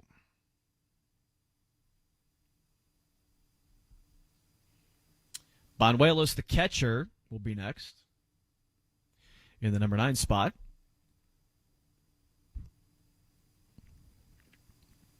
Two-two pitch. Got him. Swinging. Strike 3. Nathan Kirby records his second strikeout. Big one there for the second out of this 4th inning.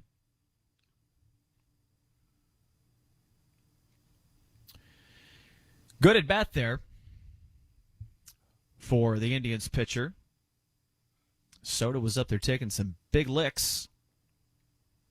Now an opportunity to get out of it here. What's been a bit of a tricky 4th inning.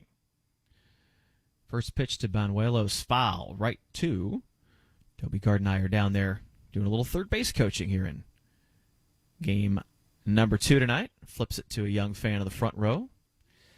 Long sleeves and gloves all around. Banuelos popped out his first time up tonight. Sets it 0-1. Kirby's pitch, drops it in, called strike at the knees, and an 0-2. Showing some good stuff here in the 4th inning. Leadoff double turned into the run on the board for St. Paul. See if he can get out of it here at 0-2. And brought it again, got him swinging for strike 3, and that'll finish off the bottom half of the 4th inning. St. Paul gets a run to tie it up. Couple of runners left on base. We go to the 5th inning, game 2 of this doubleheader. The Indians and the Saints all tied at 1 apiece. No one close to you should have to endure the dreaded knock on the door. The knock that comes from a police officer who must tell your loved one that you were killed in a car crash. It's a message that gets even worse when they learn that your death may have been prevented if you had been wearing your seatbelt. The simple fact is that seatbelts save lives. So whether you're going on a cross-country trip or just up the street, please buckle up. Don't risk it. And remember, click it or ticket. Brought to you by NHTSA. Every 3 seconds, there's a new victim of identity theft. A criminal could be applying for loans in your name or even selling your personal info on the dark web. Protecting your identity can be easy with LifeLock by Norton. LifeLock monitors your info and alerts you to potential identity threats. No one can prevent all identity theft or monitor all transactions at all businesses, but with LifeLock, it's easy to help protect yourself. Save up to 25% off your first year at LifeLock.com with promo code NEWS. Hi, this is Kelsey Grammer. When military service members head into battle, none are expected to face the enemy alone, but many return home and become isolated as they struggle with the visible and invisible wounds of war. It can be difficult knowing how to overcome that challenge and rekindle bonds similar to those formed in the military. Wounded Warrior Project supports these injured veterans through their recoveries by connecting them with fellow warriors and their communities. No one should fight this battle alone. Join us at woundedwarriorproject.org. The Indianapolis Indians are always right here on Fox Sports 1260, Indy Sports Station. Moving right along to Game 2's fifth inning, back to Howard Kellman. Okay, thank you, Brad Brown. The Indians won and the Saints won in the top half of the fifth. The Indians won the first game of the doubleheader. A little high scoring than this one, 16-10. A couple of late field goals in that first game. Okay, bottom third of the batting order for the Indians. Bly Madris, Jason DeLay, and Josh Bissonnette. Chichi Gonzalez has gone the distance, thrown 51 pitches. And there's a swing and a fly ball hit out to short center. It's going to fall for a base hit. Madris bloops a single to center. He had struck out looking his previous plate appearance. So it's a leadoff single, and that'll bring up Jason DeLay, who flied to right his first time up. Bly had 3 hits in that first game, that big home run that he smacked off the railing out there in right field. So he's having a solid night, that first at-bat notwithstanding, and that's kind of what the Indians needed right here to start this fifth inning. And Jason DeLay takes a strike. Indians won, Saints won, the third in a 7-game series. And a breaking ball misses low and away. The Indians have won the first 2 games in the series, and they lead the season series 4-3. Saints are in a slump of losing 10 of 11 now after that first game. Next to last in the division right now. And the right-hander's pitch hit in the air, foul right side, out of play. Josh Bissonnette on deck. We're in the top of the fifth of a game scheduled for 7. The right-hander stretches and delivers. In the dirt with a breaking ball. And that win improved Indy to 11-8 on the road this season. And again, anytime that number can kind of lean up toward 500, even though we're only here in May, it's very promising to be able to see these guys go on the road, either grind out some wins or put together a game like we saw in that first one with a big number. Absolutely. And here's a breaking ball low and away. He lays off.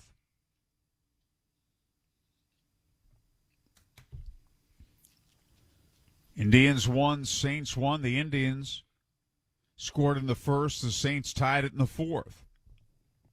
And the pitch is fouled straight back on the screen.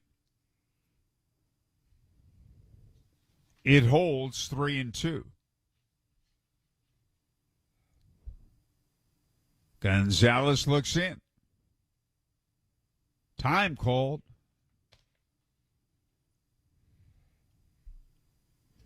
Josh Bissonnette waiting on deck.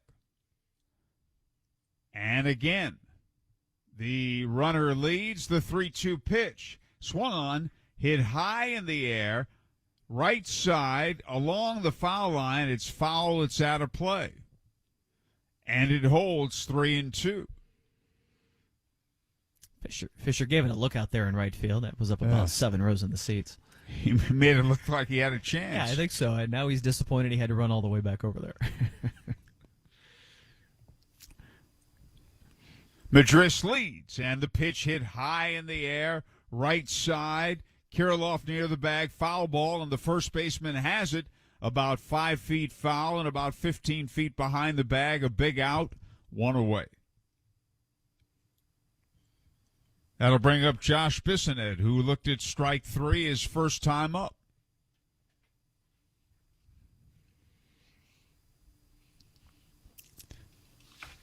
So Madris at first, 1 away.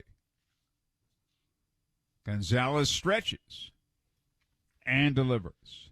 Swung on a big bounding ball in the hole, on through, base hit right field. The ball fumbled by Fisher, and Madris will go to third base.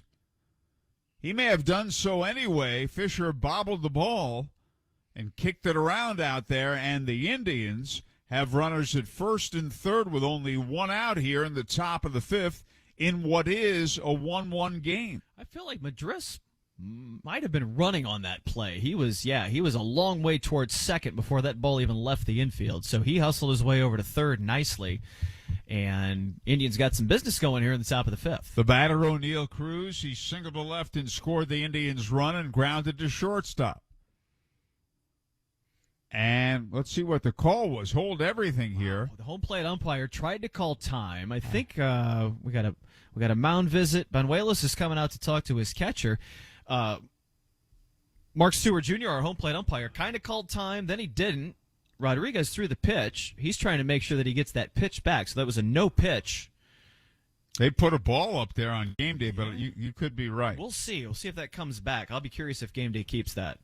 I feel like he was motioning home that he's going to get that pitch back, and a no pitch. Maybe they're going to keep it. I don't know. But anyway, Banuelos went out, talked to his pitcher, and we'll reset here. Runners lead first and third. And the pitch is high, a ball. Okay, so I think that will be ball one right there. Okay. You've clarified. I think we've got that caught up. Yeah, that was strange because usually if an umpire calls any kind of time, it gets to be very emphatic. But he can let it go, and then we had to reset. The 1-0 swing and a miss. His bat goes flying. Flying out of his hands. That happened to him in game one. I don't know if it's the same bat. If it is, he needs to figure that out. Was it his second at bat that first game? I think it was. His second time up also. In game one, Cruz took a big cut. And given, it's raining. It's wet. There's all sorts of things going on. And the kid has a mean swing when he gets to it. He's laughing it off right now because he knows it's the second time it's happened tonight. Trying to think if he threw that one. Woo, that one went into the net. The first one went clear down by the tarp, way down the first baseline. This one went back toward the St. Paul on-deck circle. 1-1. And the pitch is swung on and fouled back, and he held on to the bat, and it's strike two, 1-2.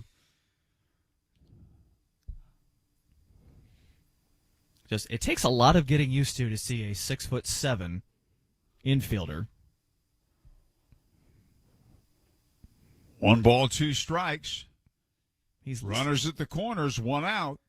And a breaking ball in the dirt. Terrific stop by Banuelos. That's a nice play. He's listed at 220 pounds, is Cruz. I'm finding that hard to find on that frame. I would take the under on that bet. No, nice play by Banuelos. He had to slide over. That one, another one-hopper. We've seen so many pitches in the dirt tonight, and these catchers, by and large, have done pretty well with them. Right. Not only was that in the dirt, it was a good deal inside, too. Runners lead, and the pitch is high and away. We're seeing a lot from both, not just both, all 4 of these catchers tonight. We're seeing a lot of them go down to the one knee instead of a full squat, particularly when there's been runners on base. Just because you got a lot of these pitches coming in the dirt. Runners lead, and the pitch swing and a miss. He struck him out on a low outside pitch. Cruz is automatically out. He starts running, but he's automatically out. First base occupied, less than 2 outs. And let's see if Bissonette go to second. If Bissonette went to second, I would think he would. Right. He was not running on the play, but when the ball got away, I would think he would. So there are 2 outs. That's a mighty big out. The runner at third is still there, and that's Madris. And the batter now is Travis Swaggerty. And he takes a ball low. Well, they still have Bissonette at first, so he must have frozen himself there. Yeah, it's a little surprising he didn't go to second. He could have gone there easily. The ball got away from the catcher. Yeah, he had a chance to go if he would have kind of caught wind of the situation. Swaggerty's grounded out and lined his single. So runners at first and third, 2 away. Very big out by Gonzalez, striking out Cruz. And here's a swing and a miss at a pitch at the ankles. And it's a ball and a strike on Swaggerty. The Indians won, the Saints won in the top of the 5th in a game scheduled for 7. Gonzalez stretches and delivers. Low inside with a breaking ball, ball 2.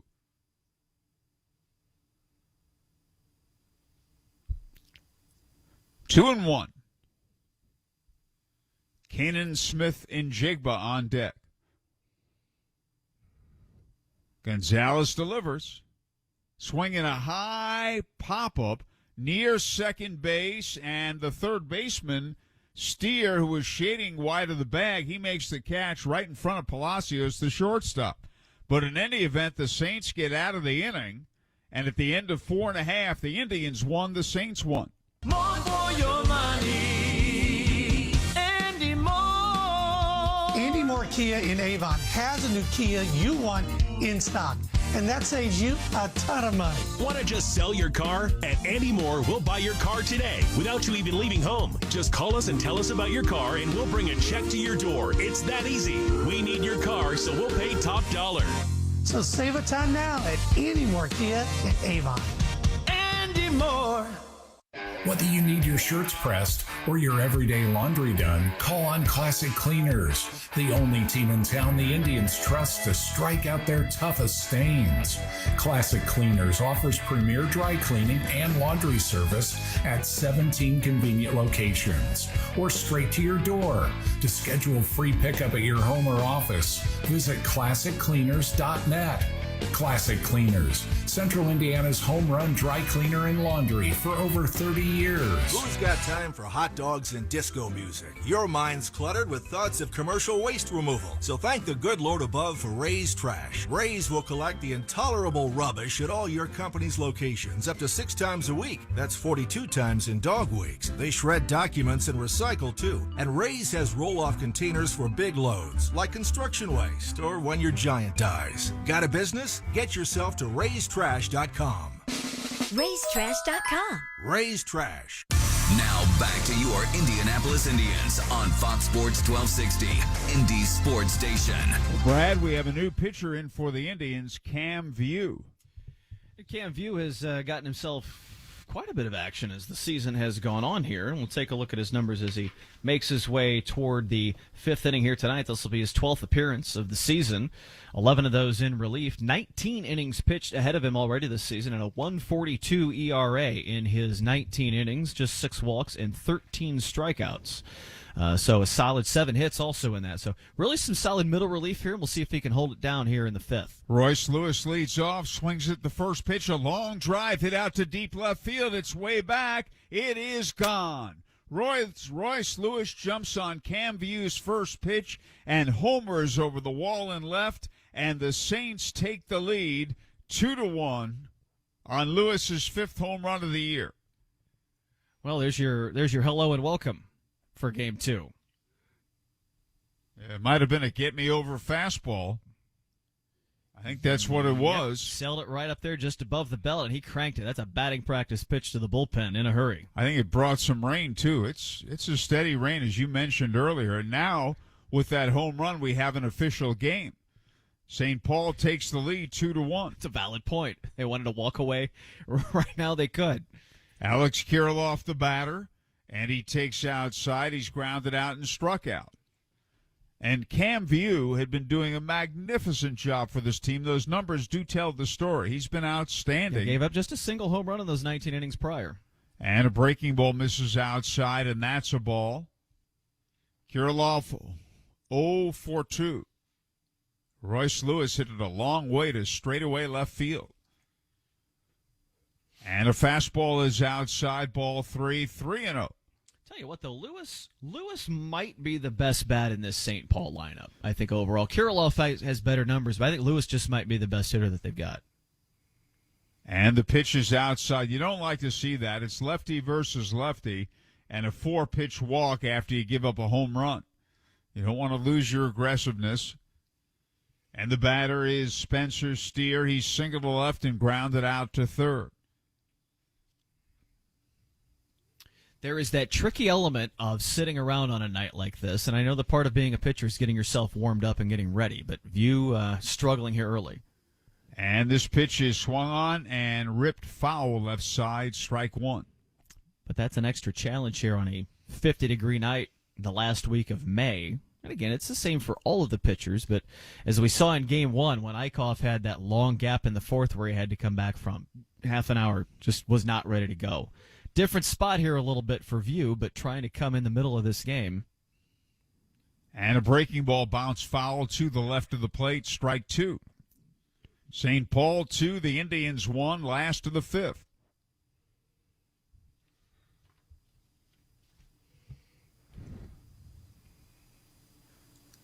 And again, the left-hander sets, and his breaking ball is a swing and a foul, left side out of play. It holds at 0-2.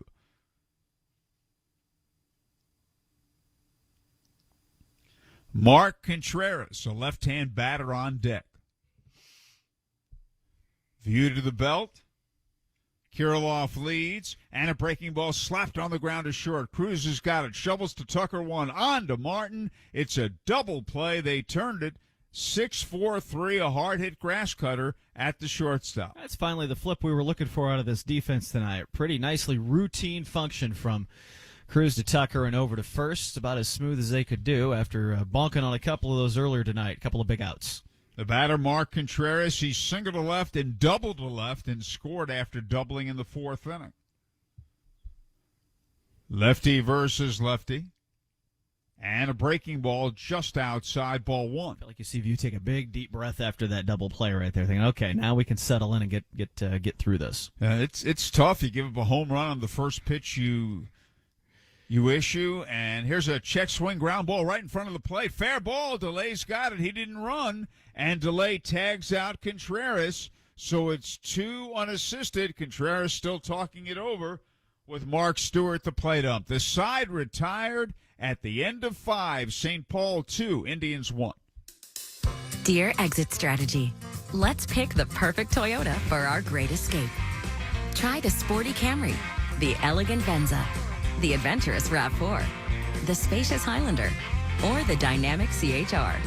No matter which vehicle you choose, there's an exit from the ordinary to match. See you soon, Toyota.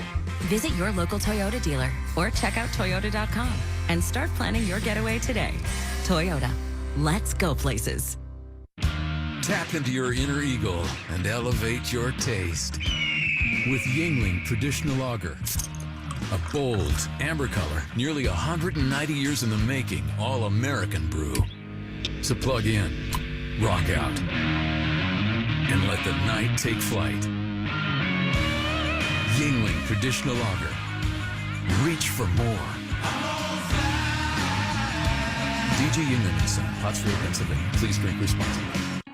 There's a name for that feeling. When you can't help but high-five your new friend after your Indians blast one over the right field wall. When all that matters is whether the next pitch is a ball or a strike. And nothing looked sweeter than that double play last inning. That feeling where nothing else matters because the sun is shining at Victory Field and you just heard the words play ball. That feeling is called baseball, my friend. Feel it for yourself when you come celebrate summer with your Indianapolis Indians. Back to the Indianapolis Indians on Fox Sports 1260, Indy Sports Station. St. Paul leading 2-1. We go to the 6th, and here's Brad. Howard, thanks, as we going to get a look at 3, 4, 5 in the Indy order here in this 6th inning, and getting a look at a few of the Hardy fans that are making their way through a cold, wet evening in St. Paul. First pitch of the 6th, and it's roped down the line to the wall in right field. Cannon Smith and Jigma's going to motor his way into second, and a stand-up double gets things going here in the top of the frame for Indy. Jumped right on that one. Rolled it all the way to the wall, but that is the kind of start the Indians offense needed here to try to get a run back. Second hit of the night for Cannon. Got a good look on that one and just roped it right between first and second base and all the way to the wall.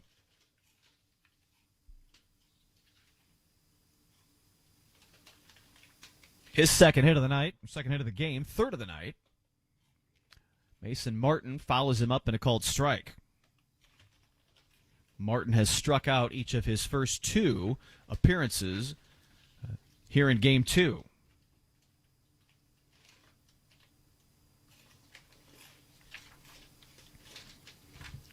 A little lead at second for Smith and Jigba. Indy with a chance here in the 6th. The big cut from Mason Martin, and he misses, and it's 0-2.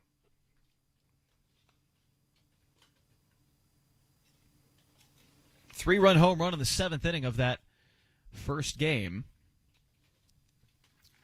Looking for a little bump here in Game 2. 0-2 pitch comes in low.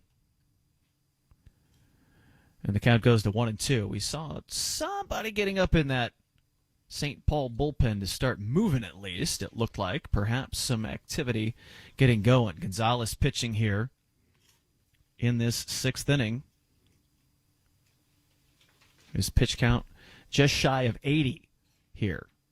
1-2. Popped up. Foul again. Martin will reset and we'll do it again at 1-2. Bit of a shift for the defense. The shortstop, Palacios, playing back behind second base. So a whole full third of that right side, left side of the infield. Wide open. Pitch in. Just low. Down the middle. But below the knees, and it goes to 2-2.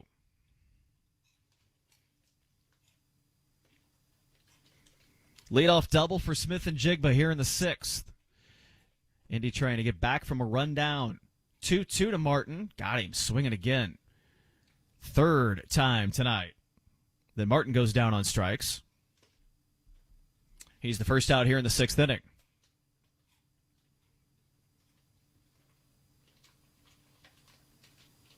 Six strikeouts recorded by Gonzalez now. Very solid outing here in Game 2. Cole Tucker gets a look at a breaking pitch low and in. Ball 1. A pair of groundouts to second base in his 2 appearances here in Game 2. After a 1-for-4 outing in Game number 1 this evening. 1-0 pitch. High in the zone, but got him swinging at it, and 1-1.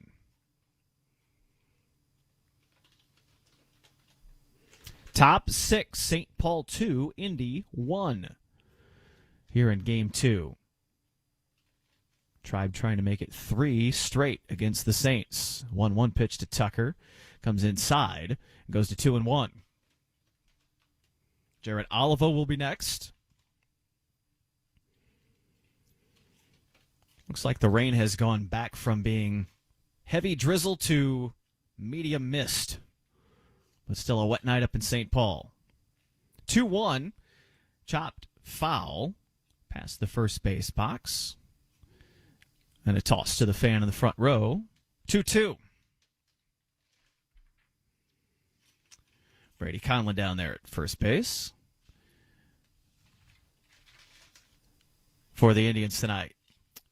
Tucker stands in. Gonzalez, big deep breath. Kicks and fires at 2-2. That one comes in at side Tucker's feet. He's got to shuffle out of his way. Stumble over across the other batter's box to avoid that one. And he'll work the count to 3-2. So Gonzalez goes back to they got those spikes on the back of the mound there to get a little dirt out of the cleat. Seems to have been a tick of a challenge for some of these pitchers tonight, but the footing is maintained pretty well on that pitcher's mound. 3-2 to Tucker, comes in high and away. Ball 4. So he draws a big walk here in the 6th. 2 on and 1 out now. Gonzalez is going to pause around for just a second. I keep anticipating a mound visit, and here it comes.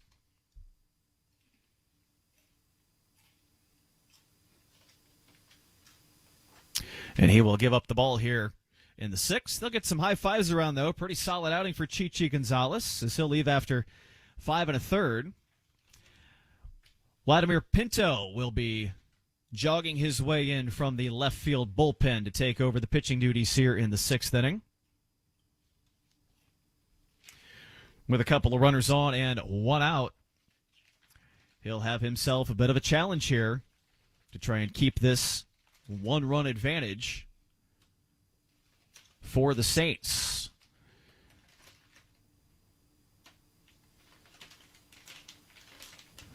Vladimir Pinto coming in 24 years old from Venezuela, 5'11", 205.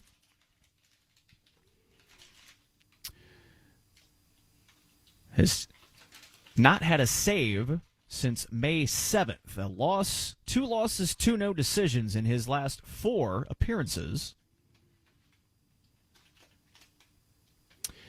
His first appearance against the Tribe this season.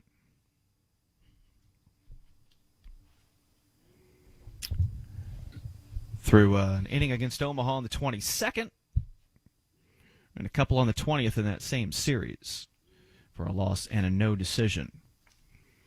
So he'll have Oliva and Madris ahead of him coming here as he gets warmed up. In the top of the 6th inning. It's raining heavily now. It's raining really hard, yeah. Every time they kind of go to a little closer camera angle, that shot of the folks up there, they look like they're underneath cover. So they're in some of the loge-level seats, I suppose, there at CHS Field. But we'll see what Vladimir brings. 0.61 the ERA, 11 walks and 19 strikeouts. His numbers on the season. But a little pressure situation here in the 6th inning. Oliva flew out to center field and grounded out to second here in Game 2. Righty versus righty in the 6th. Pitch, first one, floats up and away. Pinto kind of fell off to his left there, like he slipped a little bit. 1-0. If for some reason they stopped at this moment and were unable to resume, it would be a St. Paul rain-shortened victory. We'll carry on here, though, in the 6th. Looper out to right field. Floating over there is Fisher. Makes the catch deep in the corner, just in front of the track. Far enough out for Smith and Jigba to tag his way over to third. And that's the second out here in the 6th inning. Now, if the Indians were to tie the game or go ahead, and the rain came and they stopped play, it would be a suspended game and picked up before tomorrow's regularly scheduled contest. So we'll see how far they carry on here, as it has been raining in some form or function all of Game 2 here. It was a little bit toward the end of Game 1, but when we came back from the break between games, it was very clearly precipitating more. Bly Madris, big opportunity here. Check swing.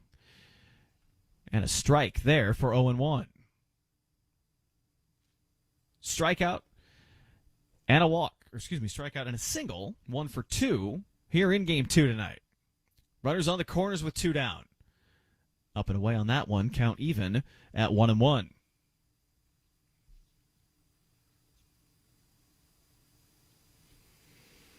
Again, 26 runs in our first game tonight.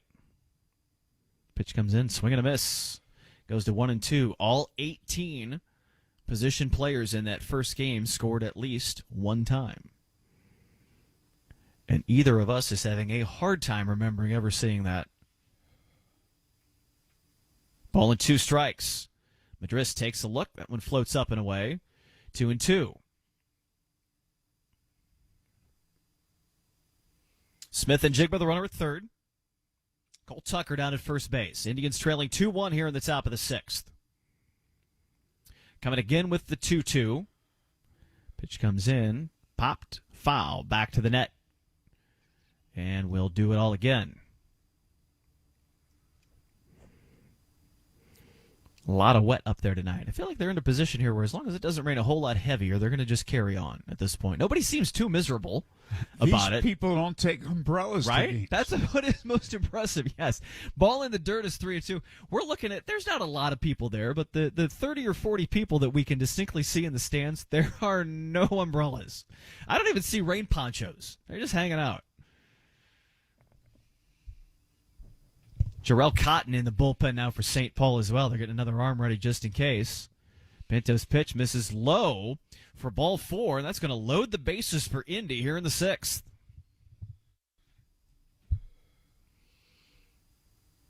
Madris is on for the second time tonight. Let's see if that might just pretty quickly end the evening for Vladimir Pinto. No, he's going to get a chance. Toby Gardner's given it a long thought. We're going to go righty versus righty here again. Jason DeLay, the catcher. That one way outside. Pinto's way off his game here, it looks like. Top of the 6th. Bases loaded. Indians are down 1 on a rainy night in St. Paul. Game 2 of a doubleheader scheduled for 7 innings. So a big opportunity here in the 6th. 1-0, low. Not only is he missing, he hasn't been close with these pitches. Not yet. 2-0 now. Maybe having trouble gripping the ball with the rain. Runners take their leads. Delay looks in. Pitch comes in low again. 3-0. So Delay will have a chance to just take a look at this one. 2 outs and a 2-1 deficit for the Indians, but a big chance here in the 6th. And that one straight across, straight in, 3-1. 2 outs here. Bissonnette, the number 9 hitter, could be next. See what Jason Delay can do at 3-1. Pinto kicks, fires, low, ball 4, and that is going to tie the game on back-to-back walks. 3 walks in a row if you want to go back to Tucker, and just like that, we are all square at 2-2. Well, he got the first hitter he faced, Oliver, to fly out, but walked 2 in a row, and that's Toby Gardenhiner has seen enough. Certainly has. He'd seen enough a little while ago, but I had to let him go for that one, and that's it. Pinto's going to wonder what happened on that one tonight. He'll take the short walk back to the dugout. Next man up will make the long walk out from the bullpen. For the St. Paul Saints, they move on to their next pitcher of the evening.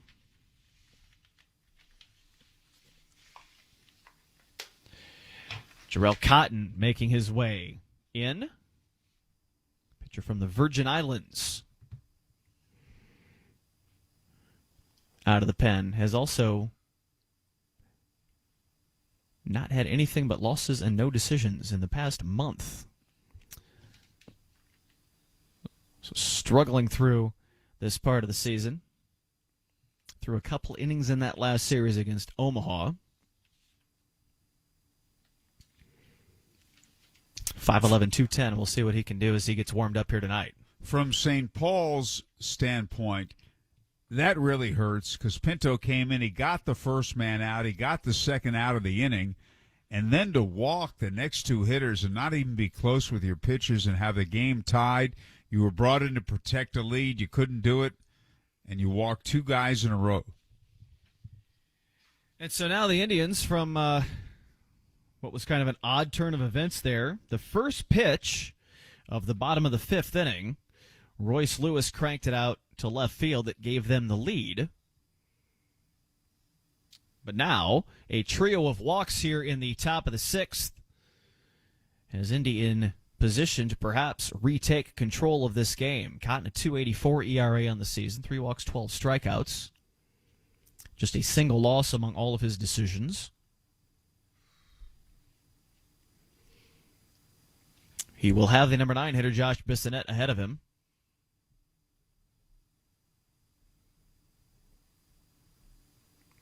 But then perhaps the top of the order to follow. We shall see. All 3 runners on base got there by walk. Tucker at third, Madris at second, Delay at first. First pitch way up under the arm. Had to turn out of that one. Bissonnette takes one high for ball 1. Very nearly leaned into that one and caught an elbow. Singled his last time up. Looking for a big one here. 1-0, popped up, backing out to the right side, and the count goes to 1-1.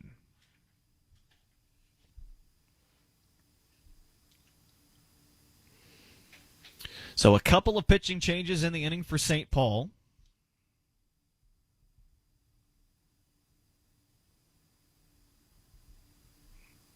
After a brilliant start tonight by Chichi Gonzalez, pitch high, way high in the zone, and a 2-1.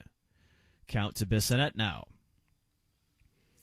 And Cotton quickly looking around for anything to reset himself right now. So a little bit of rain continues in St. Paul. 2-1 pitch comes in, and another one high. Bissonnette turned on it, and he is given the benefit of that check swing for 3-1.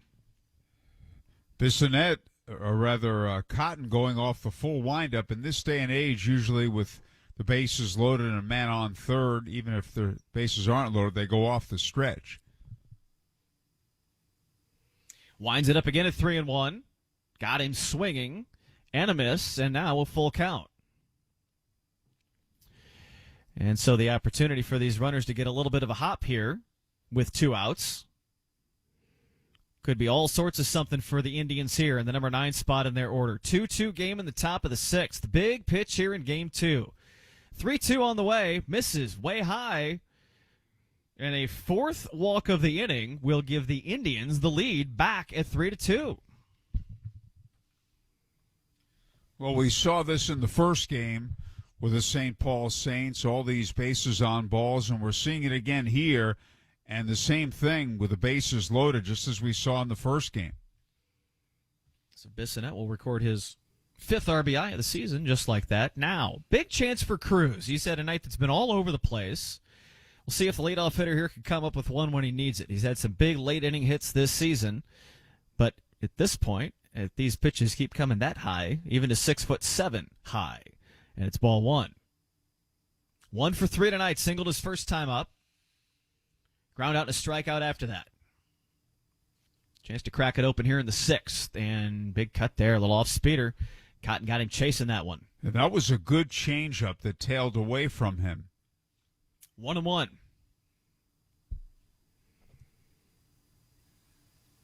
A double and 4 walks accounting for Indy retaking the lead here in the 6th inning.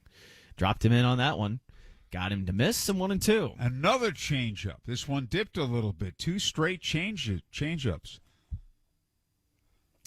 Keeping it down as well. Scouted Cruz well. 1-2 on the way. That one comes up and out, and now 2-2.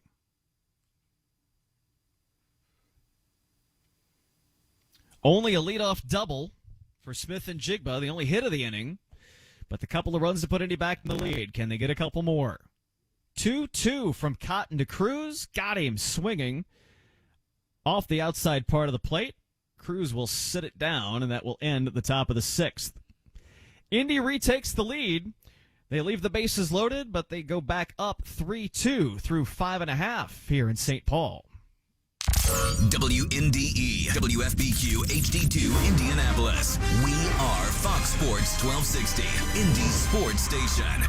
I've got some advice for you. If you need a very special gift for a very special someone, then you need to see my friend Mary and her spectacular collection of beautiful jewelry at Camus Fine Jewelers at 82nd and Fall Creek. Mary's been making me a hero for years, and she'll do the same for you. They'll even gift wrap it for you also. A special something to fit everyone's budget. Come on, do you really think she wants a shiny new vacuum? Or would she rather have a shiny new diamond? Camus Fine Jewelers really are a cut above.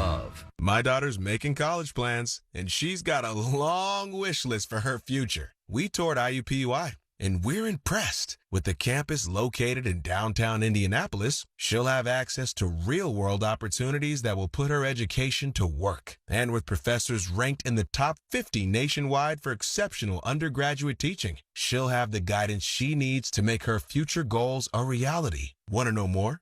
Go to iupui.edu. Failed sump pump, flooded basement. Water damage happens fast this time of year. For 39 years, Hayes & Sons has been restoring water damage in Indiana homes and businesses. They'll help you navigate your insurance claim and get your life back on track. So when a water disaster strikes, tell your insurance agent you want Hayes & Sons for your restoration work. For more information, please visit hayesondsons.com. The Indianapolis Indians are always right here on Fox Sports 1260, Indy Sports Station. We're heading toward the bottom half of the 6th inning. Brad Brown here in the booth with Howard Kellman tonight. The Indians have retaken the lead 3-2 on a double and 4 walks in the 6th inning. Cam View comes back to the mound here in the bottom of the 6th, and he's got to look at 5, 6, and 7 in the St. Paul order with a 1-run lead. Pitch popped up left field. Floating over to make the catch is Oliva, and that gets the big first out here in the 6th inning. Sturgeon 1 for 3 on the night now. Again, Chichi Gonzalez, the starting pitcher for St. Paul. Went 5 1/3. In that 6th inning, gave up a double and a walk, though, that kind of started it, and they were thinking maybe those middle relievers could bandage that up, but they were terrible. With a trio of walks to tie and give back the lead. Jermaine Palacios now, pitch high. Quickly count goes to 2-0. Flew out to center field, his first time up. He had the first RBI of the night for St. Paul, fielder's choice in the 4th inning. A double play that was unable to be turned scored their opening run. And this pitch, fly ball, center field, way up and way out. Gone to the deepest part of the ballpark. And just like that, we are all square again at 3-3. Jermaine Palacios' 3rd home run of the season. Got up, way up. Right, went the better part of 420 feet out there to just right of center field. And just that quickly, Cam View has given up a pair of home runs. That was a beaut of a swing. Way high off the back tarp of the back concourse up there at CHS Field. So now after all of that craziness earlier, here in the 6th, we're all back even at 3-3 as the rain continues to fall a little bit more sideways in St. Paul tonight. Now, one thing I learned when I was young, not to say the rain is really coming down. And I'll tell you what. Because it could always be more, yes. Well, I was watching a Yankee telecast. Phil Rizzuto, the scooter, was broadcasting. Sure. And he said, look at that rain coming down. And there's a dead silence. And then he said, my producer, Jack Murphy, wants to know if I've ever seen rain go up. Love it. Good stuff. Ground ball right to first. Quick play there for Martin to step on the bag and record the second out here in the inning. So 2 down now, and Soto will be the batter. One time the scooter said after a Yankee made a terrific play, oh, I got to see a replay. Holy cow, I got to see a replay. Now, we're going to have a pitching change now. Miguel Perez goes out to the mound. Then there's dead silence. Well, we're not going to see a replay because I'm afraid he might not catch the ball again. Not only that, the machine's broken. Outstanding. So Cam View, quite an interesting outing right there. Gives up 2 home runs. Got a couple of good outs otherwise. Got a double play to get out of that 5th inning, but evidently they'd seen enough. So the Indians moving on. Christopher Melendez coming on. Melendez making his way in from the bullpen here. Be the 4th arm of the night for Indy. We'll kick around some of his numbers as he gets warmed up here in the bottom of the 6th inning. 13th appearance of the season with 16 1/3 innings ahead of him. ERA coming in at 2.76. 10 walks, 23 strikeouts, and a 2-1 record.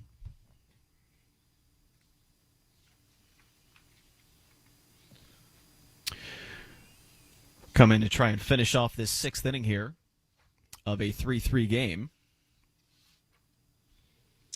Very much a different way of producing runs here in game number 2. Indians scrapped one together in the top of the 1st with the help of a throwing error on a pickoff play.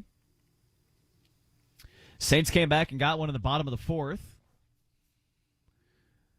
Couple of base hits and a tough turn on a double play made it 1-1. Royce Lewis hit the first pitch of the 5th inning out to put St. Paul up 2-1. The Indians used a double and 4 walks in the 6th to go back in front, and then Palacios' home run here in the 6th. Even things up at 3-3. And just looking at that monitor, it looks like a pretty steady and a fairly heavy rain. We'll see where the rest of the evening goes here. I think the prospect of it only being a 7-inning game, they might try to make their way to the end of that. So Melendez getting a visit from the home plate umpire. He has had something of a bracelet or something around his left wrist. And if they decided to halt things at this particular time with a game tied, it would be a suspended game. Pick it up where they go from there. But we're set to go. 2 outs, bottom 6, all reset. Elliott Soto, the number 8 hitter, and the St. Paul lineup pitch goes high and away for ball 1.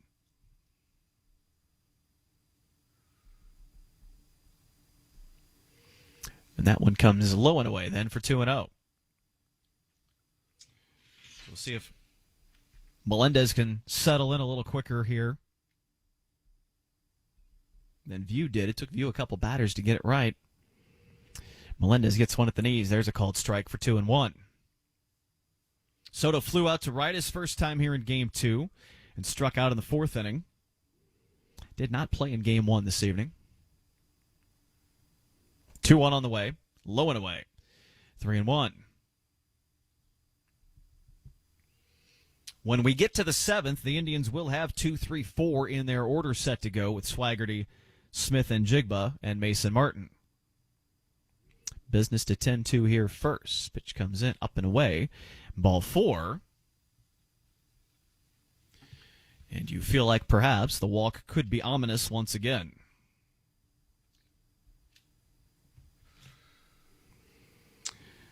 Just the second walk issued, third tonight now by the Indians pitchers.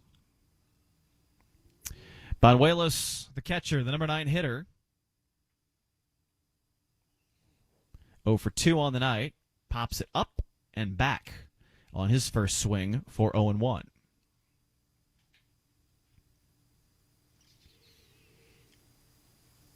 Three runs, 7 hits for St. Paul. St. Pete would be really nice right now compared to St. Paul, where it's not 49 and raining. 3 runs, 6 hits for the Indians. Ooh, up in his eyes. Banuelos ducked out of the way of that one. A little too close for comfort. He'll take a quick reset, adjust the helmet. Pitcher will reset himself as well. His count goes to 1-1.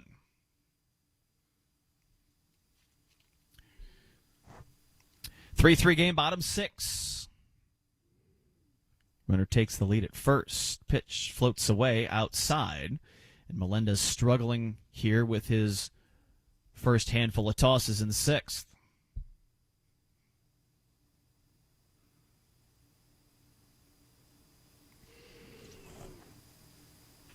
Two balls and a strike. Sets, kicks, fires. That one comes in low again. Trying to do his best to frame that one up was delay, but couldn't get it, and it's 3-1.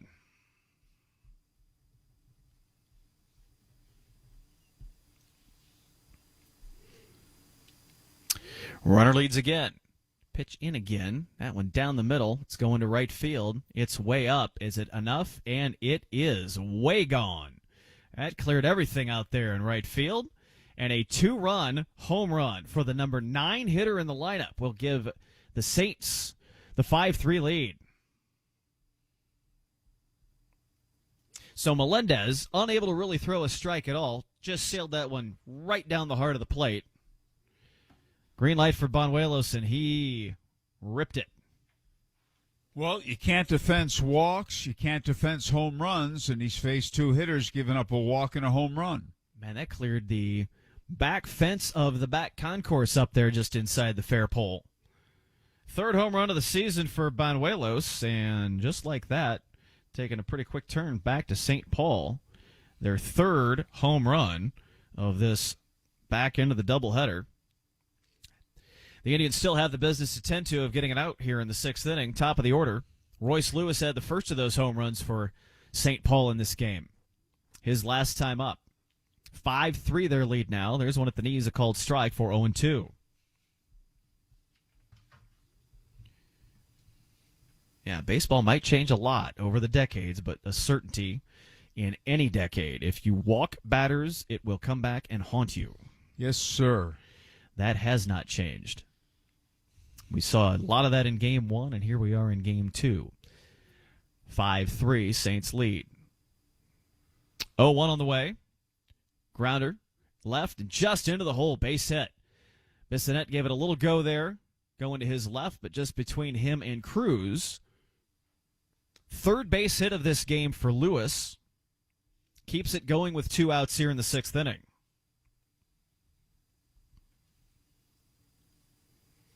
Couple of singles and that home run for the St. Paul leadoff hitter.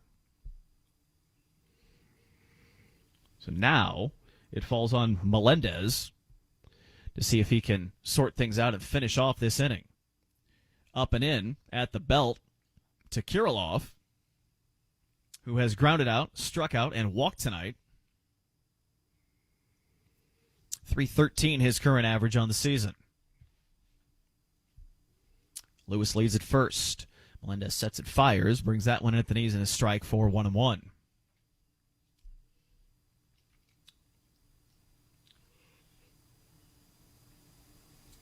Bottom 6, 7-inning game in this back end of the doubleheader tonight. Indians took the first one 16-10.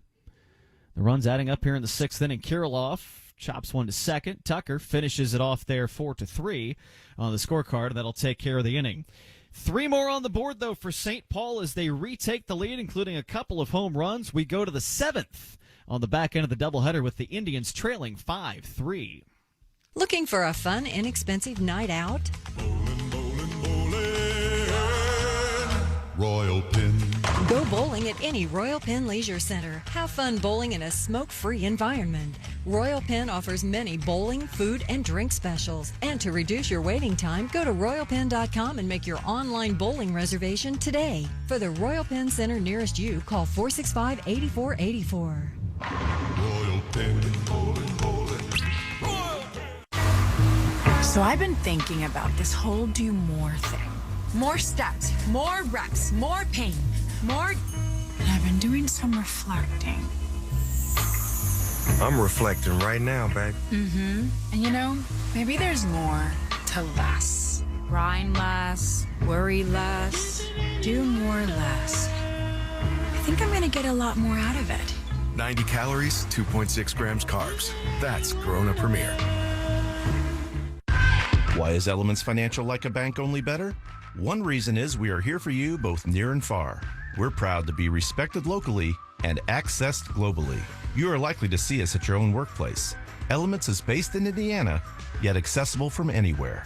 And overall, we're helping you to be smarter with your money in any situation. Visit us at elements.org to learn more reasons we are like a bank, only better. Federally insured by the NCUA. Now back to your Indianapolis Indians on Fox Sports 1260, Indy's sports station. 7th inning of Game 2. We hand things back over to Howard Kellman. Okay, thank you so much, Brad. And the Indians are trailing by 2 runs going to the 7th. We thank Logan Browning for his great work tonight. Both games of the doubleheader in studio at Fox Sports 1260, WNDE. The steady rain continues. And Travis Swaggerty will lead off for the Indians, and Cotton is still in there for St. Paul. And he struggled. He walked 3 men in a row in the 6th inning, 2 of them with the bases loaded. Swaggerty leading off. Okay, the Indians need 2 to tie their last chance. And the pitch, he's ready to bunt. Bunts in the air. Foul left side out of play. Strike 1. That's an excellent play. You're down by 2. You want to get on base. You also can disrupt a pitcher's rhythm when you lay down a bunt. The only thing was he fouled it off. But his intentions were good. And the 1-strike pitch in the dirt, ball 1. Kanan, Smith, and Jigba on deck, and Mason Martin to follow. Batters 2, 3, and 4 for the Indians. St. Paul 5, the Indians 3.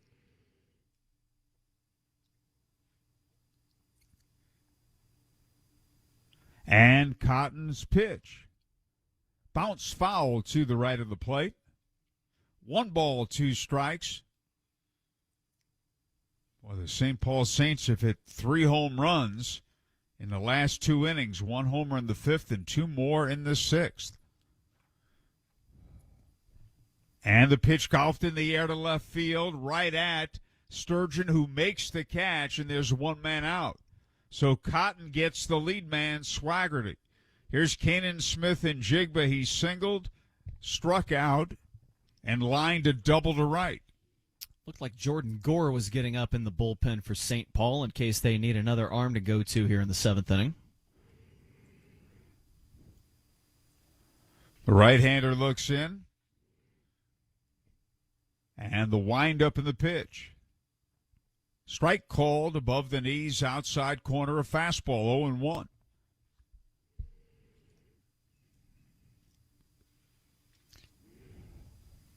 Cotton delivers. Breaking ball, line down the left field line. That's a fair ball. Base hit. He's trying for 2. Here comes the throw to second, the slide, the tag. He's out. Out at second base. And the Indians are down by 2 runs here in the last inning. You can't take any chance at all when you're down by 2, but Smith and Jigba did, and he's thrown out 7-4. His job is just to get on base, and he tried to take an extra base and was out from Sturgeon to Soto. Yeah, Sturgeon was a long ways out there toward the warning track, so that's kind of a tough 50-50 play, but you got to think that in retrospect, Smith and Jigba probably needs to sit that one out at first and just take what you got to keep the inning going. The Indians are down to their final out. Mason Martin, the batter, he takes a ball inside. He takes a pitch a little bit high, ball 2, 2-0. There are times you never should gamble, and that's one of them. When you're in the last inning down by 2 or more runs, and the pitch is outside, ball 3.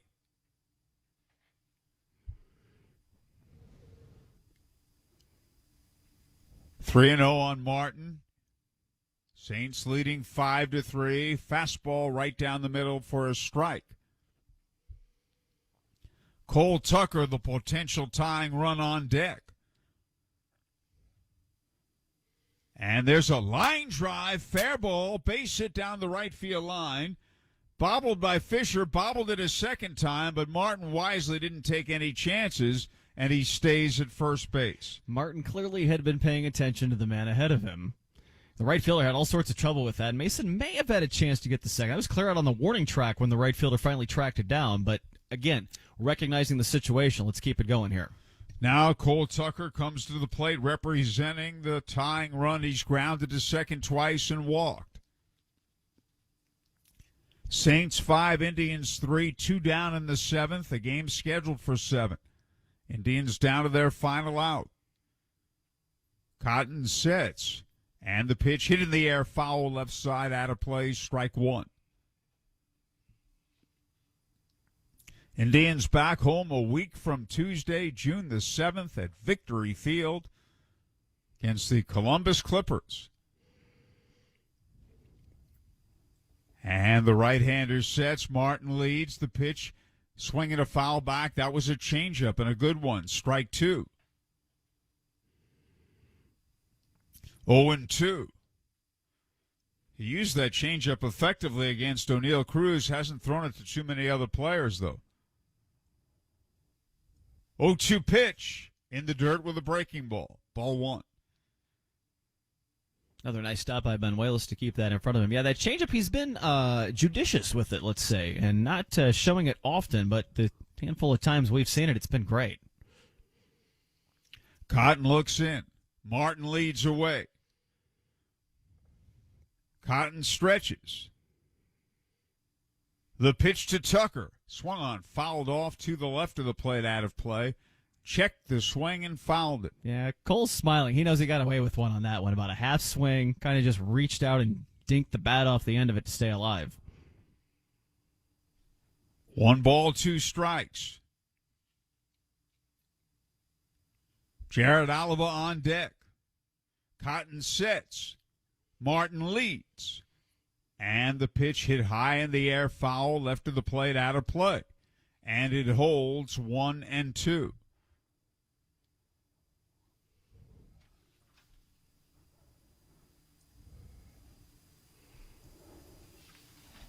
And again, the right-hander looks in. He sets at the belt.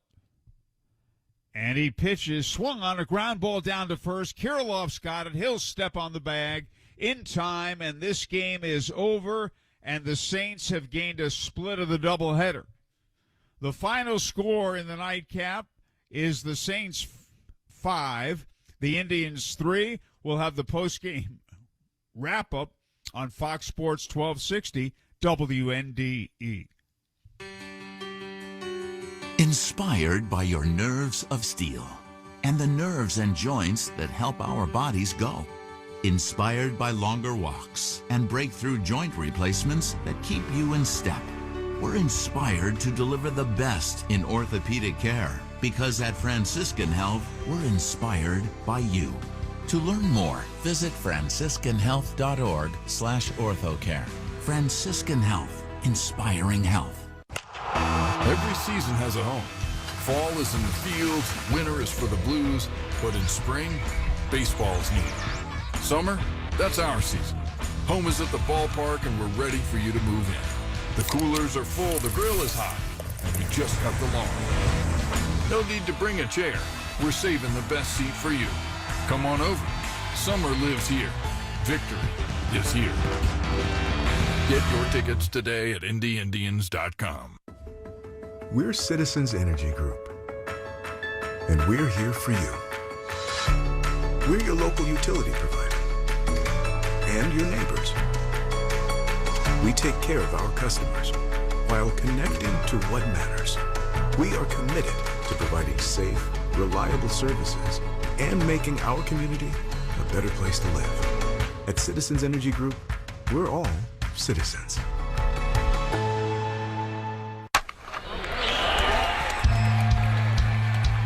Time now for the Indianapolis Indians postgame show.